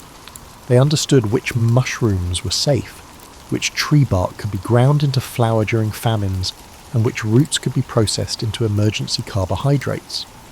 The pursuit of protein required even greater skill and courage. Rabbits, abundant in the medieval countryside, were legally the property of landowners, but their warren systems were mapped and understood by peasant communities with military precision. Poachers developed silent trapping methods that left no trace. Snares made from human hair that wouldn't reflect moonlight, deadfall traps constructed from natural materials that appeared accidental, and complex tracking systems that allowed them to monitor game movement without detection. Rivers and streams presented another battlefield in the war between survival and law. Fish were considered royal property, but peasant communities developed ingenious methods for catching them without leaving evidence. Night fishing with makeshift nets, the construction of temporary fish traps that could be quickly dismantled if officials approached, and the use of natural toxins that would stun fish without permanently harming the water supply. All of these techniques required knowledge passed down through generations of desperate families. But perhaps the most dangerous and sophisticated form of illegal food acquisition was organised deer poaching. Venison wasn't just meat, it was a symbol of nobility, legally reserved for the upper classes. The punishment for killing a deer could be death, yet organised poaching rings operated throughout medieval England and France. These weren't bands of desperate individuals, but carefully structured organisations with lookouts, specialised hunters, and distribution networks that could process and hide large quantities of meat. The social dynamics of illegal food acquisition revealed fascinating aspects of peasant community structure. Information about forest official movements was shared through subtle signals, the placement of stones on paths, specific bird calls, or messages embedded in seemingly innocent conversations at market. Women played crucial roles as lookouts and information gatherers, since their presence in villages was less suspicious than men disappearing into forests. Children were trained from an early age in the arts of silent movement and quick escape. They learned to identify edible plants and safe hiding places, becoming essential components of family survival strategies. These practices facilitated the generational transfer of illicit knowledge, which paralleled the formal education systems of the upper classes, but this knowledge was crucial for survival. The psychological toll of living constantly on the edge of legal disaster shaped peasant consciousness in profound ways. Every meal obtained through illegal means carried the flavour of potential doom.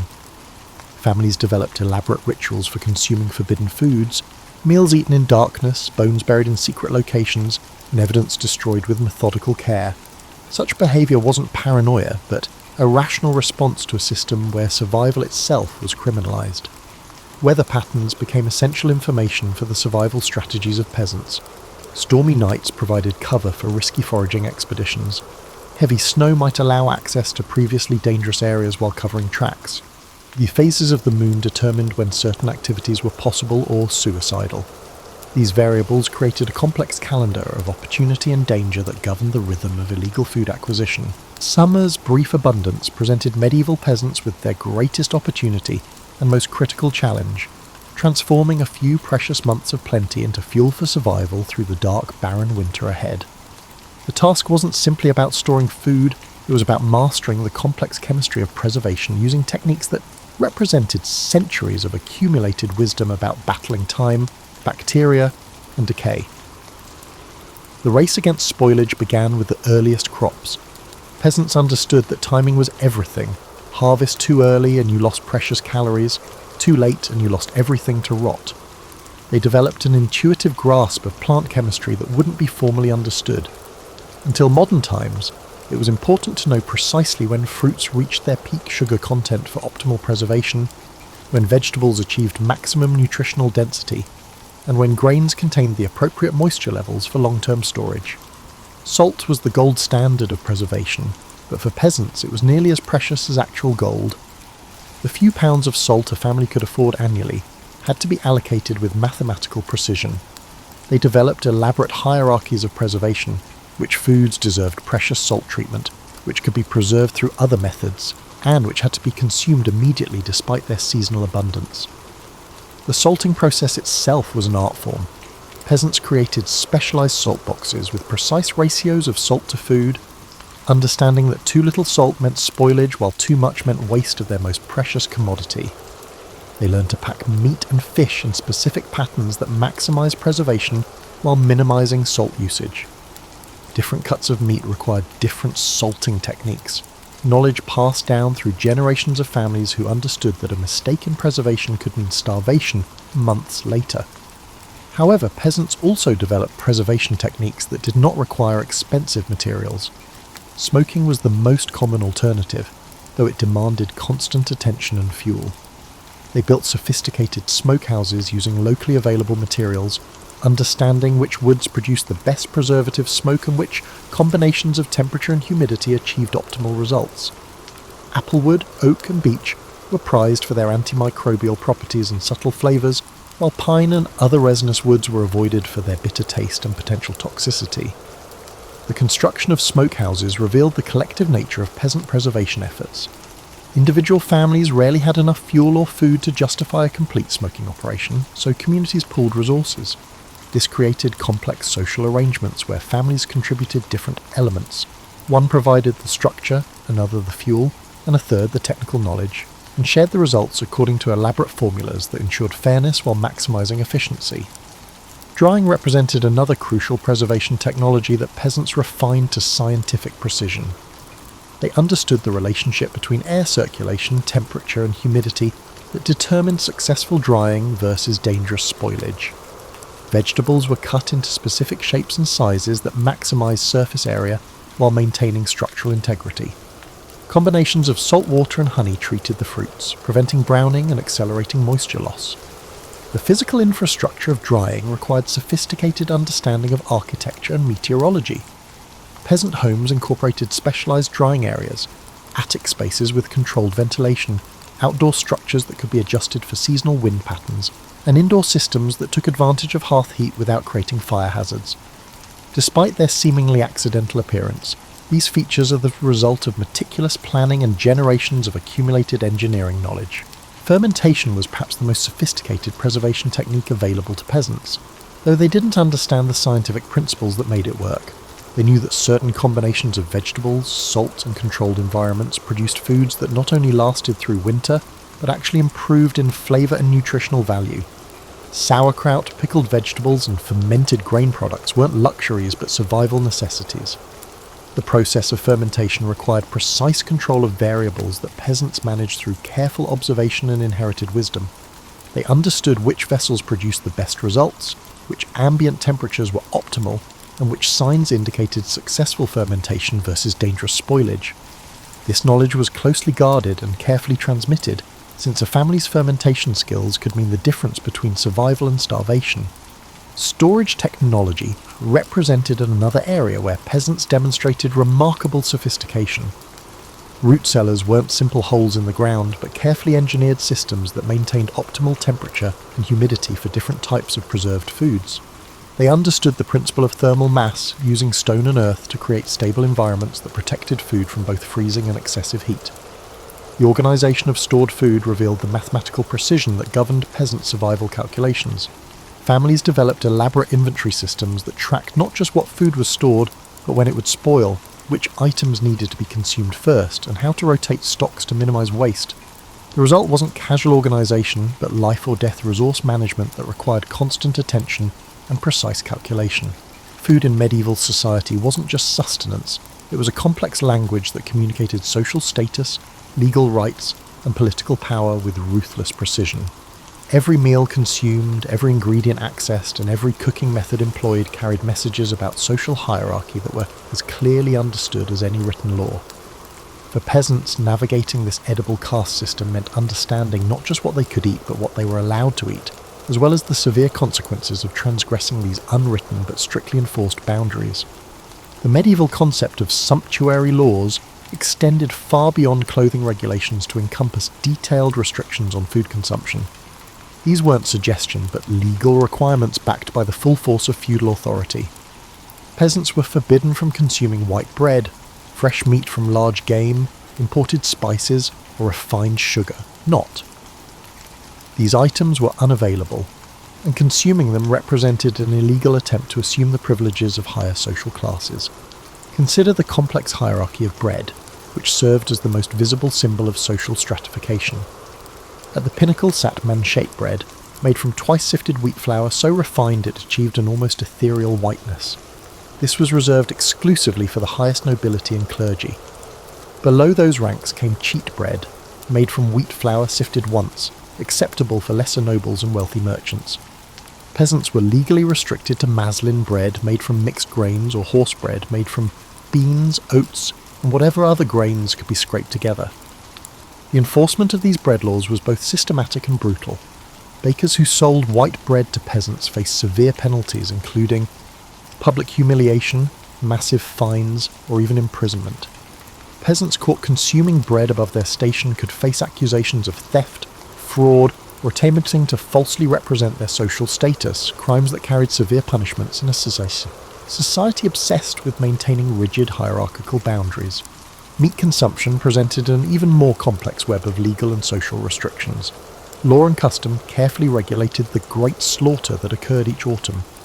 Nobles were entitled to the best cuts, such as the haunches, loins, and tender portions, which not only provided the best nutrition, but also served as symbols of power and authority. Peasants, if they gained access to meat at all, received the offal, bones, and scraps that nobles considered beneath their dignity. But even this access was conditional and regulated.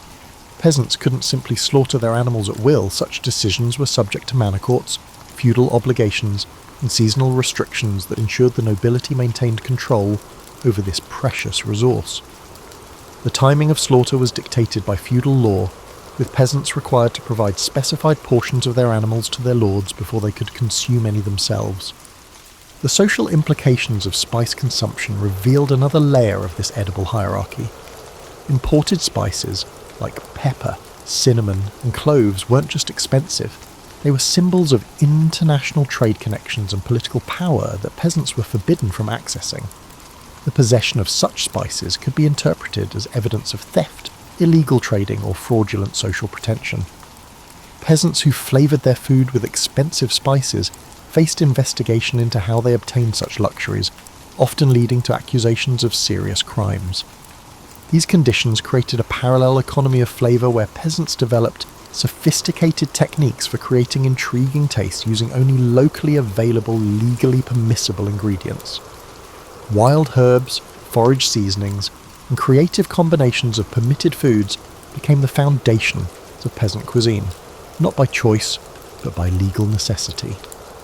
The creativity of peasant cooking wasn't born from culinary ambition, but from the need to create palatable meals within the confines of rigid social restrictions. The concept of feast days revealed how even religious celebrations reinforced social hierarchy through food distribution. While the church preached equality before God, the practical reality of religious feasts created carefully structured events where social status determined what foods were distributed to whom. Nobles received the finest portions, wealthy merchants received good but secondary cuts, and peasants received whatever remained, if anything remained at all. Table manners and eating customs served as another method of enforcing social distinctions. Peasants weren't simply too poor to afford elaborate dining implements, they were legally and socially prohibited from using them. The possession of silver spoons, decorated plates, or refined serving vessels could be interpreted as theft or fraudulent social impersonation. Peasants ate with their hands or simple wooden implements, not just from necessity but from legal requirement. The distribution of food during times of scarcity revealed the most brutal aspects of this social hierarchy. During famines, food wasn't distributed based on need, but on social status. Nobles maintained their accustomed diets while peasants starved, not because there wasn't enough food to go around, but because the social order required that hierarchy be maintained even unto death. Peasants died of starvation while granaries owned by nobles remained full, protected by legal and military force. The psychological impact of this food-based social control was profound and deliberate. Every meal reminded peasants of their place in society, every flavour they couldn't taste reinforced their subordinate status, and every feast they couldn't attend demonstrated their exclusion from full participation in community life. Food became a tool of social control more effective than any military force, creating a system where peasants internalized their subordination through daily acts of consumption.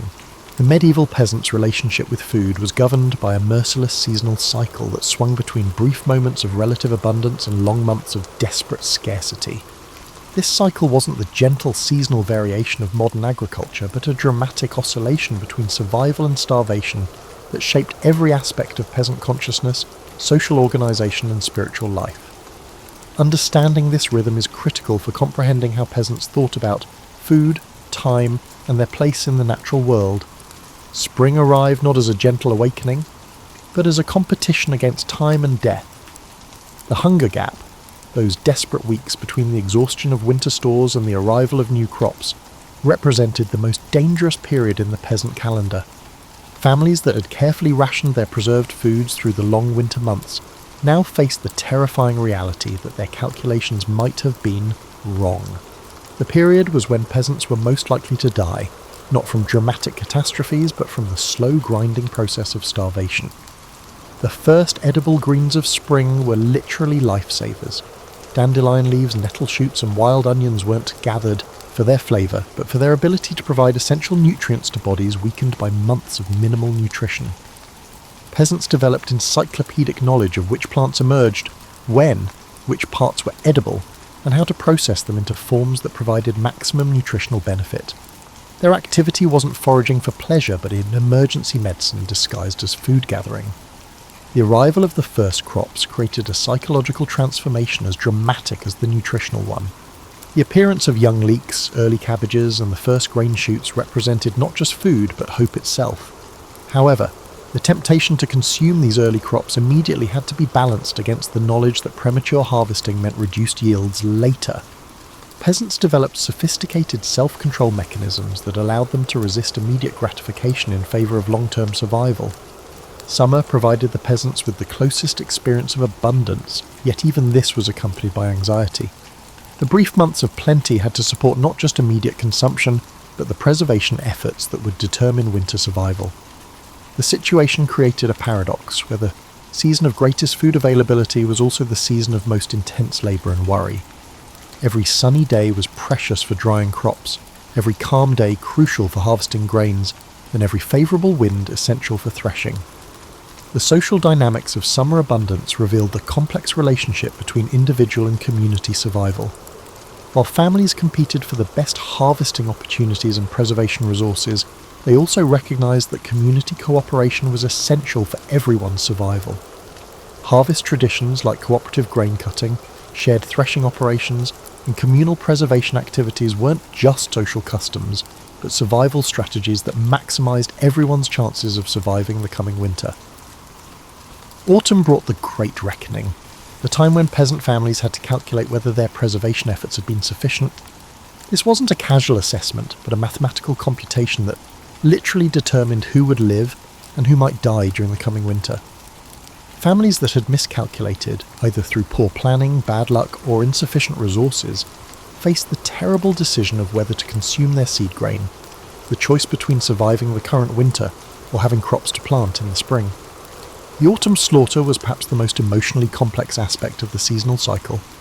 Animals that had been carefully tended through the summer, often developing relationships with their human caretakers, had to be killed and processed for what a winter of survival. This wasn't casual butchering, but a skilled process that required maximising the preservation value of every part of the animal. Nothing could be wasted. Bones were saved for broth, organs were preserved for winter protein, and even blood was captured and processed into sausages that provided essential iron during the lean months. Winter was the season of careful calculation and constant anxiety. Every meal consumed had to be weighed against the remaining stores and the weeks left to survive. Peasant families developed sophisticated rationing systems that ensured fair distribution while maximising survival chances. These weren't arbitrary rules, but carefully calculated formulas based on age, physical demands, and contribution to family survival. Children and elderly family members often received smaller portions, not from cruelty, but from the grim mathematics of survival. The psychological impact of this seasonal cycle created a unique relationship with time that differed fundamentally from modern experience. Peasants didn't plan for the future in abstract terms, but in the concrete calculations of survival.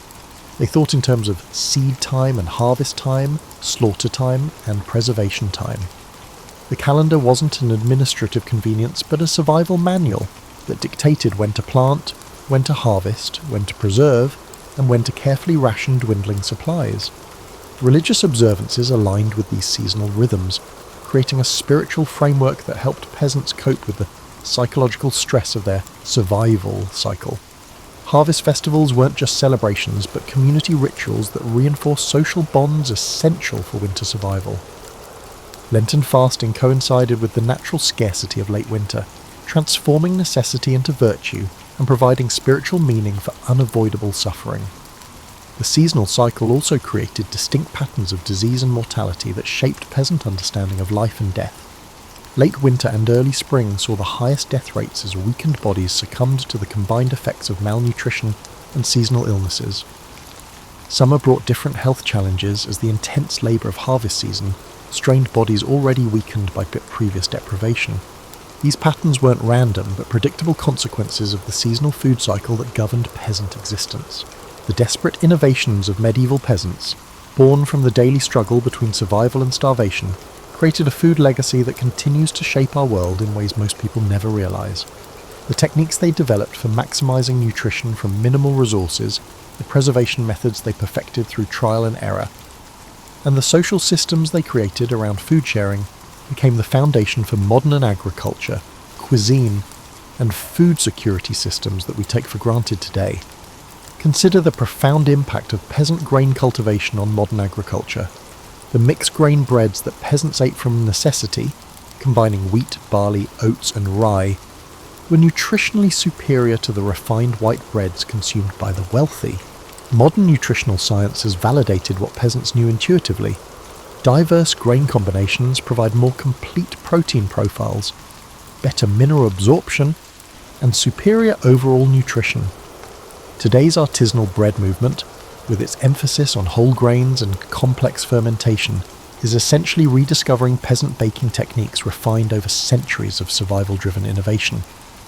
The fermentation techniques that peasants developed to preserve vegetables through winter months became the foundation for modern food preservation industries. Sauerkraut, kimchi, pickled vegetables, and fermented dairy products all trace their lineage to peasant preservation methods.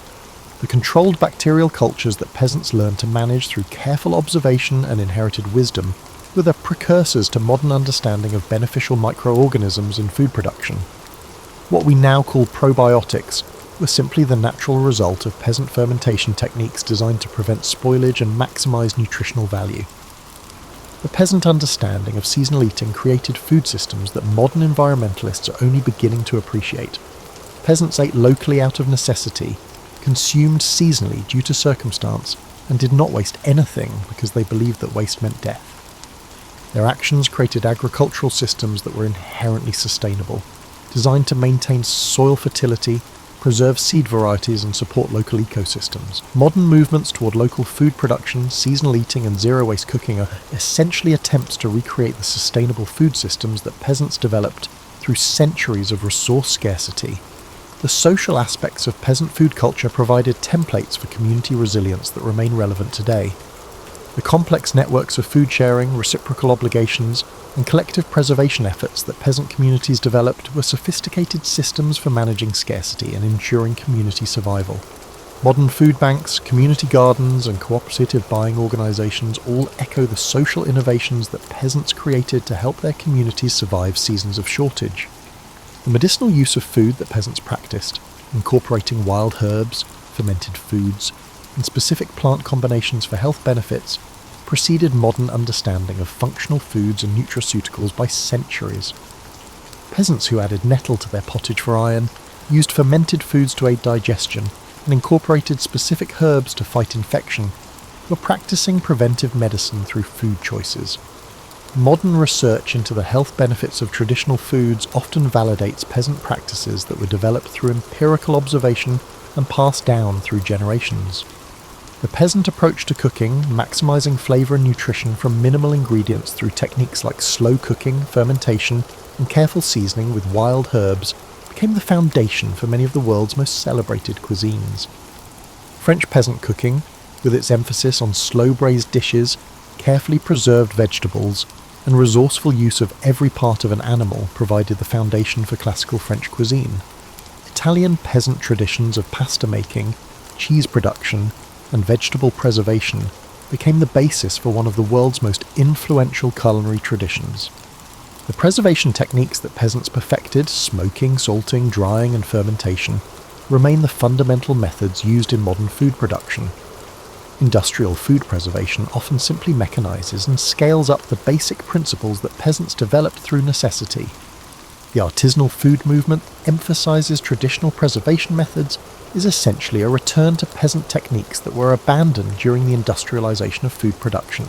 The peasant understanding of plant breeding and seed selection, developed through careful observation of which plants produced the best yields under difficult conditions, provided the foundation for modern agricultural science. Peasants who saved seeds from their most productive plants, selected for disease resistance and climate adaptability, and maintained diverse varieties for all different growing conditions were practicing plant breeding techniques that remain relevant today. Modern efforts to preserve heirloom varieties and maintain genetic diversity in crops often focus on varieties originally developed by peasant farmers. The lesson of peasant food culture extends beyond technique to philosophy. Peasants understood that food was precious, that waste was immoral, and that sharing resources was essential for community survival. These values, born from scarcity and necessity, created food cultures that were inherently respectful of natural resources and focused on community welfare rather than individual accumulation. As we face modern challenges of climate change, resource scarcity and food insecurity, the wisdom embedded in peasant food systems becomes increasingly relevant. Their techniques for maximizing nutrition from minimal resources, their understanding of sustainable agricultural practices, and their social systems for ensuring community food security provide helpful information about creating resilient food systems in an uncertain world. The story of what peasants ate is ultimately the story of human ingenuity in the face of adversity, community cooperation in times of scarcity, and the development of food systems that sustain civilization through its most challenging periods. Their legacy lives on not just in the foods we eat and the techniques we use, but in the fundamental understanding that food is both a necessity for survival and a foundation for community, culture, and human dignity. In remembering their struggles and innovations, we honour not just their memory, but the ongoing human challenge of feeding ourselves and our communities with wisdom, sustainability, and justice.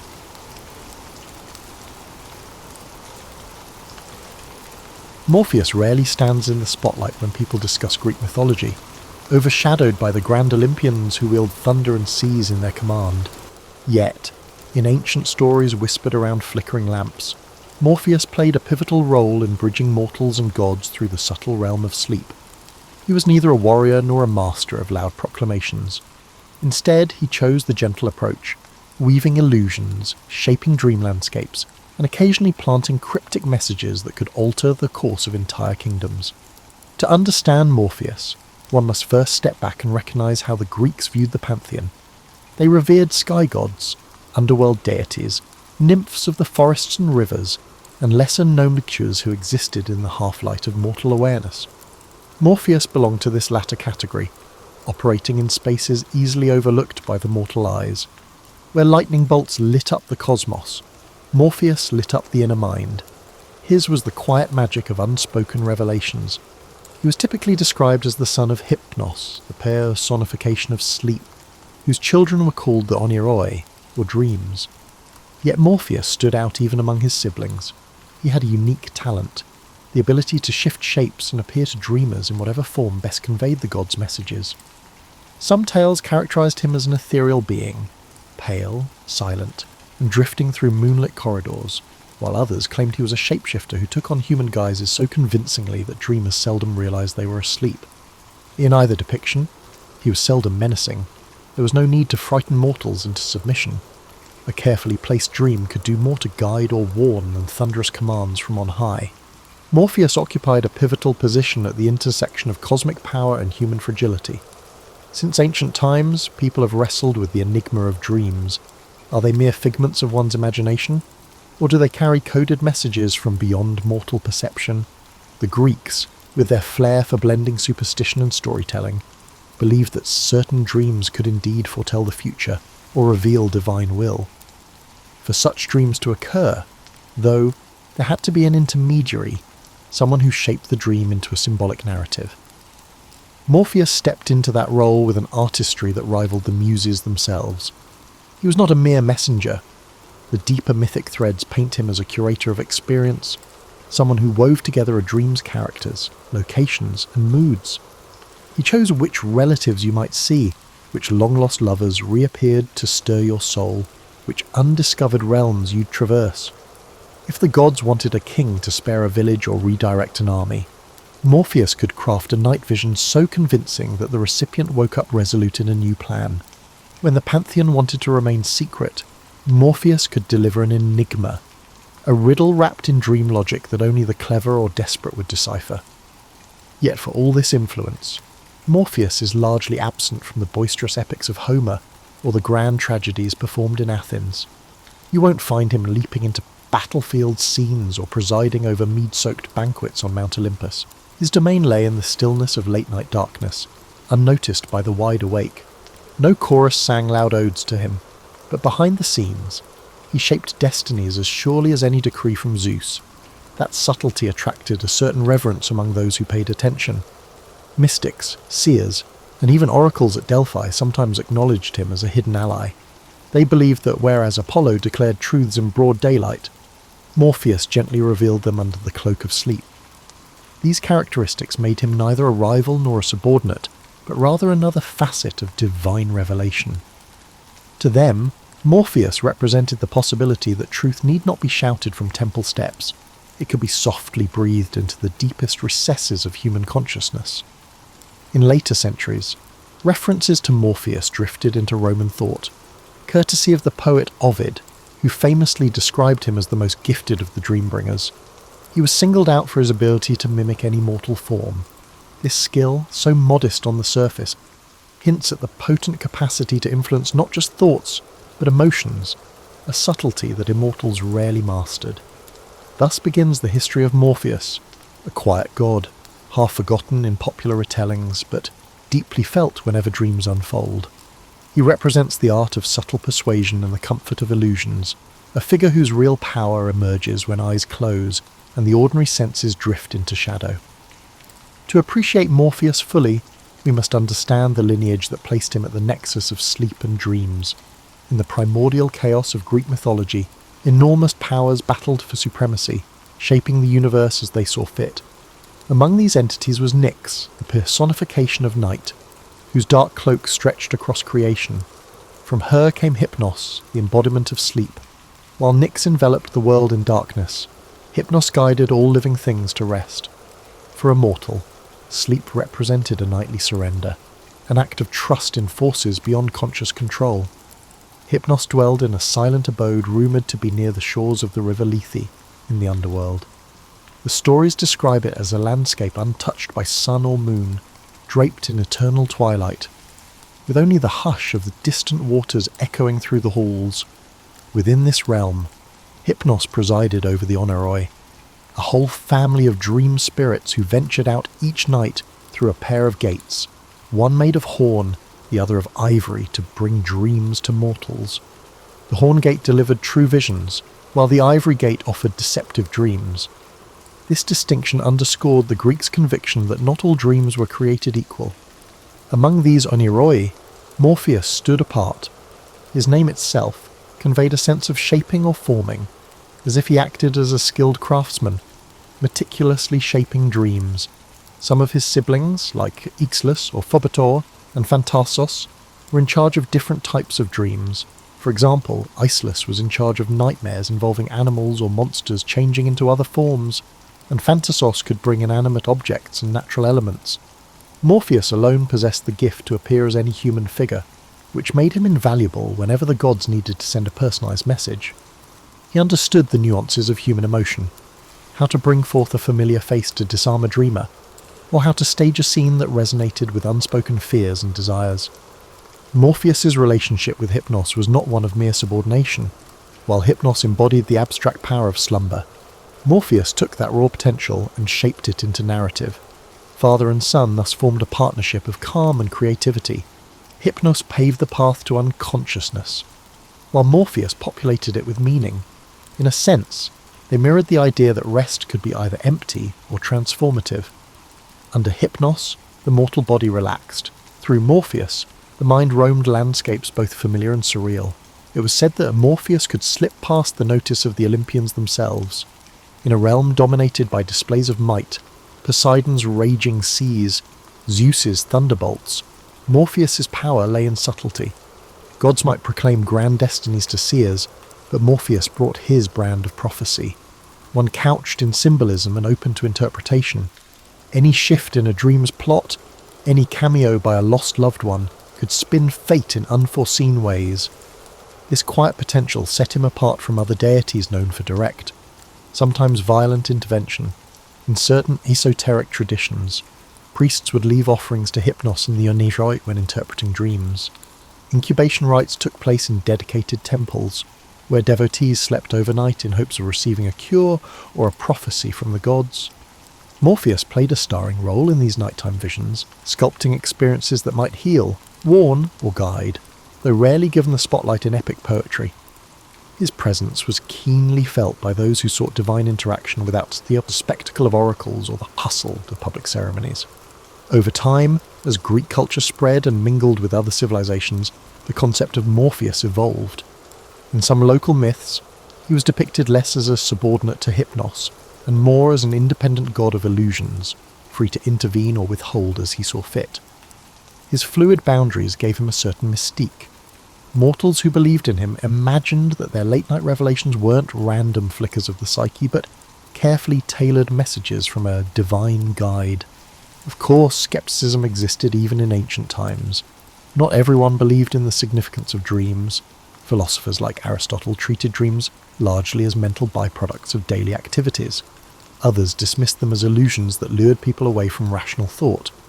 But for those who embraced the mysterious, Morpheus was a comforting figure, a deity who shaped intangible narratives, either as gentle warnings or sources of unexpected inspiration. In this way, the lineage of Morpheus, the quiet synergy of night, sleep, and dreams, symbolized the Greeks' deep fascination with the unseen dimensions of life. Within the hushed intervals of slumber, it was Morpheus who held the keys to imagination, bridging mortal concerns and divine intentions through a world woven from ephemeral shadows. Unlike gods who clamoured for shrines, Morpheus often arrived uninvited, slipping into mortal minds without ceremony. But references to him do emerge if one sifts through fragmentary texts, second-hand accounts, and the poetic flourishes of authors who found meaning in the dream realm. Among these, the Roman poet Ovid left one of the most detailed portrayals, cementing Morpheus's image as a master shapeshifter. Though Ovid wrote in Latin centuries after Homer, his verses revealed a fascination with the intangible realms of dream, further interweaving Roman and Greek perspectives.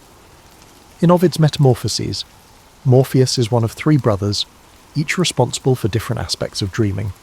But Morpheus receives pride of place as the one who can mimic human forms. When the gods, especially the goddess Iris, needed to slip a message into a mortal's mind, Morpheus would be summoned. He would take on the likeness of a friend, a family member, or a beloved mentor. The subtlety of his craft was its force. He achieved through gentle suggestion what thunderbolts could not.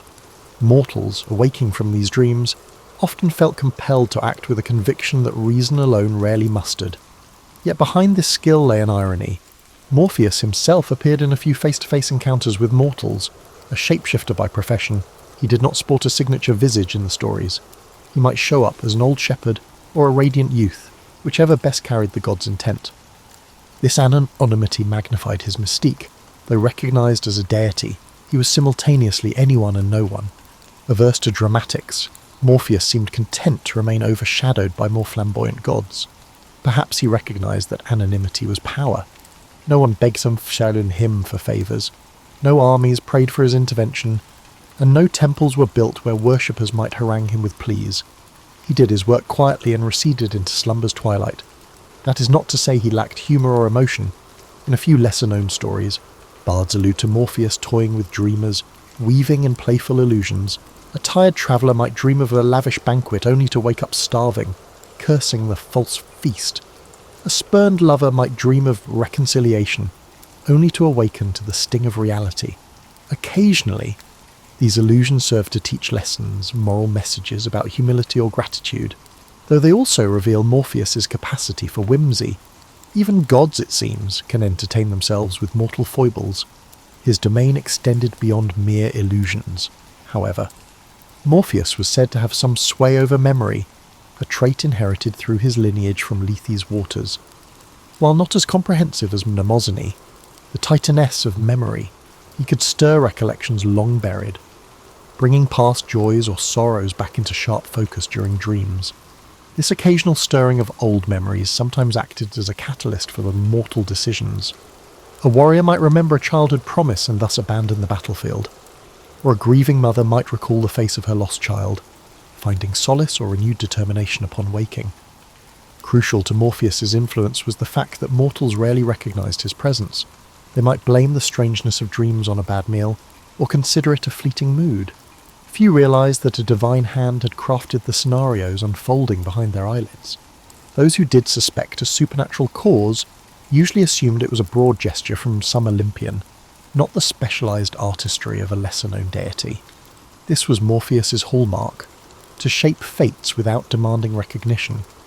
In certain Orphic traditions, the mention of Morpheus is accompanied by rituals intended to court beneficial dreams. People might write prayers or incantations, hoping for a vision that clarified a dilemma or revealed hidden truths. These rites were more private than the grand festivals for Demeter or Dionysus. They involved quiet petitions, often performed at bedside altars. A cup of warm drink, a simple token left under a pillow, or an inscription repeated before sleep might invite his favour. If results came, They were ephemeral, a dream that might fade by dawn, leaving behind only an inarticulate sense of guidance. Gradually, as Greek culture gave way to Roman rule, Morpheus's name and role adapted. The Romans had their pantheon, but they also absorbed Greek deities, translating them into Latin forms or merging them with local gods. Morpheus found a place in this cultural tapestry, aided by Ovid's literary gifts. His shapeshifting grew into an enduring metaphor for the power of dreams to challenge the status quo, to give mortal minds a glimpse of possibilities otherwise unreachable. That notion that something intangible could spark real-world change proved resilient. Even after temples crumbled and pantheons lost their worshippers, the idea lingered, quietly echoing whenever humans closed their eyes and wandered into the land of sleep.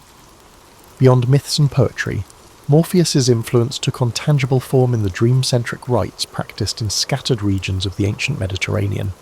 Temple incubations, particularly those dedicated to Asclepius, the god of healing, are well documented. Supplicants slept in sanctuaries to receive curative or prophetic dreams.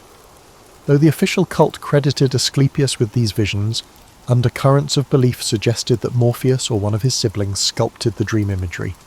In many accounts, dreamers would see Asclepius himself performing a healing act, but behind that divine mask might lurk Morpheus's handiwork, ensuring the dream resonated with the pilgrim's personal needs.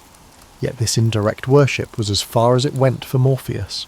No major city erected a grand temple in his honour. His name does not appear on long lists of civic gods who protected armies or oversaw commerce. In a culture that often prized the dramatic, victorious battles, epic voyages, monstrous confrontations, Morpheus's domain seemed too nebulous for large-scale devotion. Dreams were deeply personal, fleeting experiences not easily shaped into public festivals. This subtle presence, however, lent Morpheus a curious universality. He was accessible to everyone, king or peasant, without the need for elaborate ceremonies. A fisherman dozing by the shore might receive a warning dream about an approaching storm, courtesy of Morpheus. A farmer's child might glimpse a future bride in a fleeting reverie. Although such visions were unpredictable, they reflected a certain democratic aspect of his power. No mortal was too lowly or too exalted to receive a nighttime visitation. Philosophical schools took varied stances on dream deities. The Stoics viewed dreams with skepticism unless they aligned with virtue or reason. The Epicureans dismissed them as mental residue with no supernatural origin. Yet others, including certain Platonists, entertained the possibility that divine agencies influenced the soul during its nocturnal wanderings. Morpheus occupied a liminal space in these debates, neither firmly asserted nor fully denied. The complexity of dream experiences made them resistant to strict categorization, mirroring Morpheus's inherent elusiveness. In the everyday lives of ancient Greeks and Romans, dream interpretation became a small-scale industry. Travelling dream interpreters or local wise women offered readings, attributing cryptic images to messages from gods. Manuals like the Oneirocritica by Artemidorus served as compendiums of symbolic meanings. A dream about a serpent might portend betrayal or healing, depending on context. While Morpheus himself rarely got explicit credit, these interpretive practices implicitly acknowledged a shaping force behind dreams. It was possible to feel the subtle touch of a divine hand in every strange or enlightening vision. Meanwhile, dramatists occasionally hinted at Morpheus's presence on stage. In certain tragedies or comedies, characters received revelatory dreams that set the plot in motion. Although playwrights typically invoked the major gods, Zeus, Athena, Apollo, some lines implied that it was a shapeless whisper of the night that delivered the dream. Audiences familiar with mythic lore would quietly attribute that role to Morpheus, even if the script avoided naming him outright. This indirect cameo suited his nature, a cameo in illusions rather than a direct spotlight role.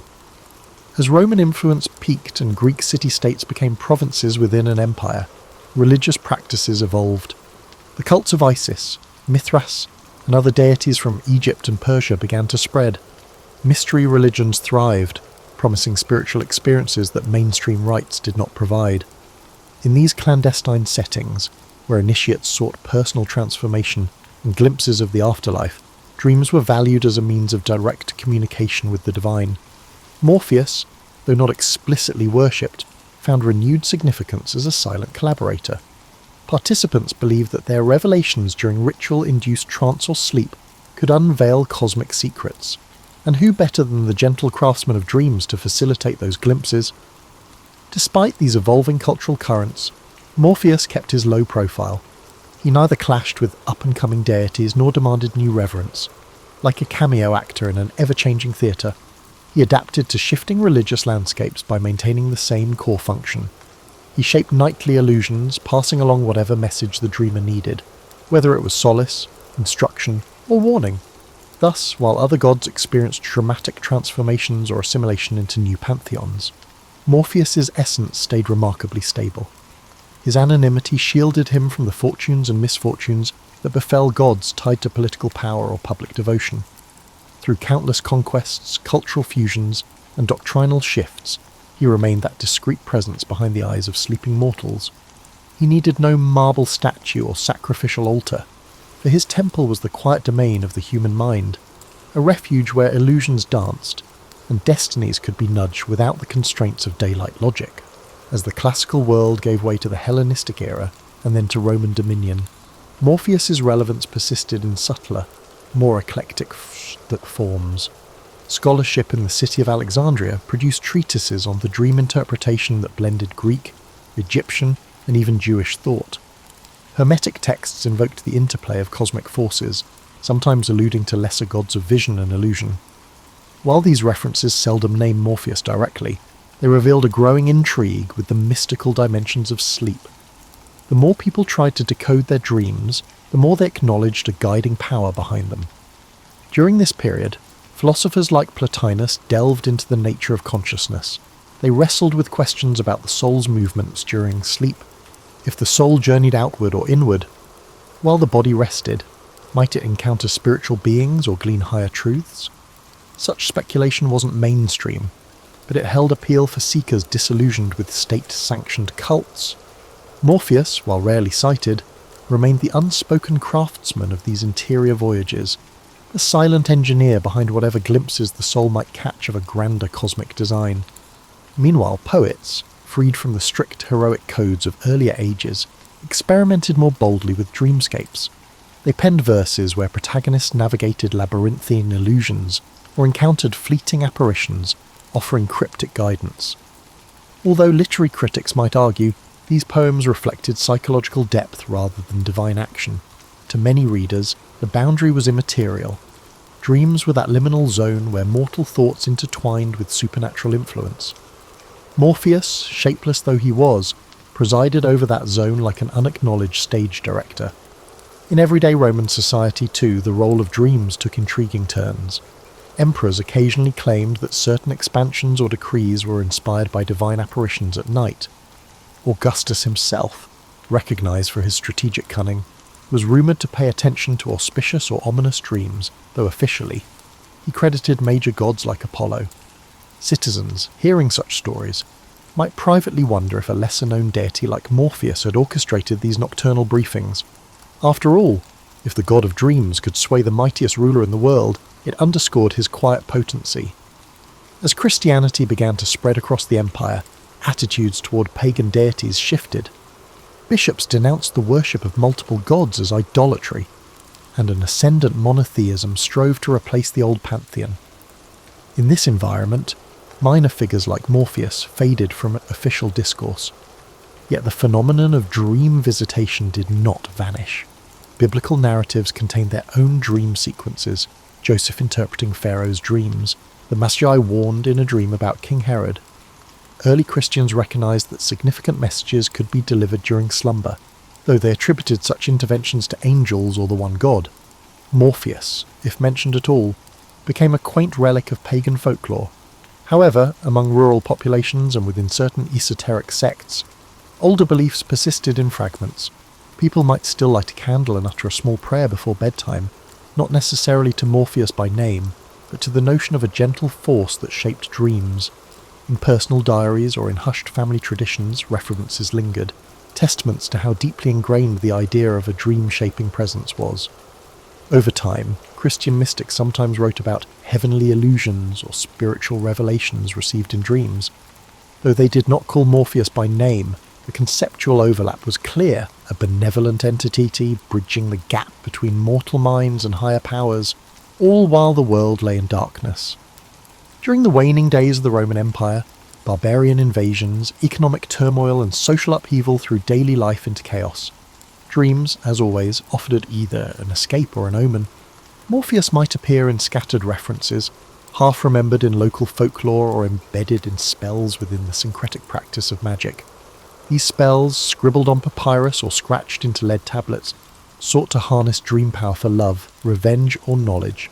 In some, the incantation invoked a shape-shifting figure of night, a shadowy being able to emulate any human form. The text might use Greek or Latin synonyms, never explicitly stating Morpheus, but the lineage was clear to those who knew their myths. By the time the Western Roman Empire collapsed in the 5th century CE, the tapestry of old gods had unravelled in public life. Grand temples stood empty, their rituals undone, yet the intangible realm of dreams persisted as a private frontier. Morpheus, whether recognised by name or not, retained his function. As centuries slipped by, he would shape-shift again, receding deeper into cultural memory. In occasional manuscripts or monastic texts, he survived as literary reference, an allegory for illusions or hidden messages that surface when reason dims. The twilight of antiquity thus set the stage for a Middle Ages in which classical gods receded but never vanished entirely. Like seeds buried under layers of history, their legacies lay dormant, waiting to surface when imagination or scholarly curiosity revived them.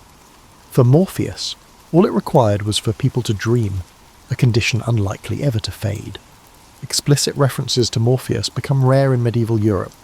The academic class largely occupied itself with textual analysis and theological treatises as Latin Christendom shaped the intellectual and spiritual terrain. If at all mentioned, dreams were explained as the result of divine or demonic powers. Still, the classical corpus never vanished entirely. Though sometimes covertly, copies of Ovid's Metamorphoses were distributed in monasteries due to the church's conflicted view of pagan literature. Morpheus stayed a weird footnote in these books, a name a conscientious monk or a curious researcher would come upon and question. The handful who did study Ovid or other classical texts came onto someone who resisted simple moral classification. Neither was Morpheus a demon, nor did he fit Christian angelology exactly. Instead, he was a crafter of visions, free from ideas of sin or virtue. Sometimes this ambiguity inspired creative interpretations, particularly in the undercurrents of medieval allegory. Some writers suggested that Morpheus might be used to represent the illusions of the world, his form shifting a metaphor for the ephemeral character of worldly concerns. Still, these readings were occult rather than conventional. Greek philosophy was kept alive and developed in the Islamic world, meanwhile.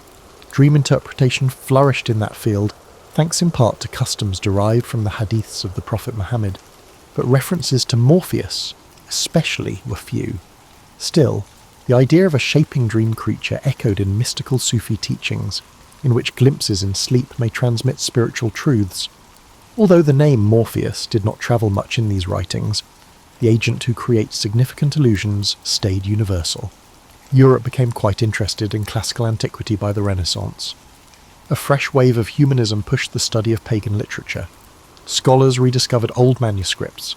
Artists found inspiration in Greek and Roman mythology. Morpheus revived in this environment. Poets started referring to him more freely, entwining him into allegorical tales about time, knowledge, and love, though their images differed, since the ancients never offered a consistent iconography. Painters occasionally portrayed him as a winged young man or as a delicate presence hanging over a slumbering person. Beyond intellectual and creative circles, Christianity and local mythology concerning dreams nevertheless affected the public imagination. Common people could talk of night hags or guardian angels, entities visited during sleep, but not so much of an ancient Greek dream maker. But at the courts of Europe, where educated courtiers flaunted their classical knowledge, a reference to Morpheus marked the speaker as well-versed in old stories, a sophisticated illusion. Sometimes masquerading writers of masques and pageaux personified dreams, calling them Morpheus for a little vintage flair. The printing press helped these illusions to proliferate more quickly. Ovid's translations into common languages brought the clever dream shaper a larger audience. Renaissance writers who loved stacking their works with antique themes grew to favour Morpheus. He represented to them the magical ability of illusions, the tempting attraction of imagination, capable of surpassing the physical world. Trusting the audience's increasing awareness with mythic connections, Shakespeare's contemporaries would call for Morpheus in stage directions or comic asides. Morpheus's nature stayed fluid even with this increasing attention. Unlike Jupiter or Venus, who had well-documented personalities and cults, Morpheus was defined essentially by function. This provided writers of plays and poetry freedom. One author would label him an aloof trickster, while another might write him as a kind mentor.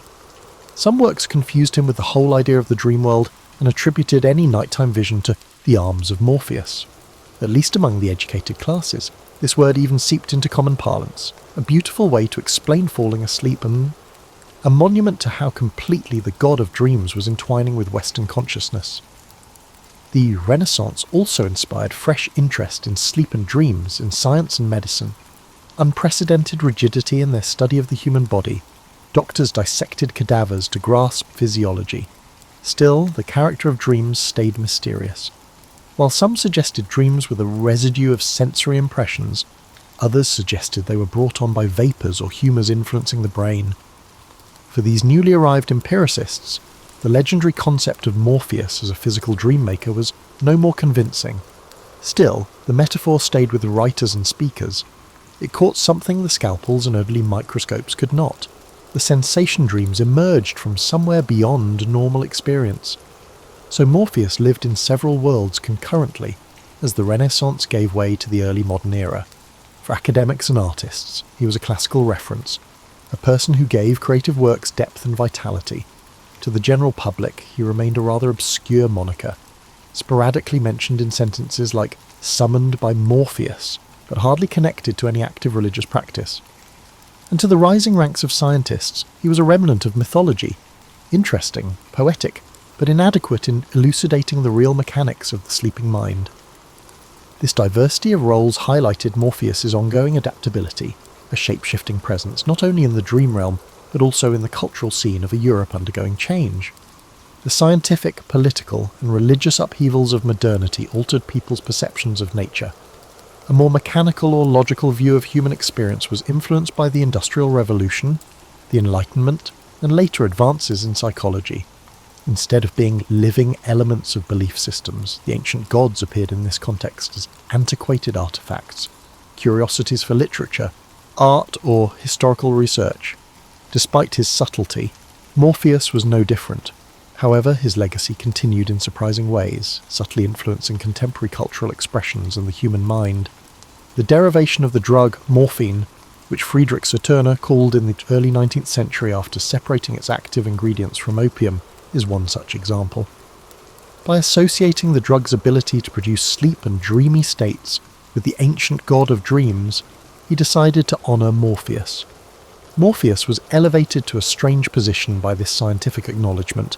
He was no longer only a mythological character, but now had a real link to medicine. Ironically, the idea that Morpheus facilitated altered consciousness, albeit through chemical rather than divine intervention, was supported by morphine's ability to ease pain and induce visions. He was still mentioned in literature, though infrequently. Enthralled with the mystery of dreams and the human imagination, romantic poets invoked Morpheus as a metaphor of spiritual or creative insight.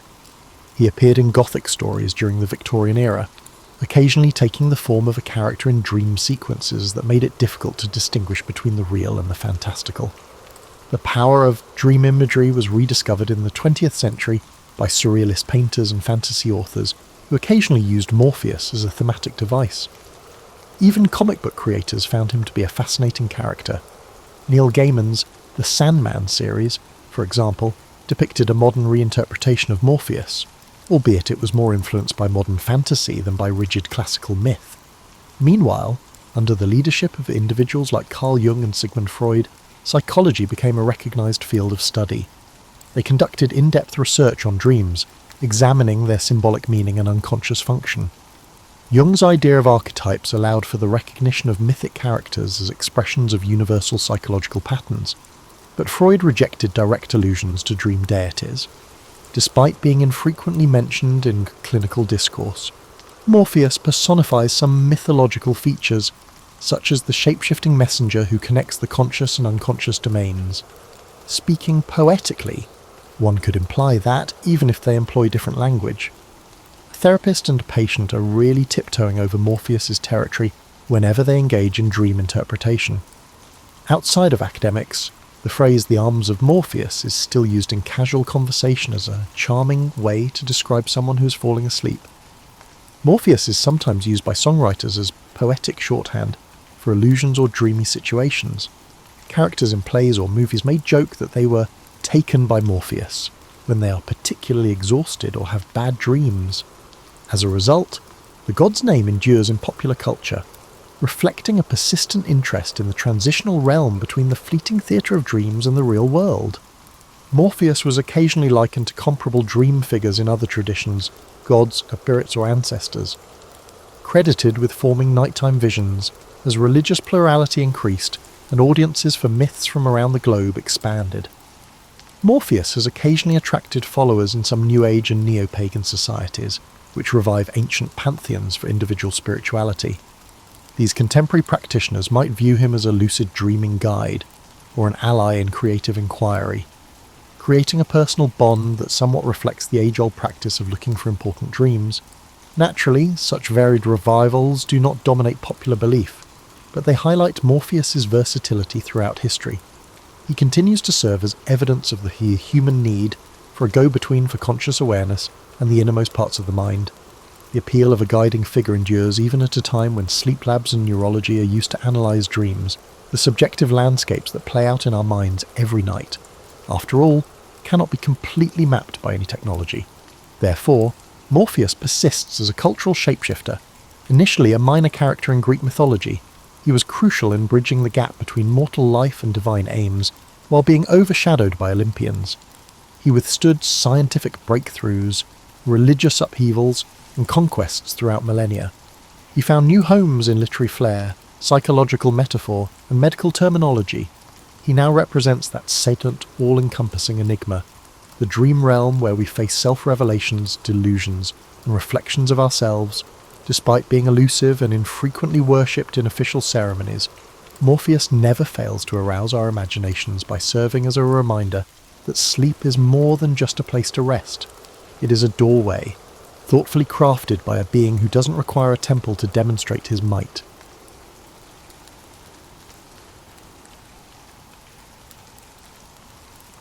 Picture this.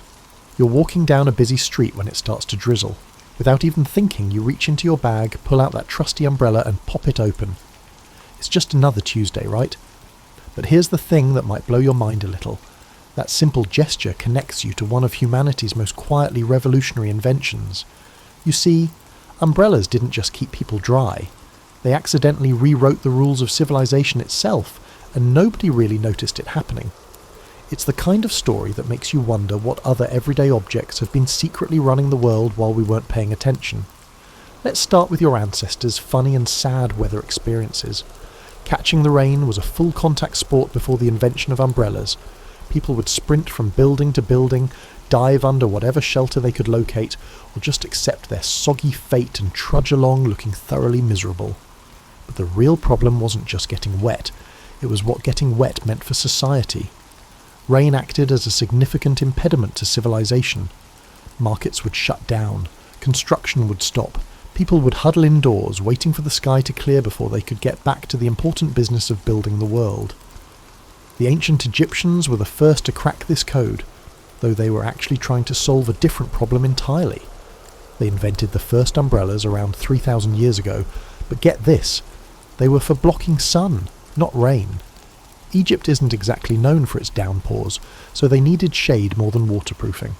These early umbrellas were basically portable shadows, and they worked beautifully for that purpose. The funny thing is, these Egyptian umbrellas were also status symbols. Only the wealthy and powerful got to walk around with their personal shade makers.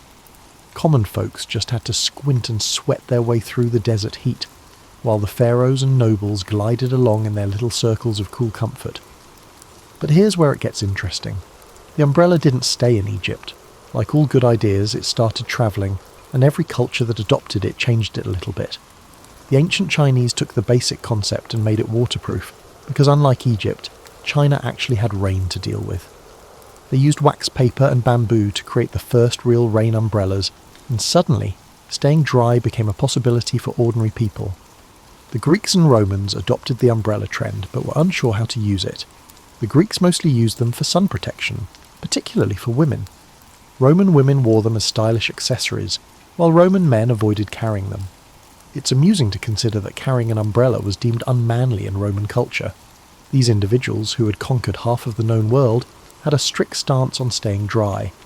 This gender divide around umbrellas would pop up again and again throughout history, and it's one of those cultural quirks that makes you realise how arbitrary our social rules can be. Something as practical as not getting soaked somehow became tangled up with ideas about masculinity and femininity, and it would take centuries for that to sort itself out. What's really fascinating is how the umbrella quietly began changing the rhythm of daily life. In places where people started using them regularly, you'd see something remarkable happen. Rain stopped being a reason to cancel everything. Markets could stay open. People could keep working. The weather became less of a dictator and more of a minor inconvenience. This may sound like a small change, but small changes have a way of snowballing into big ones. When people can move around regardless of weather, commerce improves. When commerce improves, cities grow. When cities grow, civilization becomes more complex and interesting. The umbrella served as a tiny key, enabling a more weather-independent way of living, and this was just the beginning. The umbrella's real impact on human civilization was still centuries away, waiting to unfold in ways that would surprise everyone. Now you might be wondering how a simple device for staying dry could possibly migrate around the world and change everything it touched.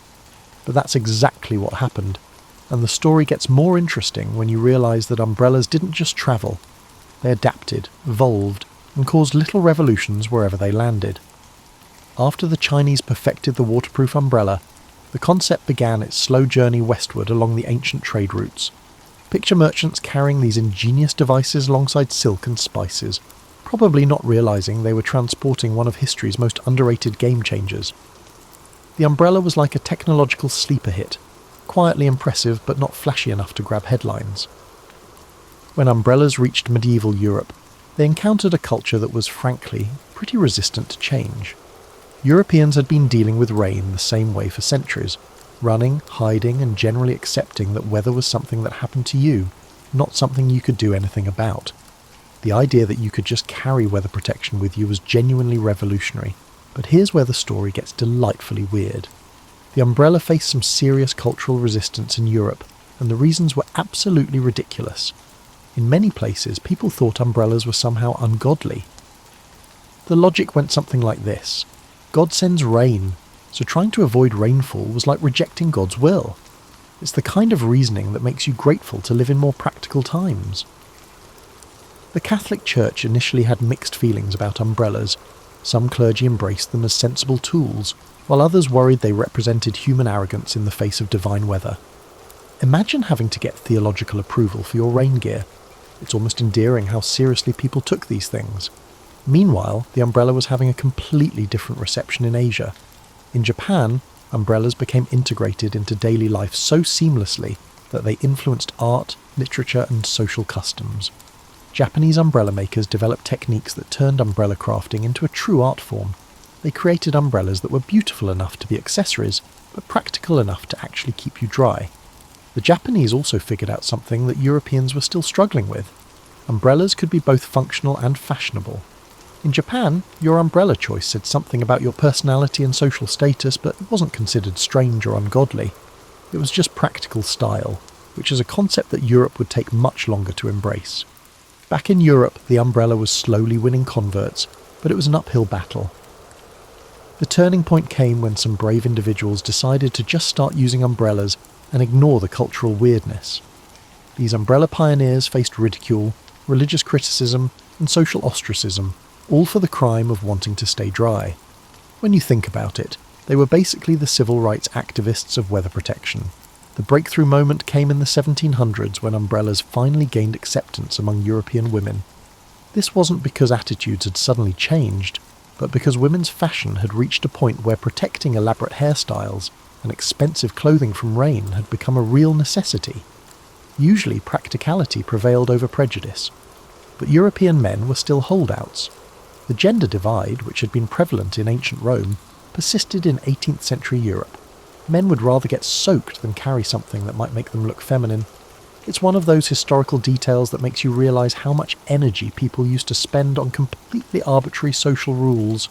The umbrella's journey through different cultures created fascinating variations. In India, umbrellas became symbols of authority and power. Indian rulers would have elaborate ceremonial umbrellas held over them as signs of their status.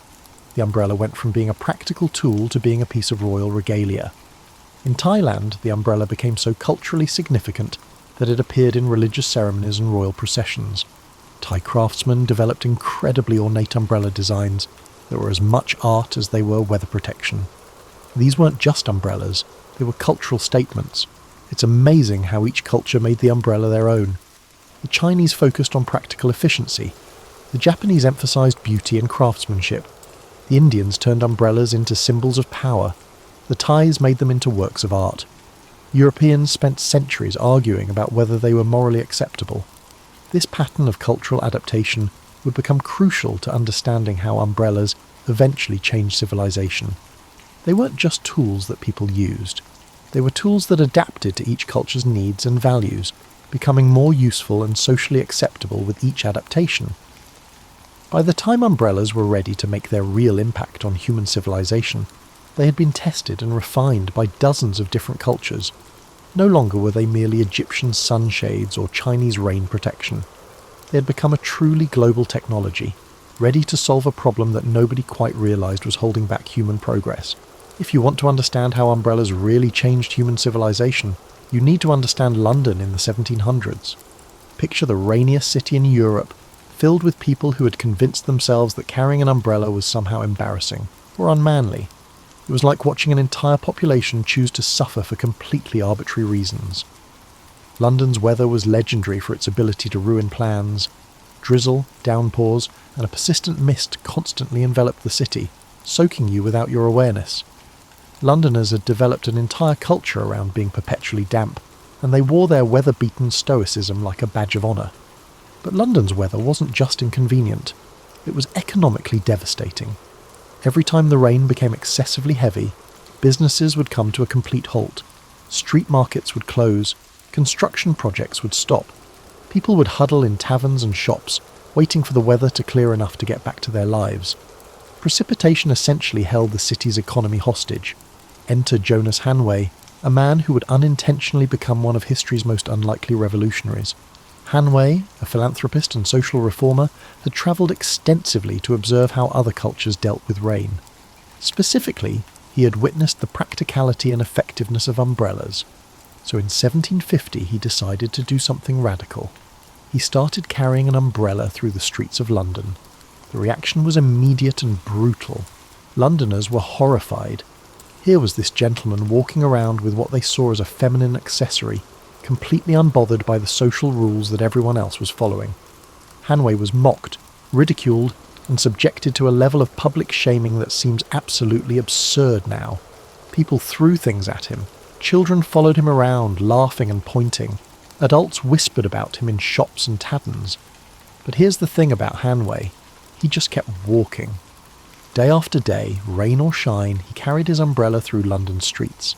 He was dry, comfortable, and completely unbothered by the social hysteria swirling around him. He had discovered a valuable insight.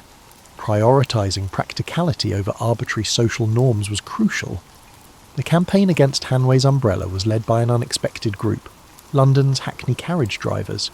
These were the taxi drivers of their day, and they correctly realised that if people could stay dry while walking, they might not need as many carriage rides. Hanway's umbrella represented a genuine economic threat to their livelihood, so they organised a campaign of harassment that would make modern internet trolls proud. Carriage drivers would try to run Hanway down. They'd splash him with muddy water. They'd shout insults and make obscene gestures. The umbrella had become a symbol of economic disruption, and the old economy was fighting back with everything it had. But Hanway had allies he didn't even know about. There were other Londoners who had been watching this drama unfold, and they were starting to think that maybe the crazy umbrella man had a point. Why should people have to get soaked just to follow social conventions? Why should the weather control everyone's daily lives? Slowly, quietly, other people started carrying umbrellas. At first, it was just a few brave souls who were willing to endure the social consequences of staying dry. But as more people joined the umbrella movement, the social pressure began to shift. It became harder to mock people for doing something that was sensible. The turning point came when prominent members of London society began carrying umbrellas. Once respected businessmen, government officials and social leaders started using them. The cultural tide turned. It became acceptable, fashionable, then absolutely normal to carry an umbrella in London. What happened next was remarkable. London's economy began to change in ways that nobody had predicted. With people able to move around regardless of weather, commerce became more reliable. Markets could stay open in light rain. Construction projects could continue through drizzle. The city's economic activity became less dependent on perfect weather conditions. This had a snowball effect that transformed London into a more dynamic, productive city. When people can work and shop and travel regardless of weather, the entire pace of urban life accelerates. London was becoming a modern city, partly because its residents had finally figured out how to stay dry. The umbrella revolution also changed London's social dynamics. Street life became more vibrant because people weren't constantly ducking into buildings to avoid rain. Public spaces became more usable. Even during London's frequent light rain, people could enjoy the city's famous parks and squares. But perhaps most importantly, the umbrella breakthrough in London proved that cultural resistance to practical innovations could be overcome. Hanway had shown that one person, consistently doing something sensible despite social pressure, could eventually change an entire city's behaviour. London's umbrella adoption was being watched by other cities across Europe and beyond. If London, conservative, traditional, weather-obsessed London, could embrace umbrellas, then maybe the resistance to this simple but revolutionary technology was finally breaking down. The stage was set for umbrellas to spread across the developed world, and when they did, they would change far more than just people's relationship with rain. They would fundamentally alter how human civilization dealt with the unpredictable forces of nature. You probably never thought of umbrellas as industrial equipment, but that's exactly what they became during the 1800s. While everyone was focused on steam engines and factories, umbrellas were quietly solving one of the Industrial Revolution's biggest problems, keeping workers productive regardless of weather. Before widespread umbrella adoption, industrial productivity was still surprisingly dependent on weather patterns. Construction workers would lose entire days to rain. Dock workers couldn't effectively load and unload ships in heavy downpours. Even factory workers were affected, since many had to travel significant distances to work and would arrive soaked and miserable on rainy days. But here's where it gets interesting. As umbrellas became more common and socially acceptable, something remarkable happened to industrial productivity. Workers could travel to their jobs regardless of weather. They arrived at work dry and ready to be productive. Construction projects could continue through light rain. The weather became less of a factor in industrial output. The data clearly demonstrates this. Cities that adopted umbrellas earlier showed measurably higher productivity during rainy seasons compared to cities that resisted them. It wasn't a huge difference, but it was consistent and significant. Umbrellas were literally helping power the Industrial Revolution by making human labour more weather independent. This industrial connection led to the first mass production of umbrellas. Factories began producing affordable umbrellas for working class people, not just the wealthy. The Industrial Revolution created a need for weather-independent workers, and umbrellas filled that need perfectly. It's one of those beautiful examples of technology creating its own demand. The umbrella industry itself became a significant part of the industrial economy. Umbrella factories employed thousands of workers and developed sophisticated manufacturing techniques. They pioneered new materials, improved designs, and created distribution networks that reached every corner of the developed world. The umbrella had gone from being a curiosity to being a cornerstone of industrial society. But the real breakthrough came when umbrellas started changing urban planning. City planners began to realise that if people could move around comfortably in light rain, they could design cities differently. Pedestrian areas could be more extensive. Public spaces could be designed with the assumption that people would use them in various weather conditions. This shift in urban planning philosophy was subtle, but profound. Cities began to feel more livable because they were designed for people who had weather protection. Street layouts became more pedestrian-friendly. Public transportation systems could be designed with the assumption that people could walk to stations regardless of weather. The umbrella also played a crucial role in the development of modern retail. Department stores and shopping districts became viable because customers could browse and shop even during light rain. Before umbrellas, retail was much more weather dependent. Storekeepers would lose entire business days to rain. But with umbrellas, shopping became a year-round activity. This retail revolution had enormous economic implications. Cities with good umbrella adoption developed more sophisticated commercial districts. Consumer culture could flourish because consumption wasn't limited by weather patterns. The modern shopping experience, where people casually browse stores regardless of weather, was made possible partly by umbrellas. The umbrella's impact on women's participation in public life was particularly significant. Before umbrellas, women's elaborate clothing and hairstyles made them especially vulnerable to weather. A sudden downpour could ruin an expensive dress or destroy hours of careful grooming. This made women more likely to stay indoors during uncertain weather, limiting their participation in public life. But umbrellas changed this dynamic completely. Women could venture out with confidence, knowing they had protection from sudden weather changes. This might sound like a small thing, but it contributed to broader changes in women's social participation. When women could move around cities more freely, they became more active in commerce, culture, and eventually politics. The umbrella also influenced the development of modern professional culture. Business meetings could be scheduled without as much concern about weather. Professional appointments became more reliable. The business world could operate with greater predictability because weather became less of a disruptive factor. Perhaps most importantly, umbrellas helped create the modern expectation that daily life should be comfortable and predictable. Before umbrellas, people accepted that weather would occasionally make them miserable. There was a fatalistic attitude toward getting soaked or overheated. But umbrellas introduced the idea that discomfort from weather was optional, not inevitable. This psychological shift was enormous. Once people realised they could control their comfort level in relation to weather, they started expecting that control in other areas of life. The umbrella contributed to the modern mindset that sees environmental discomfort as a problem to be solved, not a fate to be accepted.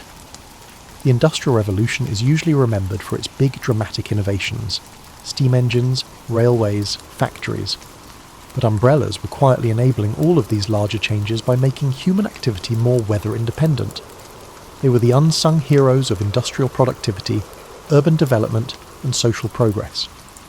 By the mid-1800s, umbrellas had become so integrated into industrial society that it was hard to imagine how civilization had functioned without them.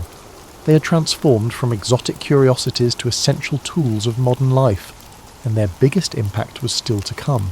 By the late 1800s, something remarkable was happening with umbrellas that would change the course of human civilization. They were becoming truly democratic.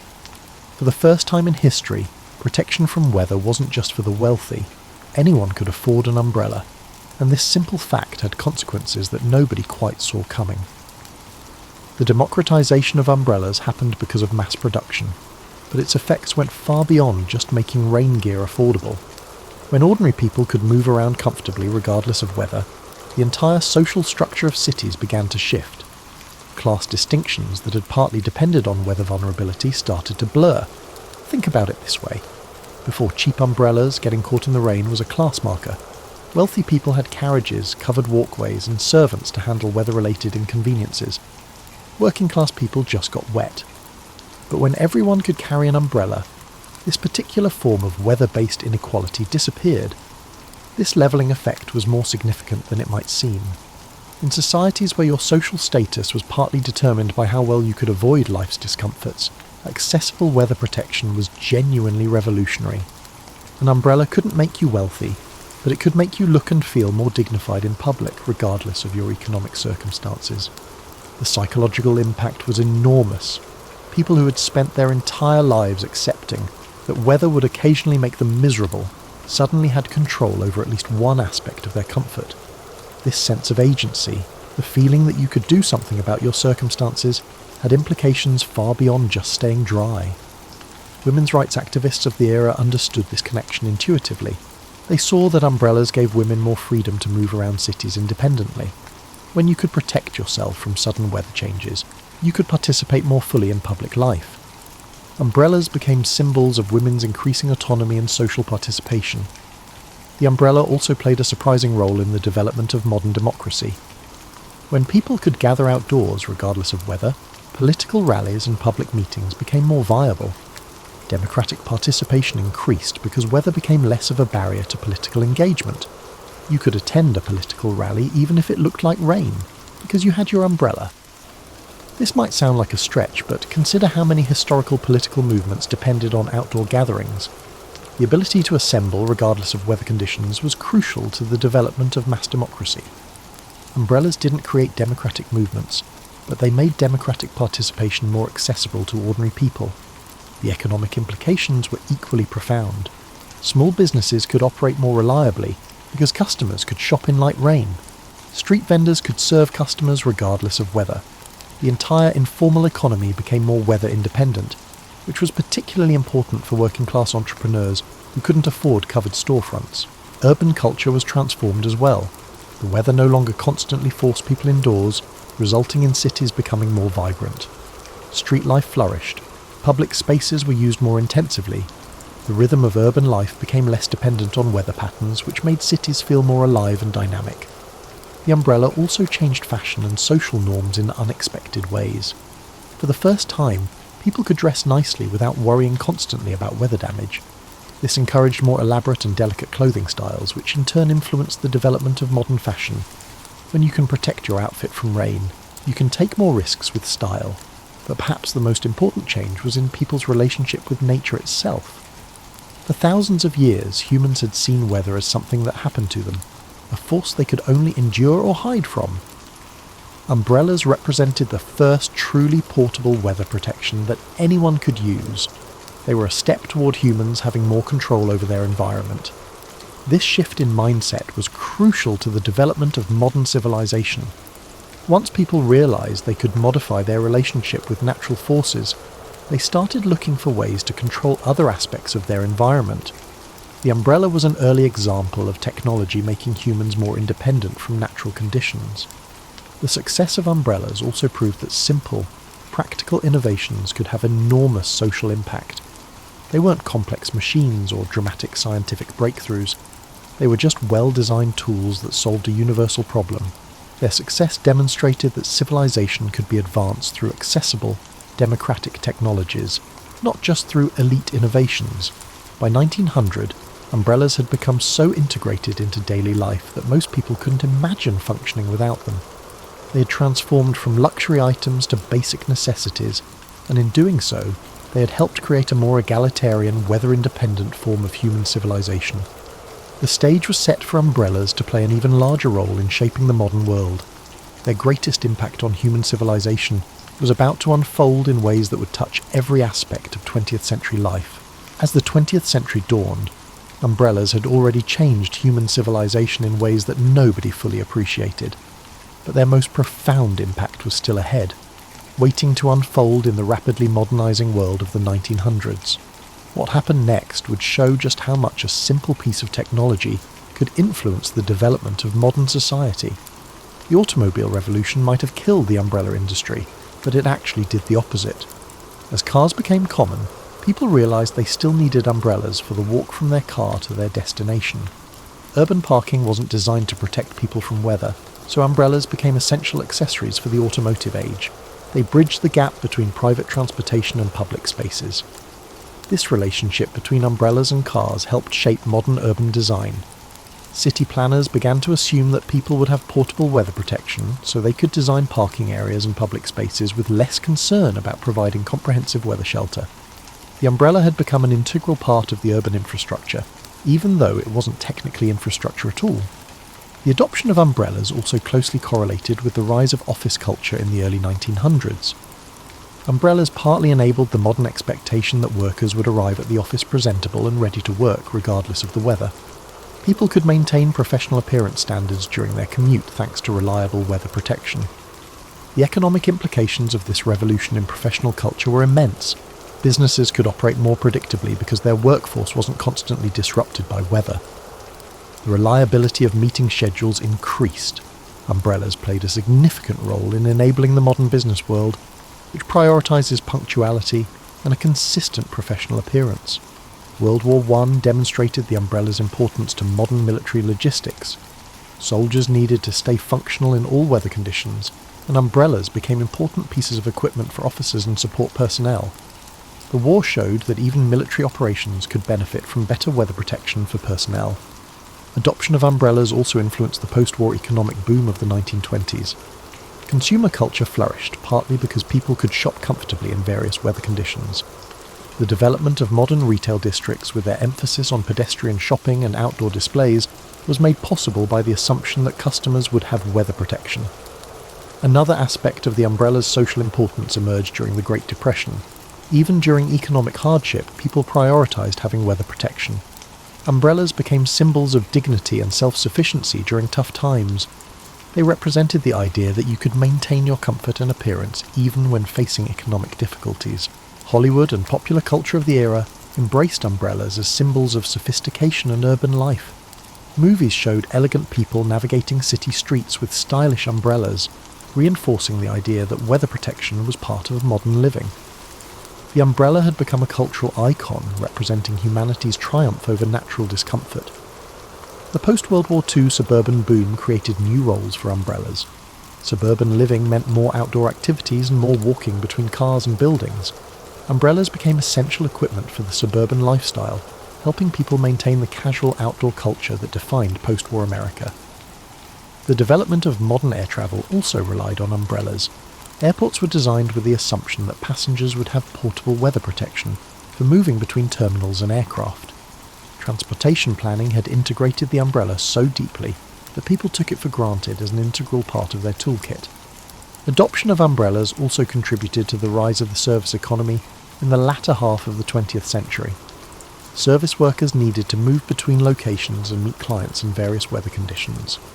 Umbrellas made service-based businesses more viable by allowing workers to maintain professional standards regardless of weather. The women's liberation movement of the 1960s and 70s built on the foundation of independence that umbrellas had helped create. Women who could move around cities confidently, protected from weather, were better positioned to participate fully in professional and political life. The umbrella had been quietly supporting women's autonomy for decades. Umbrellas also played a crucial role in the development of modern sports and recreation culture. Outdoor events could proceed in light rain because spectators had weather protection. The availability of personal weather protection supported the modern expectation that recreational activities should be comfortable and accessible. By the end of the 20th century, umbrellas had become so thoroughly integrated into modern life that they were invisible. They had helped create a civilization where weather was a minor inconvenience rather than a major constraint on human activity. Accessible, portable weather protection laid the foundation for the modern world's assumption that people could function normally in various weather conditions. The umbrella had accomplished a remarkable feat. It increased human independence from natural forces without necessitating complex technology or extensive infrastructure. It was a democratic solution to an ancient problem, and it had quietly enabled much of what we consider modern civilization. Here you are at the end of this story, probably looking at umbrellas completely differently than you did an hour ago. What started as a simple tale about staying dry has revealed something much more profound.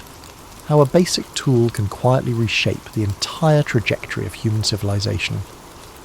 The most remarkable thing about the umbrella revolution is how invisible it became. By the mid-20th century, umbrellas were so thoroughly integrated into human life that people stopped thinking about them as revolutionary technology. They had become part of the background infrastructure of modern living, like sidewalks or streetlights, essential but unnoticed. This invisibility is actually the mark of the umbrella's complete success. The most transformative technologies are often the ones that become so natural that we forget they're technologies at all. You don't think about your umbrella as a sophisticated piece of engineering that represents thousands of years of human innovation. You just think of it as the thing that keeps you dry. But now you know better. You know that your umbrella connects you to ancient Egyptian pharaohs seeking shade, Chinese inventors creating the first waterproof designs, and brave souls like Jonas Hanway, who endured ridicule to prove that staying dry was worth fighting for. Every time you open your umbrella, you're participating in one of humanity's longest-running technological traditions. The umbrella's story also reveals something important about how civilization actually progresses. It's not just about dramatic breakthroughs and famous inventors.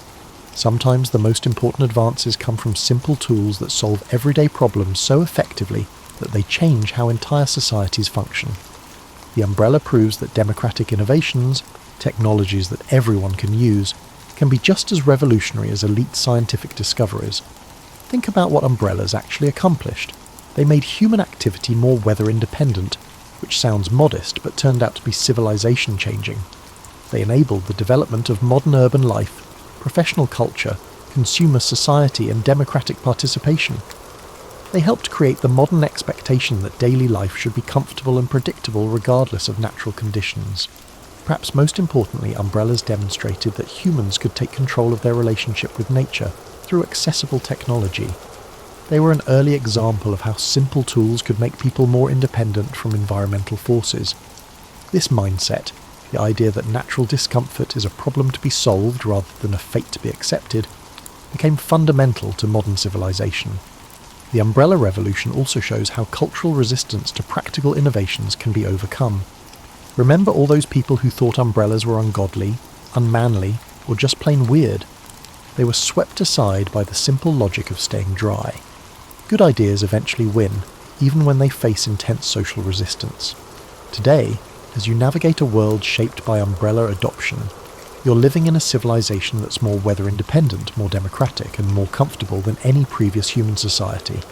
The modern world's assumption that people can function normally in various weather conditions is built on the foundation that umbrellas helped create. The next time you see someone struggling with an umbrella on a windy day, remember that they're participating in one of humanity's most successful ongoing experiments in environmental control. That flimsy piece of fabric and metal represents thousands of years of human ingenuity and determination to make life a little bit better. The umbrella story is still being written.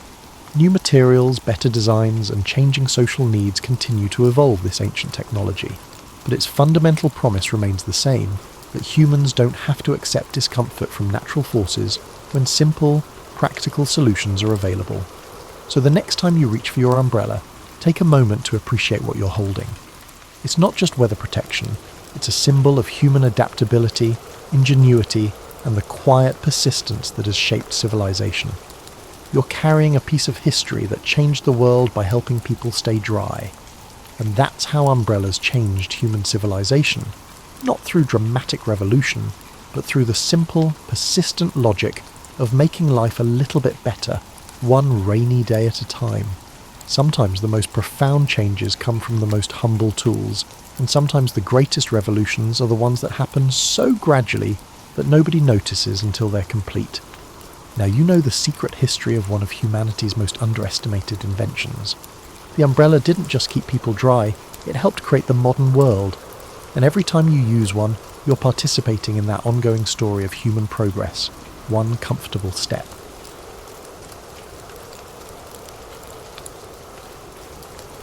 Aurelia was born into a world that prized lineage above all else. It was the 2nd century AD, and though Rome's empire seemed invincible, quiet fissures ran through its foundations. Whispers of unrest spread from remote frontiers, contradicting the grand arches and bustling avenues that proclaimed Rome's superiority. Opulent banquets clashed with the daily struggles of the poor. This was a realm of paradox, where marble monuments stood beside rickety shacks, and philosophers debated lofty ideals while gladiators fought for public amusement.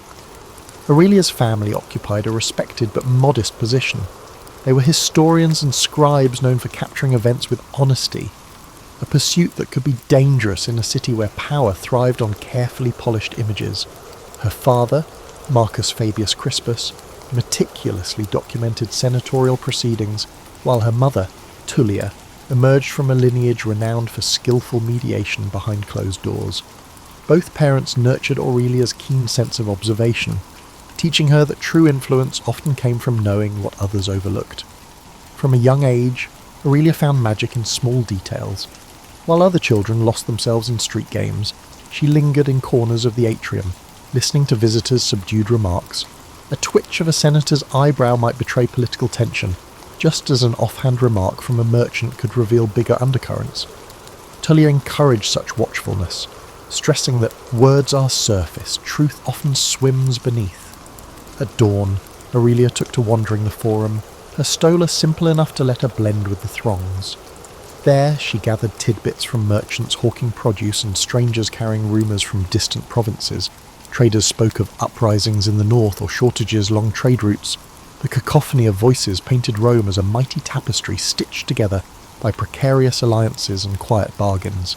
On her 16th birthday, Aurelia was gifted a small studious room in the family villa. Stacks of scrolls, wax tablets, and half-finished transcripts filled the cramped space. She revelled in sifting through tax records, legionary petitions, and memoranda from minor officials.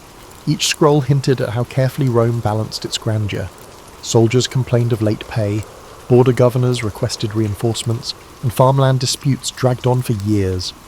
Aurelia's father commended her diligence, but warned that too much curiosity can cast unwelcome light on things meant to stay in shadow. It wasn't long before she noticed the difference between the city's official image and its underlying truths. Public buildings boasted inscriptions praising the emperor's benevolence. But in the margins of her father's notes, Aurelia saw hints of legionary discontent and senators pushing private agendas. She learned that Rome, for all its majesty, sustained itself through 1,000 unacknowledged compromises. Tullia, meanwhile, introduced her daughter to the subtleties of social dance. At dinner gatherings, she guided Aurelia's gaze toward how swiftly the tone of conversation changed when influential guests arrived. A stray remark could be retracted in seconds if it threatened the delicate web of alliances. "See how they pivot," Tullia would whisper. "That's where real power lies, in the shift between what's said and what's implied." Still, Aurelia loved Rome.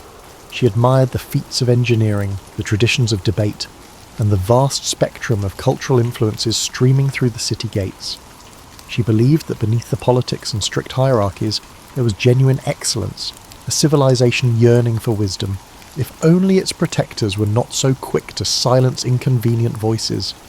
One hazy morning, as she strolled toward the forum, Aurelia noticed a disquieting hush. A handful of vendors had set up stalls, but the usual clamour was missing. People stood in small knots, murmuring about a legion commander who had refused an imperial edict. Though unconfirmed, the rumour cast a pall that lingered in every doorway. Aurelia felt a chill. Even idle speculation carried weight in an empire where fear could bloom instantly. She hurried home, intending to share her observations with Marcus. He listened intently, his stylus paused over a fresh scroll, then he gave her a solemn look. "We must be certain before recording rumours," he said. "Unchecked talk can stir panic or invite unwelcome attention." Aurelia nodded, but her curiosity wouldn't rest. That very evening, she opened her private journal and wrote every scrap of hearsay she had gathered. She sensed a reckoning forming at Rome's edges, like a distant thunder that might soon reverberate through marble halls. Even then, she had no inkling of how personal the storm would become. The tension Aurelia had sensed soon took shape in a single event. Nisia, a Greek-born olive merchant and one of Aurelia's most treasured confidants, vanished overnight. Gossip whispered that the Praetorian Guard had arrested her before dawn. Unsubstantiated talk claimed Nisia possessed letters challenging Rome's supposedly divine authority, an accusation severe enough to crush anyone caught in its net. Alarm coursed through Aurelia. Nietzsche had always been inquisitive, reading scrolls on Eastern philosophies and debating Plato's teachings with anyone who would listen. Aurelia couldn't imagine her as a threat, but in Rome's charged climate, curiosity often bordered on sedition. Desperate to learn more, Aurelia combed the forum's edges, interrogating acquaintances who might have glimpsed the arrest. Most merchants lowered their voices at the guard's mention, wary of drawing scrutiny themselves. At home, Tullia observed Aurelia's distress. Rather than scold her, she murmured, "Prudence is our lifeline. Inquire gently." Yet Tullia herself covertly sought leads through acquaintances in minor governmental posts. Marcus, on the other hand, reacted with carefully measured concern. He understood the stakes, but warned Aurelia that intervention might place the family under suspicion. Though well-intentioned, his caution left her feeling powerless, determined not to stand idle. Aurelia visited Petronius, an elderly scribe rumoured to have ties within the Praetorian administration. His cramped workshop smelled of ink and musty parchment, scrolls spilling off the shelves. After a furtive glance at the door, Petronius conceded that a woman matching Nicia's description had been held for questioning. He claimed that certain documents had been confiscated, referencing ideas unfit for Rome's ears. Aurelia felt her blood chill. She recalled how Nicia once mused that no empire should claim a divine right to rule. In a sensitive era, that might be enough to brand her treasonous. At dinner, Tullia calmly explained her plan, quietly leveraged the family's modest connections. They had distant cousins who dabbled in bureaucratic circles, perhaps able to glean Nicia's whereabouts. Aurelia brimmed with a mix of gratitude and dread. She knew that every whisper to the guard was fraught with risk. Still, she nodded agreement. Silence would only doom her friend. Days stretched into a week with no official word. Aurelia, restless, slipped back into the forum each morning. Vendors eyed her warily. Even the ordinarily gregarious fruit seller offered only strange shrugs when asked if he'd heard of Nicia. Fear was contagious. Aurelia felt its cold grip in every interaction, each half-uttered sentence trailing off as though a hidden listener stood nearby. Late one evening, Tullia tapped lightly on Aurelia's chamber door, carrying a note from an obscure court scribe. Nicia might still be alive, but faced indefinite detainment. That single line sent Aurelia reeling. She realised that in Rome, indefinite detainment could easily stretch into months or years. Those who stepped into the guard's cells vanished from sight. Outraged, Aurelia argued that they should confront the authorities directly. Marcus quickly admonished her, reminding her that the guard's power extended beyond senatorial oversight. Yet Tullia met Aurelia's anger with tempered resolve. "We'll find a path, but it must be carefully walked. Charging in blindly helps no one." Aurelia took a steadying breath, trying to absorb the lesson. In a city built on negotiations, brashness often led to ruin. Her next move was to visit a respected senator known for supporting intellectual pursuits. The senator received Aurelia in a private courtyard, where columns draped in ivy offered seclusion from prying ears. He listened, hands folded, as Aurelia described Nicia's passion for knowledge rather than sedition. Though sympathetic, he admitted that direct pleas to the guard rarely succeeded without formidable backing. He promised discreet inquiries, but cautioned that Rome's storms can swallow lone voices. One morning soon after, Tullia informed Aurelia of a breakthrough. Their distant cousin had arranged a preliminary hearing regarding Nicia's arrest. The Praetorians would permit a minimal review of her case. For Aurelia, it felt like breathing again after suffocating in dread. She and Tullia spent long hours preparing arguments to cast Nicia not as a subversive, but as a scholar enamoured with the world's breadth of thought. When the day of the hearing arrived, they were ushered into a dim annex near the palace. A junior officer studied them coldly. Tullia spoke with measured deference, emphasising Rome's proud tradition of wisdom. Aurelia added heartfelt descriptions of Nicia's harmless curiosity. The officer's expression remained as still as a marble bust. He finally mumbled that he would review the matter. Though hardly reassuring, it was a door left slightly ajar. That night, Aurelia's mind teemed with both apprehension and hope. She realised that Rome, for all its shining achievements, could be brittle when threatened by unorthodox ideas. Determined not to lose her friend to that brittle machinery, Aurelia clung to the faint promise of another day, another chance to pry open the iron walls of secrecy. Though the hearing had been minimal, word of it spread quietly among those who knew Nicia. Whispers arose, mostly from scholars and minor officials who harboured doubts about the guard's sweeping powers. The city itself, however, offered little comfort. Fear permeated the streets, heightened by rumours of legionary unrest in the provinces. More arrests took place, each one generating an echo of anxiety that reverberated in every tavern and alleyway. Aurelia redoubled her efforts to glean information. She spoke in hushed tones with a tavern keeper near the Circus Maximus, who said that soldiers returning from campaigns complained of harsh discipline and uncertain pay. A freedman who worked in the Palatine stables reported overhearing fragments of conversation suggesting the emperor was deeply troubled by murmurs of disloyalty. Piece by piece, Aurelia sensed that Rome's outward splendour concealed a precarious balance ready to topple under the slightest strain. Meanwhile, Tullia continued her shadowy negotiations. She attended gatherings where influential matrons exchanged gossip like currency. Over measured sips of wine, Tullia would mention Nicia's plight, emphasising that punishing harmless curiosity stained Rome's legacy of cultural tolerance. Some nodded politely, a few frowned, but no one leapt up to intercede. Fear, Aurelia realised, had a suffocating grip on them all. One day, a curt message arrived. Nicia had been transferred to a different holding facility on the city's outskirts. Alarmed, Tullia explained that such transfers often meant increasing isolation. "We must accelerate our approach," she told Aurelia, her eyes tight with worry. If they failed, Nicia would sink deeper into a labyrinth of cells and bureaucratic silence. Hoping to muster support, Tullia hosted a modest salon at their villa. A handful of guests who prided themselves on patronage of the arts and letters accepted the invitation. The plan was to steer the conversation toward Rome's intellectual heritage, and then segue into Nicia's predicament. Aurelia circulated, bringing mulled wine and listening for any sign of genuine concern. Yet most visitors offered only lukewarm platitudes. When talk grew too specific, they retreated behind polite smiles. Afterward, Tullia confessed her frustration. Ideas captivate them, right until they realise those ideas threaten the status quo. Days later, an urgent request beckoned them to Lucius Cassius Longinus's villa. The old lawyer's hair shone white in the afternoon sun as he paced beneath olive trees. Without preamble, he explained that the guard had intensified its crackdown, spurred by the recent reports of rebellion in a distant province. Any whiff of subversion, he said, would now be met with swift, unforgiving action. Aurelia felt a surge of panic. If the texts found with Nicia were deemed radical, the entire case could vanish into a black hole of suspicion.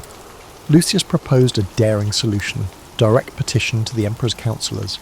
He believed that, by framing Nicia's release as a testament to Rome's enlightened grandeur, they might circumvent the guards' hostility. Flatter the Empire's self-image, he advised. Show them this is an opportunity to display magnanimity. Though it stung Aurelia to consider placating those who preyed on fear, she saw no alternative. That night, Tullia, Aurelia, and even Marcus painstakingly drafted the appeal. They cited historical precedents where Rome had pardoned scholars to champion its reputation for intellectual openness.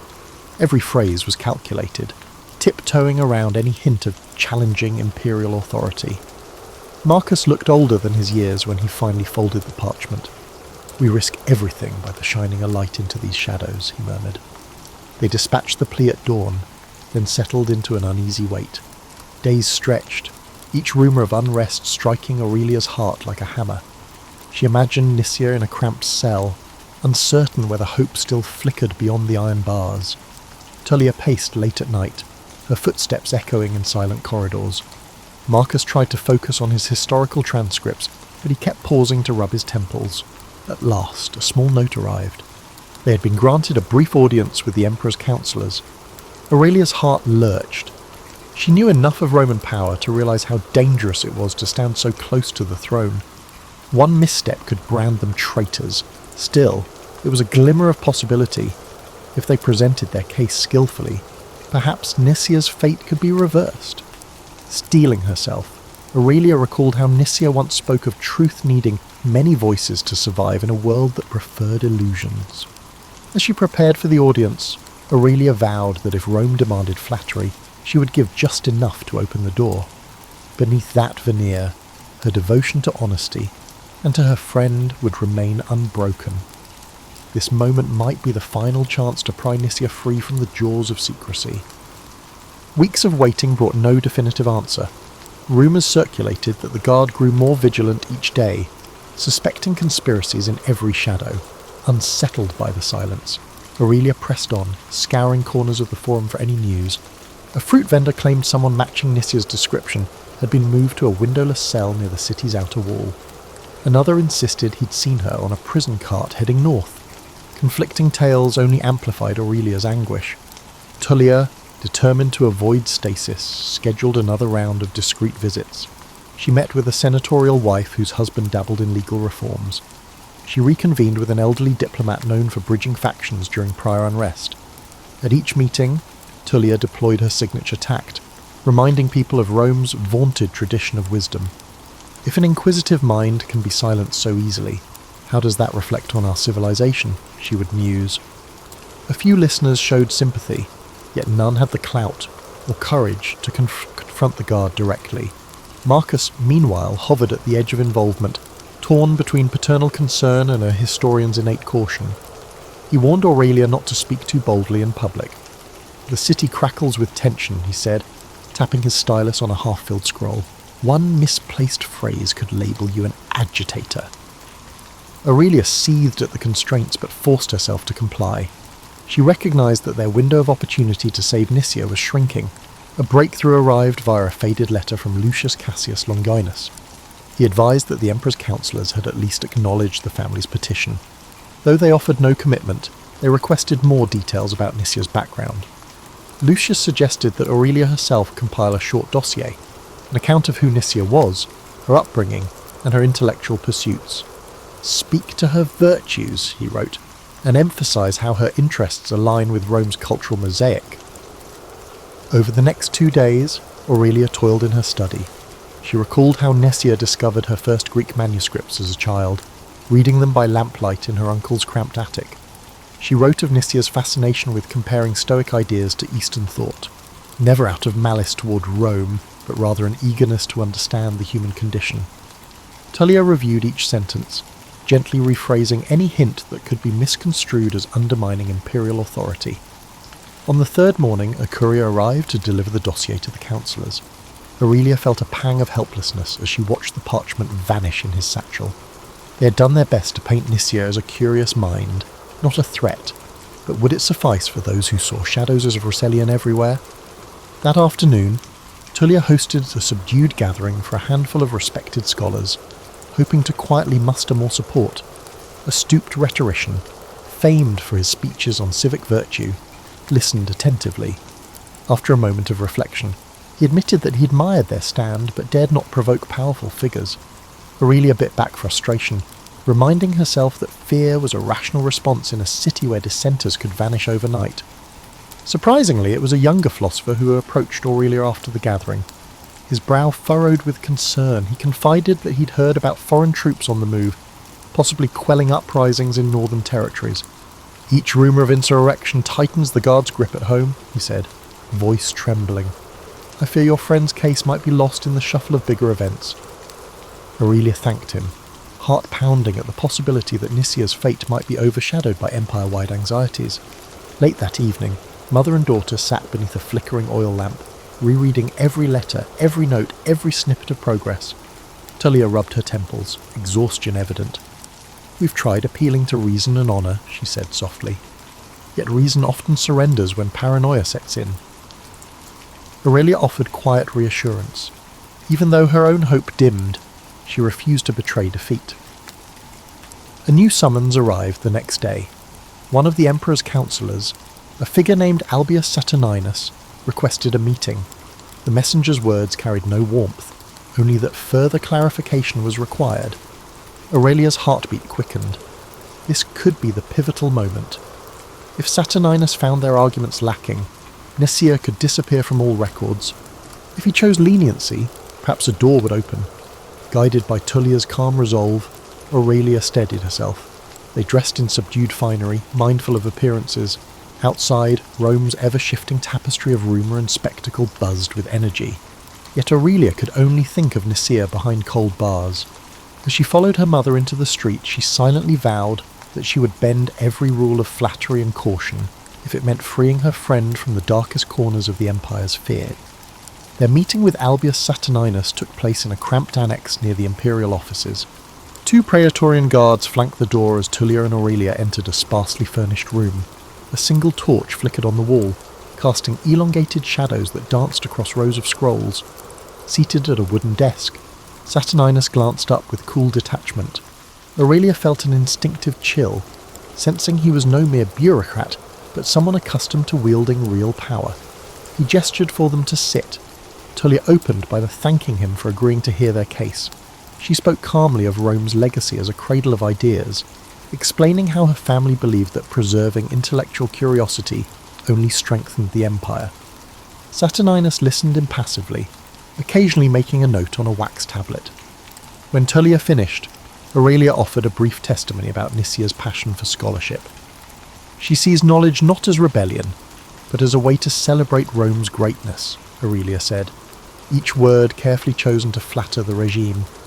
Saturninus tapped the tip of his stylus on the desk. "You paint a virtuous picture," he said.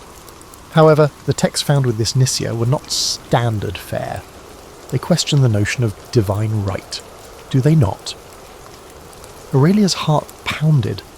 She admitted Nicia once read scrolls that contemplated whether any ruler should claim sacred authority. Saturninus frowned.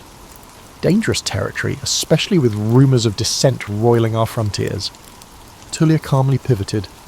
"Indeed, but we must distinguish between abstract philosophical debate and genuine sedition. My daughter can attest that Nicia has always shown respect for the emperor's role." Aurelia nodded vigorously, emphasising that Nicia's inquisitiveness meant more aimed at broadening horizons, not toppling regimes. Saturninus continued scribbling, his expression unreadable. After what felt like an eternity, he lifted his gaze. "I will conduct a personal review. If I find reason to believe her curiosity is harmless, I may recommend leniency. But if these ideas have spread beyond her personal circle, clemency grows unlikely." Tullia inclined her head. "We appreciate your fairness." She spoke the words with carefully measured gratitude, though Aurelia suspected it was only the faintest glimmer of hope. Returning home, they relayed the conversation to Marcus, who exhaled in relief that at least the door remained ajar. Still, a tightness clung to the household. Aurelia found herself plagued by nightmares, images of Nicia lost in a torchlit corridor of cells. She spent her days editing each draft they'd written, searching for any detail that might strengthen Saturninus's inclination toward mercy. One afternoon, an unexpected visitor arrived, the young philosopher who had once warned Aurelia about the rising clampdown. He carried a slim scroll, eyes alight with urgency. "I managed to speak with a contact in the Praetorian Guard," he whispered. "They say Saturninus is truly deliberating, but pressures from above are mounting. Another wave of arrests could come at any moment." Aurelia thanked him, heart heavy with the knowledge that Nicia's life hung by a thread. The days that followed were filled with confusion. Tullia arranged small gatherings, subtly reminding attendees of Rome's alleged commitment to enlightenment. She recounted the city's storied history of absorbing foreign traditions.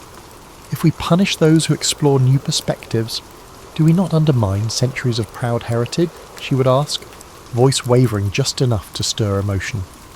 Some listeners offered sympathetic murmurs, others averted their eyes, unwilling to align themselves against the growing tide of suspicion. Aurelia found solace in revisiting old notes from Nicia, who had scribbled translations of Greek verses about the pursuit of truth.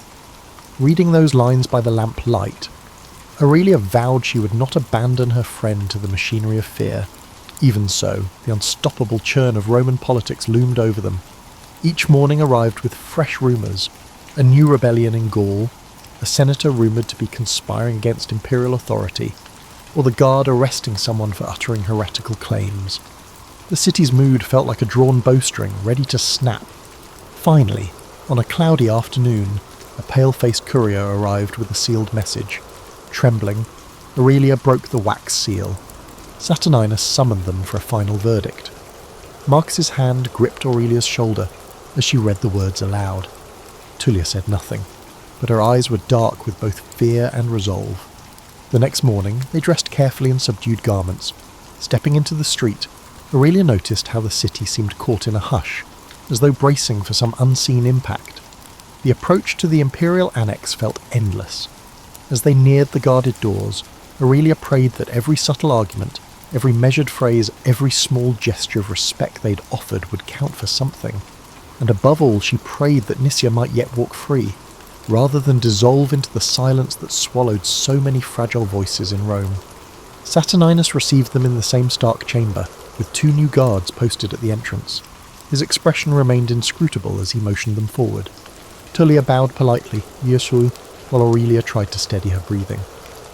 Aurelia caught a glimpse of a neat stack of documents on the desk, wondering if those silent pages summarised Nicia's life. Without preamble, Saturninus spoke. "I've reviewed the materials and considered your arguments. By all accounts, this Nicia, is intellectually curious, not openly seditious. Aurelia clutched the edge of her cloak, struggling to remain composed. However, Saturninus continued, the presence of anti-imperial rhetoric in her possession cannot be dismissed. The Empire stands on uncertain ground. Any perceived challenge to its divine authority risks igniting greater discord. A tense silence followed. Tullia inclined her head. We understand the peril, yet we maintain that curiosity is not conspiracy. Saturninus tapped a finger on the scroll before him. I'm inclined to believe your friend poses no immediate threat. Under ordinary circumstances, I might recommend her release with a warning. He sighed, sounding uncharacteristically weary. And these are not ordinary times. The provinces grumble, the legions grow restless, and paranoia seeps from the highest ranks. Aurelia felt her hopes waver. Is there truly no room for clemency? She asked, voice trembling. Saturninus studied her, then spoke slowly. I can arrange for Nicia's transfer into a supervised residence, house arrest, essentially, under 2 conditions. First, she must renounce any texts that question Rome's sanctity. Second, someone must vouch for her continued good conduct. Tullia glanced at Aurelia, relief mixing with apprehension. We will gladly vouch for her, Tullia said. Saturninus leaned forward, voice dropping low. Be aware. If anything else incriminating surfaces, your family's name will be forfeit alongside hers. He let the warning hang in the stale air. Aurelia's chest tightened, but she would not abandon Nicia now. Tullia spoke with forced calm. We accept the responsibility. He gave a curt nod and scribbled instructions on a small tablet. I'll expedite the transfer. Expect to be notified when she arrives under guard. With that, he dismissed them. Aurelia managed to murmur thanks, though her pulse hammered in her ears. Once outside, Tullia squeezed her hand. We did it, she whispered. Aurelia took a deep breath in relief. They hadn't truly won, but at least Nicia was spared a grim fate in hidden cells. Days passed, each one stretching with agonizing slowness. Aurelia and Tullia prepared a modest guest chamber, anticipating Nicia's arrival in guarded custody. Marcus wrestled with anxieties, pacing across the atrium at odd hours. We've taken a risk. If the climate worsens, we could face the guard's wrath. Aurelia recognized the danger, but clung to the thought of reuniting with her friend. Finally, on a bright afternoon, the clang of iron at the villa's gate signalled the guard's presence. Aurelia rushed to the entry, finding 2 stern soldiers flanking a figure whose wrists were bound by a simple leather strap. Nicia looked thinner, her eyes shadowed with fatigue, yet when she recognized Aurelia, a flicker of relief lit her features. The lead guard stated that Nicia was now under house arrest, pending further review. Any attempt to escape or spread subversive materials will void the arrangement, he warned. Once the soldiers left, Aurelia guided Nicia inside. Tullia hurried forward with water and fruit, her voice gentle. Tears shone in Nicia's eyes, though she tried to maintain composure. Thank you, she rasped. I wasn't sure I'd ever leave that place. Aurelia fought back her own tears, certain that the moment demanded steadiness. You're safe here, as safe as any of us can be, she replied. Over the next hours, Nicia recounted her ordeal in halting tones. She had been interrogated repeatedly, pressed to name others who shared her dangerous viewpoints. She insisted she had none to name. Aurelia felt a swell of admiration. Nicia's loyalty to the truth had outweighed her fear, yet the cost was evident in every exhausted breath she took. As dusk settled, Tullia insisted that Nicia rest. Aurelia remained by her bedside, grappling with an odd blend of elation and worry. Though freed from the dungeon, Nicia now lived under perpetual threat. The looming presence of the guard was real. One misstep could hurl them all into ruin. We must be careful, Aurelia said, her voice trembling. House arrest is a precarious mercy. Nicia nodded, wincing at some unseen bruise. I won't give them a reason to lock me away again, but I can't lie, I still believe what I believe. Aurelia reached for her friend's hand, heart pounding with the realization that this fragile respite might be the closest thing to victory they would find. For now, at least, they had wrested Nicia from the Empire's deepest shadows. Tomorrow would bring fresh challenges. Nicia's presence in the villa introduced both hope and new peril. Day by day, she regained strength, although she remained pale and silent at times. Aurelia noticed how Nisia jumped at minor sounds, as though expecting the guard to burst in at any moment. House arrest meant the Empire still held her on a leash, ready to yank tight if any hint of forbidden inquiry resurfaced. Tullia took pains to comply with the guard's stipulations. She dismissed most servants to avoid rumours, limiting outsiders' knowledge of Nisia's whereabouts. Family acquaintances who came calling were informed that the household required privacy due to an illness. Marcus withdrew further into his study, wary of inadvertently drawing attention. Meanwhile, Aurelia felt herself teetering between relief and anxiety. Free as she was to wander, she knew that one slip of the tongue could bring disaster crashing down. As Nisia recovered, they spoke in hushed tones about her prison ordeal. Guards had demanded names, twisting every conversation into a potential confession. "They wanted me to admit a conspiracy," Nisia said, voice strained, "but I had none to give." Aurelia bit her lip, recalling how dangerously close Rome's paranoia had come to extinguishing her friend's life. That same paranoia still loomed, ready to stifle any criticisms of imperial might. One afternoon, Tullia informed Aurelia that Lucius Cassius Longinus had invited them to a private supper. He wished to discuss a path to concluding Nisia's case permanently, ideally by persuading the authorities to close the file. "He believes that with the right approach we might seal this matter," Tullia explained.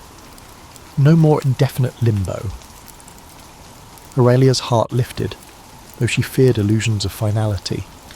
She had learned that in Rome, solutions were often temporary, compromised by hidden agendas. They left Nisia in Marcus's care and travelled to Lucius's villa under cover of dusk. Soft lamplight glowed in the colonnade where he waited, a discreet spread of bread, olives, and watered wine laid out.